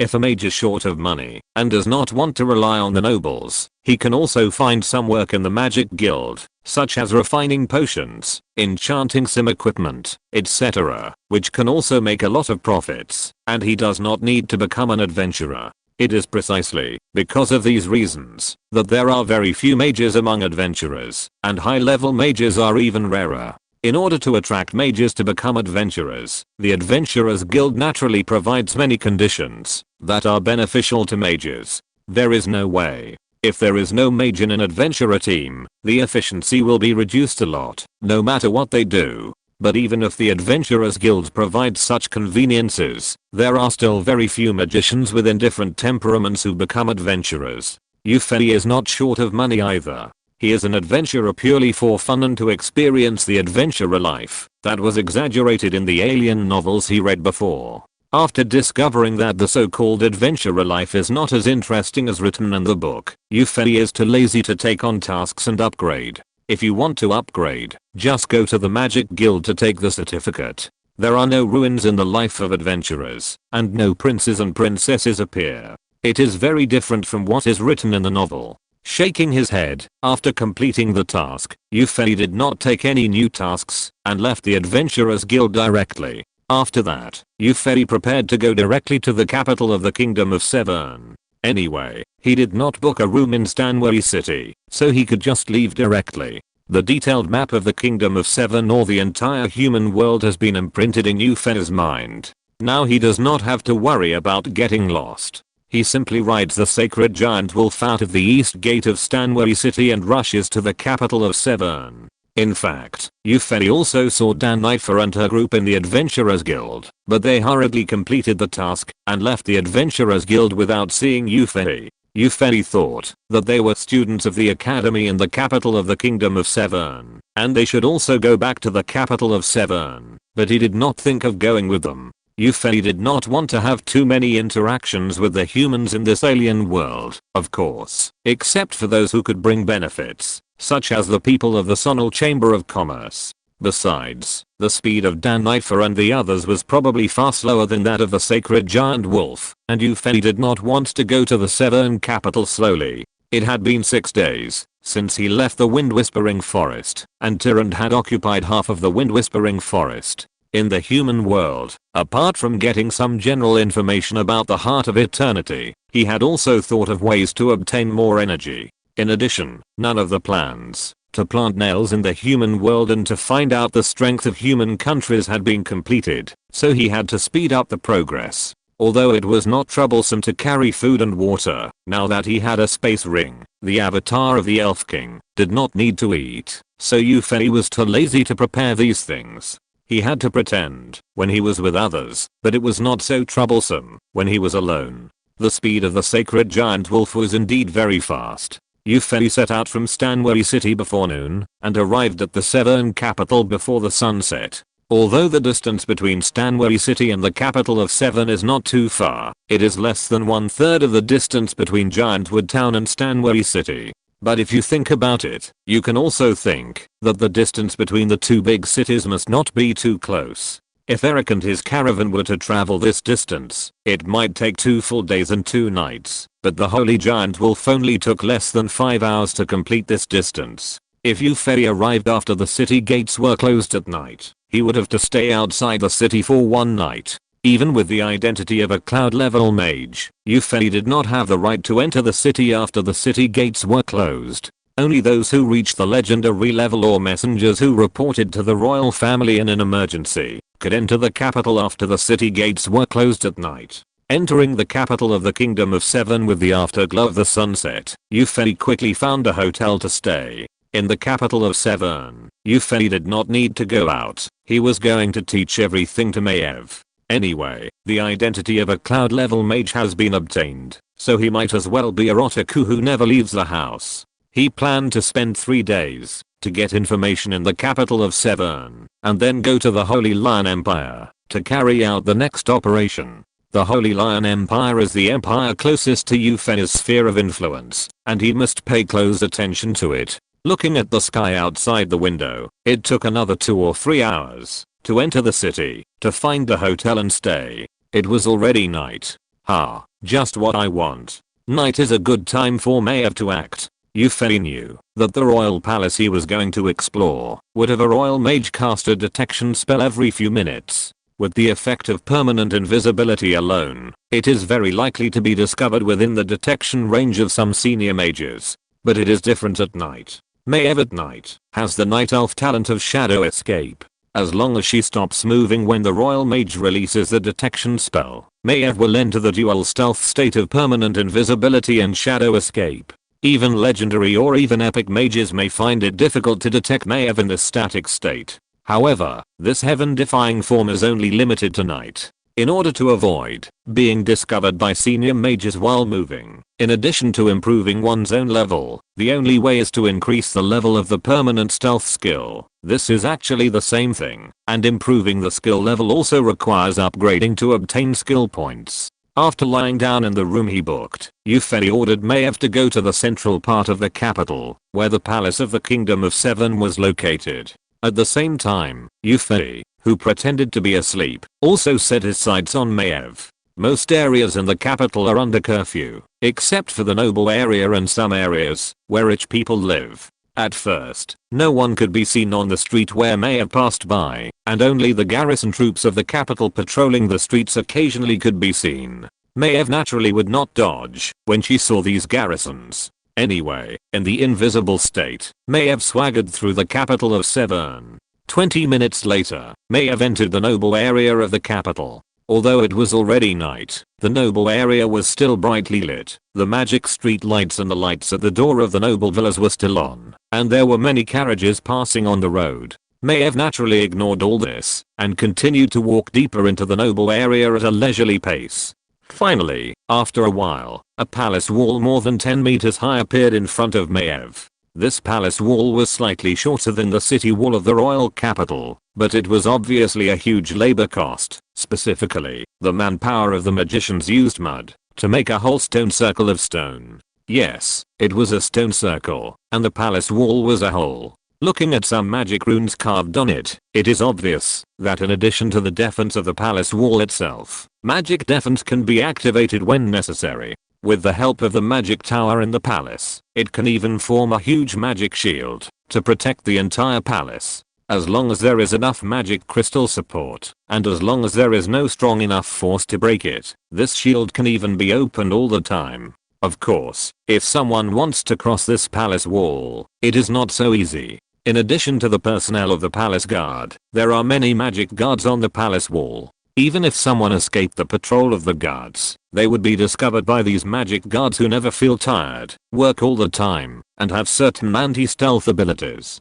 Looking at the palace wall and its configuration, Yufei was also secretly surprised. This is just a kingdom, not even the most powerful one in the kingdom, but the defense is already so strong. Moreover, there is an empire above the kingdom. The foundation of the empire is probably several streets stronger than that of the Severn Kingdom, and its strength should not be underestimated. However, although the palace wall is heavily guarded, it is nothing to Mayev. Although the magic guards have certain anti-stealth abilities, they are not as good as the high-level wizards who try to use detection spells in person. Yufei is confident that Mayev can still not be discovered by relying on permanent stealth skills under the detection of the magic guards. But Mayev is not prepared to use normal means if climbing over the wall is considered a normal means. Mayev is really not prepared to use normal means to enter the palace. In the blink of an eye, Mayev stopped outside the palace wall. If a high-level wizard had opened the Eye of Truth, they would have noticed that Mayev had suddenly disappeared. Then, an invisible light flashed in a corner of the palace, and Mayev appeared there. If you're listening to this novel on a channel other than Fanfic World, it means they downloaded and uploaded it without effort. We cordially invite you to visit our channel, Mundo Fanfic Novelos. There you'll find the original version of this story and you can explore many other novels of various genres. We're waiting for you to immerse yourself in a world of incredible novels. Chapter 197 Night Visit to the Palace. Ignoring the many defense procedures of the Severn Palace, Mayev directly entered the Severn Palace with flash. However, after Mayev entered, Yufei realized that he had not considered a problem. That is, the palace is so big, where is the place where the royal family of the Kingdom of Seven stores information? Exclamation mark. In the hotel, Yufei sat up from the bed and looked at the palace speechlessly. Forget it. I originally wanted Maiev to come quietly and leave quietly, waving the ratchet without taking away a cloud. It seems that I have to leave some traces now. I have to catch someone to ask for directions. Maiev's eyes flashed coldly and received Yufei's order. There is no way. Although Maiev has high wisdom, like Tyrant, when she is not on her own, her judgment ability is relatively poor. So at this moment, Yufei can only command. Walking through the corridors and paths of the palace, Maiev did not care about the palace maids or guards coming and going in them. However, every few minutes, she would stop for a few seconds, wait for a mysterious wave to sweep by, and then continue to move forward. This was naturally the spell of the royal family wizard in the palace, to scan for abnormal fluctuations. Finally, after wandering around the palace for a while, Maiev finally found a lonely palace maid who was in a hurry. Yufei, who was already a little impatient, ordered Maiev to knock the palace maid unconscious and take her to a hidden corner. This corner was found by Maiev when she was wandering around the palace just now, and no one had passed by for a long time. After a long time, the palace maid slowly woke up and looked around in confusion. However, before she could see the surrounding environment clearly, a cold voice rang in her ears. If you want to live, just listen to me quietly, and then answer my questions honestly, and don't do anything else. Yufei did not let Maiev show up, but interrogated the palace maid in a permanent invisible state. After all, it was too strange for an elf to appear in the palace of a human kingdom.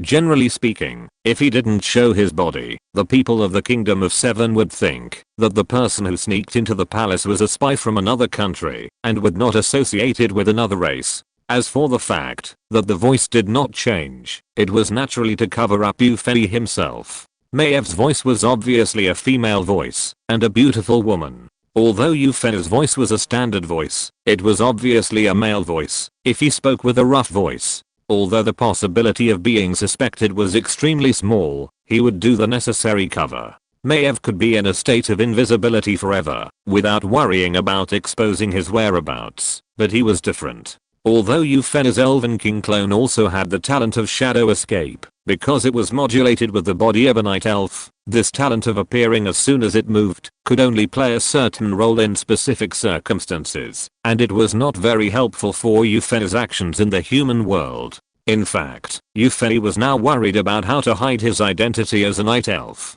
It was not a good thing to always be covered in a magic robe. Just like when Yufei was certified as a cloud mage in Stanway City before, if he was not a cloud mage, he would definitely not be allowed to not show his face. Hiding one's face in a magic robe is indeed a way to hide one's identity, but it is impossible to do so all the time. In some situations, Yufei cannot hide his face from others. For example, in the future, Yufei plans to use this cloud mage identity to obtain a title and a territory in the human empire. At that time, it is impossible for him to not show his face at the enthronement ceremony, right? If he really does not show his face, it will definitely arouse suspicion. Perhaps he should find something like a disguise to transform his face, except for the ears. The face that turns people upside down should also be made more normal. Bah. He ran away again, but now he is interrogating this palace maid. Shaking his head, Yufei continued to convey the information to Maiev, asking Maiev to ask the palace maid questions according to what he said. After hearing what Maiev said, the palace maid shuddered and quickly glanced around her, but did not find anyone. Encountered the undead. The maid thought, no, it should be a thief. After all, she was a well-trained maid in the palace. She quickly calmed down and made her own judgment. Maiev's voice was female, so the maid felt more at ease. At least she would not encounter that kind of thing. The calm maid was very sensible and did not ask back, but waited for Maiev's next words. At this time, Maiev began to ask various questions to the maid under Yufei's guidance, but the basis of the questions was of course based on the news from the palace, but the life is your own. 10 minutes later, the maid lay quietly in this corner of the palace. According to Maiev's ruthlessness, she would have to lie down at least until tomorrow morning, and by then Maiev would probably have retired. Anyway, it's already night now, and the maid should have no work, and disappearing for a while won't cause any trouble. Coincidentally, this maid is a maid on duty at the Royal Library of the Kingdom of Seven. Unlike the Royal Library on the surface, the files and information in this Royal Library are even more secretive. In addition to some expired, but still valuable documents in the Kingdom of Seven, most of them are information about secrets on the continent. The things in this royal database are more for the princes and princesses of the royal family to broaden their horizons and acquire more knowledge. Usually, there are very few people in it, which is just right for Maiev to slowly look for the information that Eupheli needs. Maybe Maiev can't find what Eupheli needs in one night, but Eupheli's plan is to stay in the capital for 3 days, so he has enough time to find the information he needs. As for the maid who reported her experience to the royal family after waking up, Eupheli was not worried at all. First of all, whether the maid dared to report was a problem. If the royal family knew that she had leaked a lot of information in the palace, she would definitely be dealt with, and the best outcome would be to be driven out of the palace. Secondly, when Eupheli asked Maiev to ask questions, he deliberately asked many irrelevant things in addition to asking about the information in the database room. Even if the maid reported to the royal family, I'm afraid that the royal family would at most strengthen the overall defense and would not make a fuss in the royal database room. Even with the most rigorous arrangement, Maiev, who possesses the skills of permanent invisibility, shadow escape, and blink, would ignore it. Besides, even if she was discovered, what would happen? With Maev's current strength that can compete with ordinary epic masters, can the Kingdom of Seven still keep her? If necessary, there is also a Eupheli with similar strength to support. The guards in the royal data room are still relatively strict, but this is nothing to Maiev. The cooling time of blink is relatively short, and it has been used for such a long time. With a blink, Maiev directly jumped to the interior of the data room. Unlike the data room of the Blackwood City Magic Guild, this royal data room is built underground, not in the attic. Compared with the data room of the Blackwood City Magic Guild, this data room is much larger. Although there are also 3 floors, each floor underground is very large, filled with countless bookshelves. A glimmer of light that ordinary people cannot see flashed, and Maiev just appeared between 2 bookshelves. Seeing the magic flashes on these bookshelves, Eupheli immediately understood that there were some magic arrays on them to prevent dust and insects. Eupheli did not plan to let Maiev search them one by one, otherwise 10 days might not be enough. The books in this royal archive were also classified. Maiev quickly went to the 2nd floor of the underground archive and found a pile of bookshelves storing strange stories on the continent. With Maiev as a medium, Eupheli could also release the mind reading technique. After all, this is only a spell on the spiritual level. If you want to use Maiev to release spells such as Leaf Dance or Vines, it is of course impossible. However, on this night, although Eupheli used the mind reading technique to read more than all the books in the archive of the Blackwood City Magic Guild, he still did not find the specific information of the Eternal Heart. However, in addition to this, Eupheli did learn a lot of information about the Kingdom of Seven, such as the strength of the army, the number and strength of the guest officials, etc. When the 3 moons of Eslis gradually fell to the west, Maiev left the Seven Palace. There was no other way. Shadow Mold lost its effects during the day. With only the effect of permanent invisibility at level 1, Maiev had no confidence that she would not be discovered by the detection of the royal mage at intervals. It was still a flash, and Maiev walked out of the palace leisurely. At this time, there were still many carriages passing through the noble area outside the palace, and these were actually nobles who went home to rest after their nightlife. After Maiev returned to the inn, Eupheli tidied up and prepared to go out. Although he missed the life of Rotaku, it was still suspicious if he didn't go out all the time. After silently wandering around this huge city for half a day, Eupheli finally couldn't stand the noisy environment and returned to his room in the inn. In the remaining half a day, Eupheli sorted out the information Maiev obtained last night, which would be of great help to the Night Elves in their future attack on the Kingdom of Seven. Soon, the sky darkened again, and Maiev set out again. Passing through the noble area and coming to the outside of the palace, Maiev observed the layout of the palace today. After some investigation, Mayev found that the palace's defenses were not strengthened compared to yesterday. It seemed that the maid did not report what happened to her yesterday. She relaxed a little, and in a flash, Mayev entered the palace. Then, she came to the outside of the royal database and quickly entered the data room. Today's 3 chapters are a bit suspenseful, and time is a bit short. Hanchan also has a cold and a headache. I'll do my best.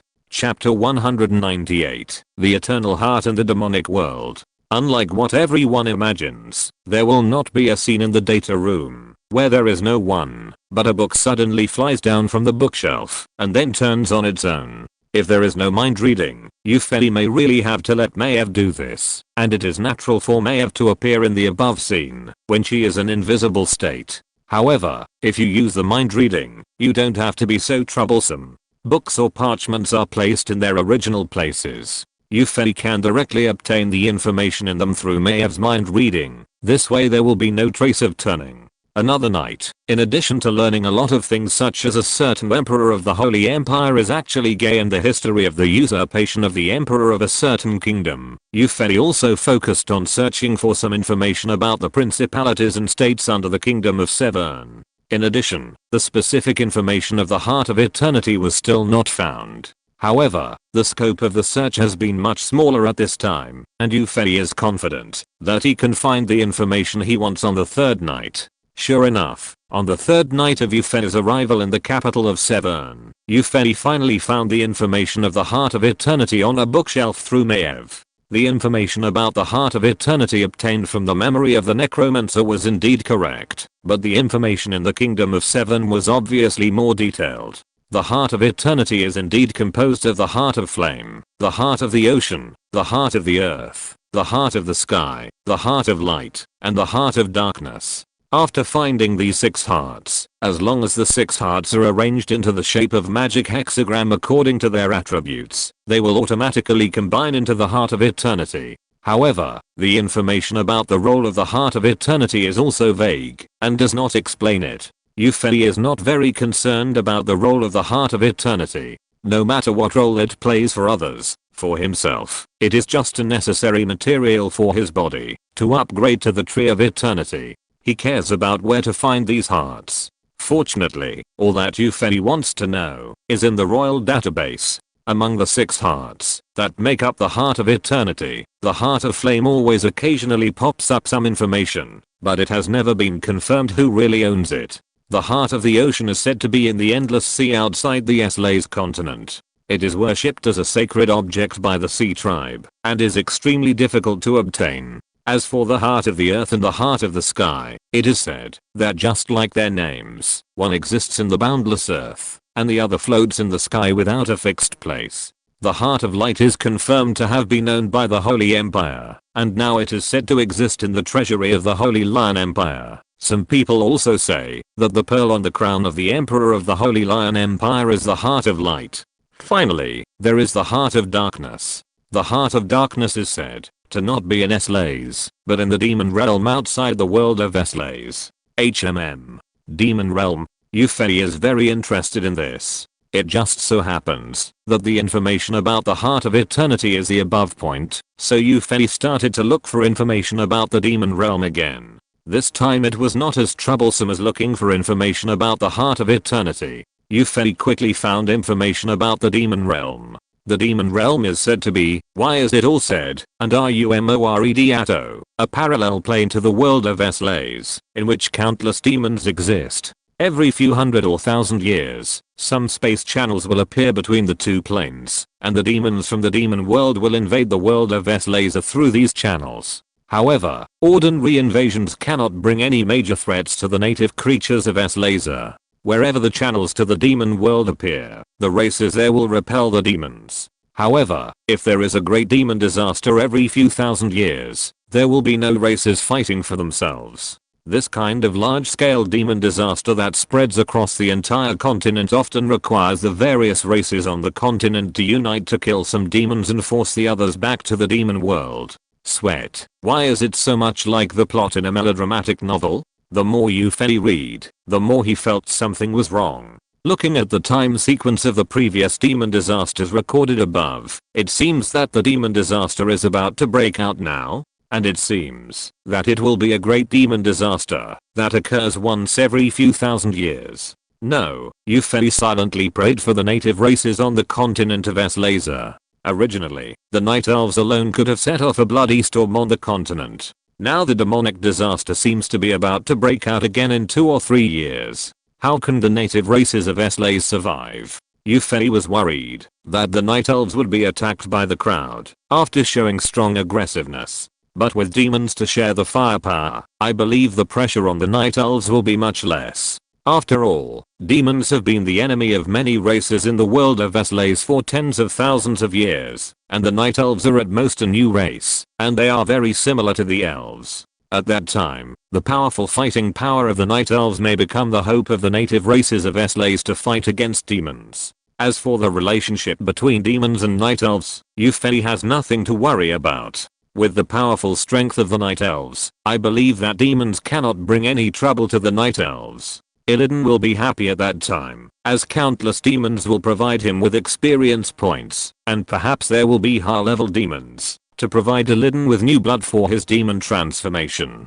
The demon invasion may be a disaster for the creatures of Slayer, but it may be an opportunity for the Night Elves. According to the time pattern summarized in this data, it is probably no more than 3 years before the space channel appears between the demon world and the world of Slayer, and the demons will invade again. If the time is short, maybe demons will appear on the continent of Slayer in about a year. However, this also means that I may have to wait another 1 to 3 years to combine the Heart of Eternity. Even if I gather the other 5 hearts, it is useless without the Dark Heart in the demon world. I don't have the ability to break the space, so I can only wait until the demon disaster breaks out to find the trace of the Dark Heart. But in this 1 to 3 years, I have to try my best to find the other 5 hearts. Let's not talk about the Heart of the Earth and the Heart of the Sky for now. Yufei is going to use some means to see if he can find them in the veins and the traces of the sky. The Heart of Flame is already in Yufei's hands, and the rest are the Heart of Light in the Holy Lion Empire and the Heart of the Ocean in the Sea Clan.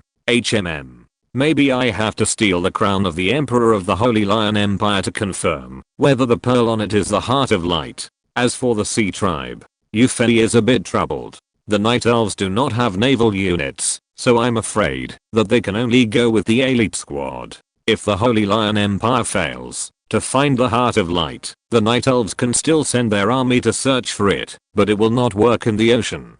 So, that's it? Yufei was in a trance. Well, it seems that all the information he wanted to find has been found, and there is also the unexpected gain of the demon world. Okay, Maiev can withdraw. Yufei gave an order in his heart. Maiev quickly flashed out of the palace and returned to the room where Yufei was. The matter here is over. It seems that we can leave the capital of Severn during the day. At that time, we will first subdue Duke, the leader of the Wildcat Thieves group, and then go to the Holy Lion Empire to obtain a noble status and a territory. This was Yufei's previous plan, and now naturally one more thing has been added, to find the Heart of Light that may exist in the Holy Lion Empire. Thinking and sorting out the information obtained from the royal family archives of the Kingdom of Severn in the past 3 nights, the remaining half of the night passed quickly, and the sky was already dawning. Yufei let out a long breath. It was time to leave. After breakfast, Yufei rode the Holy Giant Wolf and left the capital of the Kingdom of Severn. No one knows how much information this magician who rode out of the city gate early in the morning on a wolf has stolen from the palace in the previous 3 nights. In fact, it's not that Yufei doesn't want to steal the treasury of the palace of the Kingdom of Severn, but the defense of the treasury is too strict. In addition to the magic guards, there are always guards of the cloud and even the sky level mages, and it seems that there are even legendary level masters stationed in the treasury of the palace. If Maiev wants to invade the palace treasury with such tight defense, it is really not easy. I'm afraid that only when the permanent invisibility skill is increased to level 3 or even higher, Maiev can move freely under such defense. Looking back at the magnificent capital of the Kingdom of Severn, Yufei sighed lightly. The next time I come here, I'm afraid I will come as a conqueror. Turning his head, he pointed the direction to the sacred giant wolf. The sacred giant wolf ran to the west-southwest direction at the fastest speed with 4 claws. In a dark valley, Duke was training his men. Most of the members of the Wildcat Thieves group were only apprentices or even not professionals. There were only a few black iron and bronze professionals, and Duke showed only the strength of an early silver swordsman. But in fact, the members of the Wildcat Thieves group on the surface were some of the original lone robbers or members of small thieves groups collected by Duke. In secret, the real members of the Wildcat Thieves group have been training in this small valley. Duke rarely came here because he was under surveillance by Blood Tiger. After he almost broke up with Blood Tiger, Duke disbanded the Wildcat Thieves group and returned to this valley. Looking at the strength of the people in this valley, there are several silver level masters, and the rest are at least bronze level professionals. There is not even a black iron level person. It seems that Duke is also good at training people. Chapter 199, Conquering Duke. Duke was frowning and thinking about something in his room in the center of the valley. Last time, he was afraid that the Blood Tigers would by the way kill his people after attacking the caravan, so he quickly evacuated with his people after the capable man came back. When he felt that something was wrong and rushed back to the place where Eric's caravan was stationed, the scene in front of him made Duke dumbfounded. Except for a pile of burnt and smelly corpses and a grey-robed man with dilated pupils lying outside the range of corpses, there was nothing left where Eric's caravan was. Duke immediately felt something was wrong. According to the style of the people in the Blood Tiger bandits, people in the robbed caravans were usually killed if they resisted strongly, and the others were sold as slaves. Even if all the people in this caravan resisted strongly, the Blood Tiger bandits did not have the habit of killing people and then setting fire to the bodies. What's more, the grey-robed man seemed to have come with the Blood Tigers. When Duke found the grey-robed man's body was already cold, so he didn't know the specific news. However, after a whole day, when the people sent by Blood Tiger to rob the caravan had not contacted him, Duke had an idea that he thought was a bit unrealistic. Could it be that the people in the caravan killed the people of Blood Tiger? Another day later, the undercover he planted in the Blood Tiger Thieves group sent back news. No one from the team sent by the Blood Tiger, led by 2 golden swordsmen, returned to the Blood Tiger base camp. In contrast, the caravan that the Blood Tiger wanted to rob was found to be safe and sound. This clearly showed that it was indeed the people in the caravan who had been sent by the Blood Tiger Thieves group to solve the problem. After confirming the news, Duke acted decisively. After killing some people who were planted by Blood Tiger in the Wildcat Thieves group with thunderous force, he immediately disbanded the open Wildcat Thieves group and returned to this valley. In the past few days, Duke has been constantly using his connections to explore the news. Originally, he thought that, after losing such a strong force and offending the Sunna Chamber of Commerce, the Blood Tiger Thieves group would definitely be destroyed soon. But what he didn't expect was that according to the information he had found out, the Blood Tiger Thieves group was still alive and well, and Blood Tiger himself was alive and well. The moment he knew the news, Duke's first reaction was that it was impossible. The background of the Sunna Chamber of Commerce was so deep that the Blood Tiger Thieves group dared to touch the tiger's beard, and it must have paid a price. How could nothing happen? What Duke didn't know was that the price was paid by the forces behind the Blood Tiger, and the Blood Tiger Thieves group was really fine. After confirming that the news was true, Duke settled down in this valley with peace of mind, and was still a little uneasy. If the Blood Tiger was really fine, he would definitely find Duke later. Although the Blood Tiger Thieves group had been severely damaged, it was still no problem to solve himself. Although he was not as strong as he showed, the hidden strength of the Golden Swordsman was nothing in front of the cloud-level strongman Blood Tiger. However, Blood Tiger and himself had a grudge for killing his father. With the strength of his brothers, after more than 10 years or even decades of hard work, he would one day avenge his great revenge. Duke was furious. Just as Duke was thinking about his future with trepidation, one of his silver warriors knocked on the door of his room. "Boss, there is a magician riding a golden wolf outside the valley looking for you." The valley Duke was looking for was considered hidden, but Yufei had already planted a spiritual seed in Duke before, so it was easy to find Duke's hiding place. A magician riding a golden wolf. Duke immediately thought of the magician in Eric's caravan. Later, through questioning some adventurers in the caravan, he learned that the destruction of the people sent by the blood tiger was all due to the gold level magician.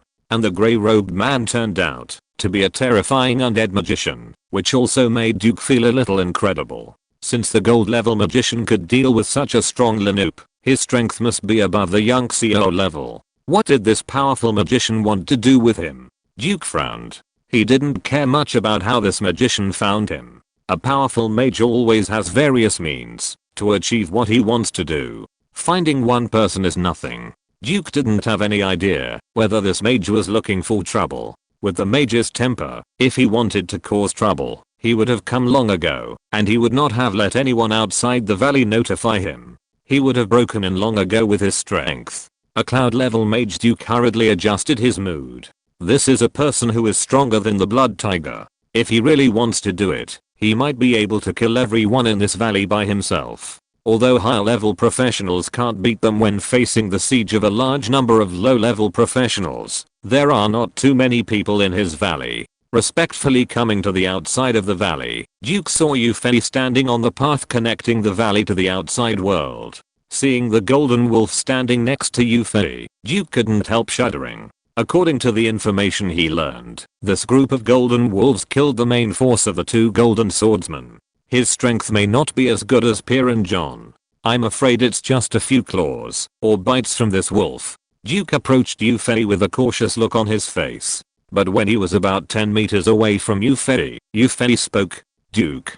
Duke hurriedly stopped and replied, "Yes, Master Mage, I'm Duke. Excuse me, what do you want from me, Master Mage?" Duke's attitude was extremely humble. A gold level swordsman was considered a person of great status. He called himself a villain in front of Yufei, which made Yufei sigh at Duke's flexibility. Little did he know that it was this humble attitude that enabled Duke to survive from the hands of the blood tiger and finally to establish his own business and develop some forces of his own. Yufei was too lazy to beat around the bush, so he said directly to Duke, "I came here to find you, and I want you to follow me in the future. Let me tell you clearly, I know that you, and the leader of the blood tiger thieves, have a grudge for killing your father, but you can never avenge it in this life by yourself." At this point, Yufei paused and looked at Duke's reaction. Sure enough, as he expected, although there was still a respectful look on his face, Yufei saw a look of dissatisfaction in Duke's eyes. "Don't think that what I said is groundless. With my status, there is no need for me to lie to you. You designed the Blood Tiger Thieves group to offend the Snare Chamber of Commerce, but the Snare Chamber of Commerce did not retaliate against the Blood Tiger Thieves group. This is incredible to you, right? In fact, even if Eric's caravan did not suffer any losses under my protection, the Snare Chamber of Commerce would retaliate against the Blood Tiger in order to maintain their dignity. Is that what you think?" When Duke heard this, he was first surprised that Yufei actually knew his plan for the Blood Tiger Thieves group, and then quickly calmed down and answered Yufei's question. "Respected Master Mage, this is indeed my question. It is said that the Snare Chamber of Commerce is so large, although it does not have very powerful professionals itself, but there are countless nobles who are willing to solve problems for the Snare Chamber of Commerce. As long as the people of the Snare Chamber of Commerce make a request, there must be some powerful nobles willing to help the Snare Chamber of Commerce to wipe out the Blood Tiger. But why did the Snare Chamber of Commerce take no action against the Blood Tiger Thieves group?" Yufei smiled slightly. Of course Duke could not see Yufei's smile. Yufei answered Duke's question. "It's very simple. Blood Tiger also has a backer, and the backer is quite powerful. Because the Snare Chamber of Commerce did not suffer any losses, and with the mediation of Blood Tiger's backer, Blood Tiger was not retaliated. Now you know, you can continue to improve your strength and power, but Blood Tiger with a strong backer will only improve faster than you. Even if one day you have the power to kill Blood Tiger, you will definitely not be able to resist the power behind him." Having said this, Yufei stopped and prepared to let Duke digest it himself. Hearing everything Yufei said, Duke was a little unbelievable at first, but after thinking for a while, he had to admit that what Yufei said should be true. Otherwise, it can't explain why the Snare Chamber of Commerce did not retaliate against the Blood Tiger Thieves. Thinking in his heart, Duke gradually believed Yufei's statement, and suddenly felt that his future road to revenge was bleak. Seeing Duke's reaction, Yufei once again put forward his initial request. Duke, you have only one way to go now, that is to surrender to me. Only by surrendering to me can you have hope of revenge. Yufei had proposed to let Duke follow him before, but Duke didn't care at that time. Now, he has to think about it carefully. But, respected Master Mage, Blood Tiger is a young CO level warrior, and although you are a mage, you are more noble and powerful than a warrior. But after all, you are also young CO level, and Blood Tiger himself has young CO level strength, and the forces behind him will only be stronger. It shouldn't be your purpose to offend a powerful force for a small duke like me. Duke actually doubted Yufei's strength, but he said it in an extremely euphemistic way. Yufei couldn't help but sigh that he was worthy of being the leader of the thieves. But everything Duke said was not a problem for Yufei at all. After showing his legendary strength and letting Duke feel the oppression of the legendary momentum, Duke naturally became Yufei's subordinate. Ordinarily, this kind of surrender cannot guarantee loyalty, but Yufei is not afraid at all. With the influence of the spiritual seeds he planted and the will reading technique, Duke will gradually increase his loyalty to Yufei imperceptibly. Besides, Yufei is the only one who does not care about the great forces among humans and works for Duke or trains Duke to the level where he can take revenge on his own. Yufei believes that Duke can become his internal response in the Seven Kingdom. Sweat, a little stuck, it's a little late. Chapter 200 Super Large Energy Mine. The process of conquering Duke was very smooth. Yufei's legendary strength made Duke surrender without hesitation. Just as the name of the legendary level of strength suggests, people who reach this level of strength are a living legend in the eyes of ordinary people and even ordinary professionals.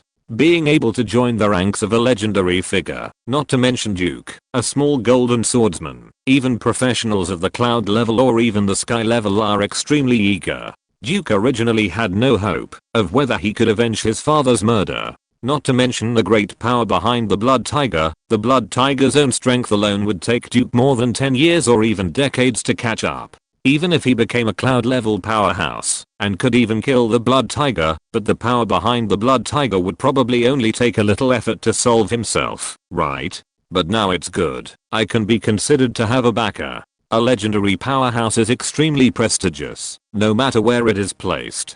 Even those kingdoms and empires have legendary or even high level powerhouses, and they cannot ignore the power of a legendary powerhouse. After all, it is difficult for a strong man at this level to face a fatal crisis. The legendary strength allows them to escape from many crises, which greatly increases the deterrent power of the strong man with legendary strength. In fact, to put it bluntly, the barefoot are not afraid of the shoes. I have angered Laozi, and I have been sneaking attacking the low-level personnel of your forces with my legendary strength. Anyway, at the legendary level, it is difficult to stay without a few strong men of the same level or higher levels.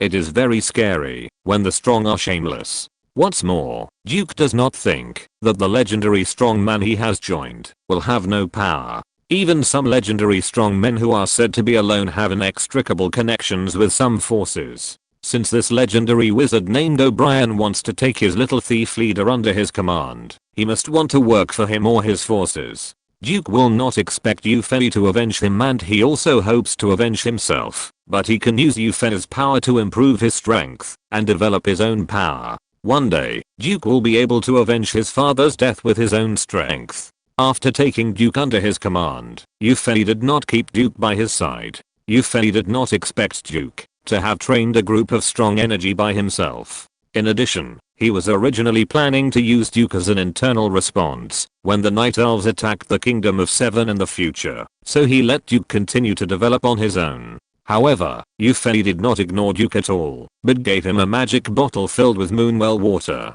In addition to being able to save Duke's life in critical moments, this magic bottle can also slightly improve Duke's strength. Although the effect of Moonwell water is more about healing and recovery, it also has a strong effect on moisturizing the body. This is of great help to improve the strength of professions such as swordsman. After dealing with the affairs in the Kingdom of Seven, Yufei set off for the Holy Lion Empire. Although the Holy Lion Empire is the closest empire to the Kingdom of Severn, this is also relative to the other two empires. In fact, there are 5 or 6 countries of varying sizes between the Holy Lion Empire and the Kingdom of Severn, and there are even kingdoms of the same level as the Kingdom of Severn. Although the journey was long, Yufei did not join the adventure team. The map of the entire Esla's continent had been imprinted in Yufei's mind. Yufei was ready to ride the sacred giant wolf across 5 or 6 countries along the way, and try to reach the Holy Lion Empire within 10 days. He separated a trace of consciousness to control the Elf King's clone to ride the sacred giant wolf towards the Holy Lion Empire. Yufei projected his main consciousness back to his original body in the Warcraft Mountains. In the Warcraft Mountains, Yufei's ancient tree body slowly opened its eyes. It had been 6 or 7 days since Yufei's consciousness returned last time. During these 6 or 7 days, the situation on the Night Elves had changed a lot. After a long period of mining, the 2 energy mines discovered before had been mined. However, without Yufei's order, these energy sources in the wood collected by the elves during this period were accumulated, waiting for Yufei to consume. But this was not the key. During the 6 or 7 days, when Yufei did not return, Tyrande and the others searched in a carpet-style manner, and found as many as 9 energy mines of various sizes in the wind-whispering forest without Yufei's participation. The smallest of these energy mines has 50,000 units of energy stones, and the largest one, Tyrande's mental power could not even find out the specific number. Yufei was immediately excited when he learned about the appearance of this huge energy mine. Without saying anything, he directly connected to Tyrande, and then used Tyrande as a medium to conduct a detailed scan with mental power at the location of the huge energy mine discovered by Tyrande. After the investigation, Yufei breathed a sigh of relief. The big thing is settled. This super large energy mine actually has more than 2 million units of energy stones. Although some of them are buried deep underground, for the Night Elves who use elves and kobolds to mine, it doesn't matter whether the mine source is deep or shallow. Shallow mines are directly mined by kobold mining teams, which can obtain a large amount of energy in a short time. Deep mines can be mined by elves regardless of the terrain. Although the mining speed is relatively slow, it is a stable income, a long-term stream. Speaking of a long-term stream, in fact, Yufei's body and the other 2 trees of life can obtain some energy every night under the moonlight. However, this energy is not a small amount for the Night Elves in the early stage, but for Yufei, who is now frantically mining energy mines, it can only be regarded as a drizzle that 2 energy mines previously mined in the Warcraft Mountains have been mined. Although there are still some gold mines, Yufei, who has 9 energy mine locations, does not look down on the energy that these gold mines can provide. Perhaps in the future, when there is time, the kobold mining team can be asked to mine these golds, and then transport them to the human world in exchange for magic crystals, so that a lot of energy can be obtained. Under Yufei's command, the 2 trees of life and the ancient guardians and giant wood warriors who served as guards around the 2 trees quickly rose from the ground, and walked from the Warcraft Mountains to the wind-whispering forest. This is a replica of Yufei's migration from the wind-whispering forest to the Warcraft Mountains, but the last 100-tree rampage team has become to this time, and the size of these trees is much larger than before. The movement of so many trees migrating is naturally huge, and it has attracted many low and medium level Warcraft along the way. But this time, the Night Elves didn't need to guard them at all. With their own power, the trees easily solved the monsters that blocked the road and earned some magic crystals as extra money. Yufei placed one of the 2 trees of life in the energy mine with a reserve of more than 2 million units, and the other in the energy mine with only 50,000 units. Yufei planned to keep the first tree of life at the super large energy mine, and the second tree would gradually mine all the other energy mines from a small amount to a large amount. As for the ancient guardians and giant wood warriors, they didn't need to guard the trees of life now. The southern part of the Whispering Wind Forest already belonged to the Night Elves, so it was natural that there would be no danger for these 2 trees of life to mine energy mines in the Night Elves' own territory. These ancient guardians and giant wood warriors were placed by Yufei around the outpost of the Night Elves in the eastern part of the Whispering Wind Forest. Although they were much taller than ordinary trees, after the ancient guardians and giant wood warriors took root, they did not look much different from ordinary trees in appearance. However, when someone invades, these ancient trees disguised as ordinary trees can play a great role. Dozens or hundreds of boulders and tall giant wood warriors will become the nightmare of all enemies who invade the wind-whispering forest. After arranging these ancient trees, Yufei turned his attention to the energy and wood that had been accumulated. These resources must be used to build up troops, but the configuration of the newly trained troops must be carefully considered. After some calculations in his mind, Yufei quickly decided on the second round of the Night Elves' plan to build up troops. Originally, Yufei was going to leave some of these resources for the Night Elves to equip with enchanted equipment, but considering the shortage of magic crystals, the exchange of enchanted equipment for a while might not be too much, so Yufei did not make such a plan. When his Elf King clone opens up the way to the human world in the future, the enchanted equipment and the moon well water flow into the human world and are exchanged for magic crystals. The Night Elves can be equipped with a large number of troops-specific equipment. Considering that in the following period of time, under the dual collection of the kobold mining team and the elves, the amount of energy will usher in a blowout increase again. There were as many as 90 elves collecting wood, so there was no need to worry about consumption. Yufei was going to use all the existing energy and wood to build a large army. But before that, Yufei first spent energy and wood to research all the technologies that could be researched, but had not yet been researched at the level of the ancient tree. Then he frantically built moon wells to increase the idle population space of the Night Elves. After building enough moon wells, considering the speed of training the ancient trees for training the existing soldiers, it would take a long time to complete the second round of the plan to build a large army. Yufei trained a few more elves to build two of each of the three ancient trees for training soldiers, the ancient tree of war, the ancient tree of wind, and the ancient tree of knowledge. The next time, it was time for the Night Elves to expand their strength frantically. There is only this chapter today, haha. The next step is to expand the strength and conquer the outside world. Please subscribe and recommend votes. Can't everyone who is still reading leave one recommendation vote every day? End of this chapter. Thank you very much for reaching the end. Don't forget to like. Looking for more exclusive content and immediate access? Subscribe to our Patreon. Remember, every like, subscription, or donation encourages us to continue. Thanks to everyone. See you in the next video.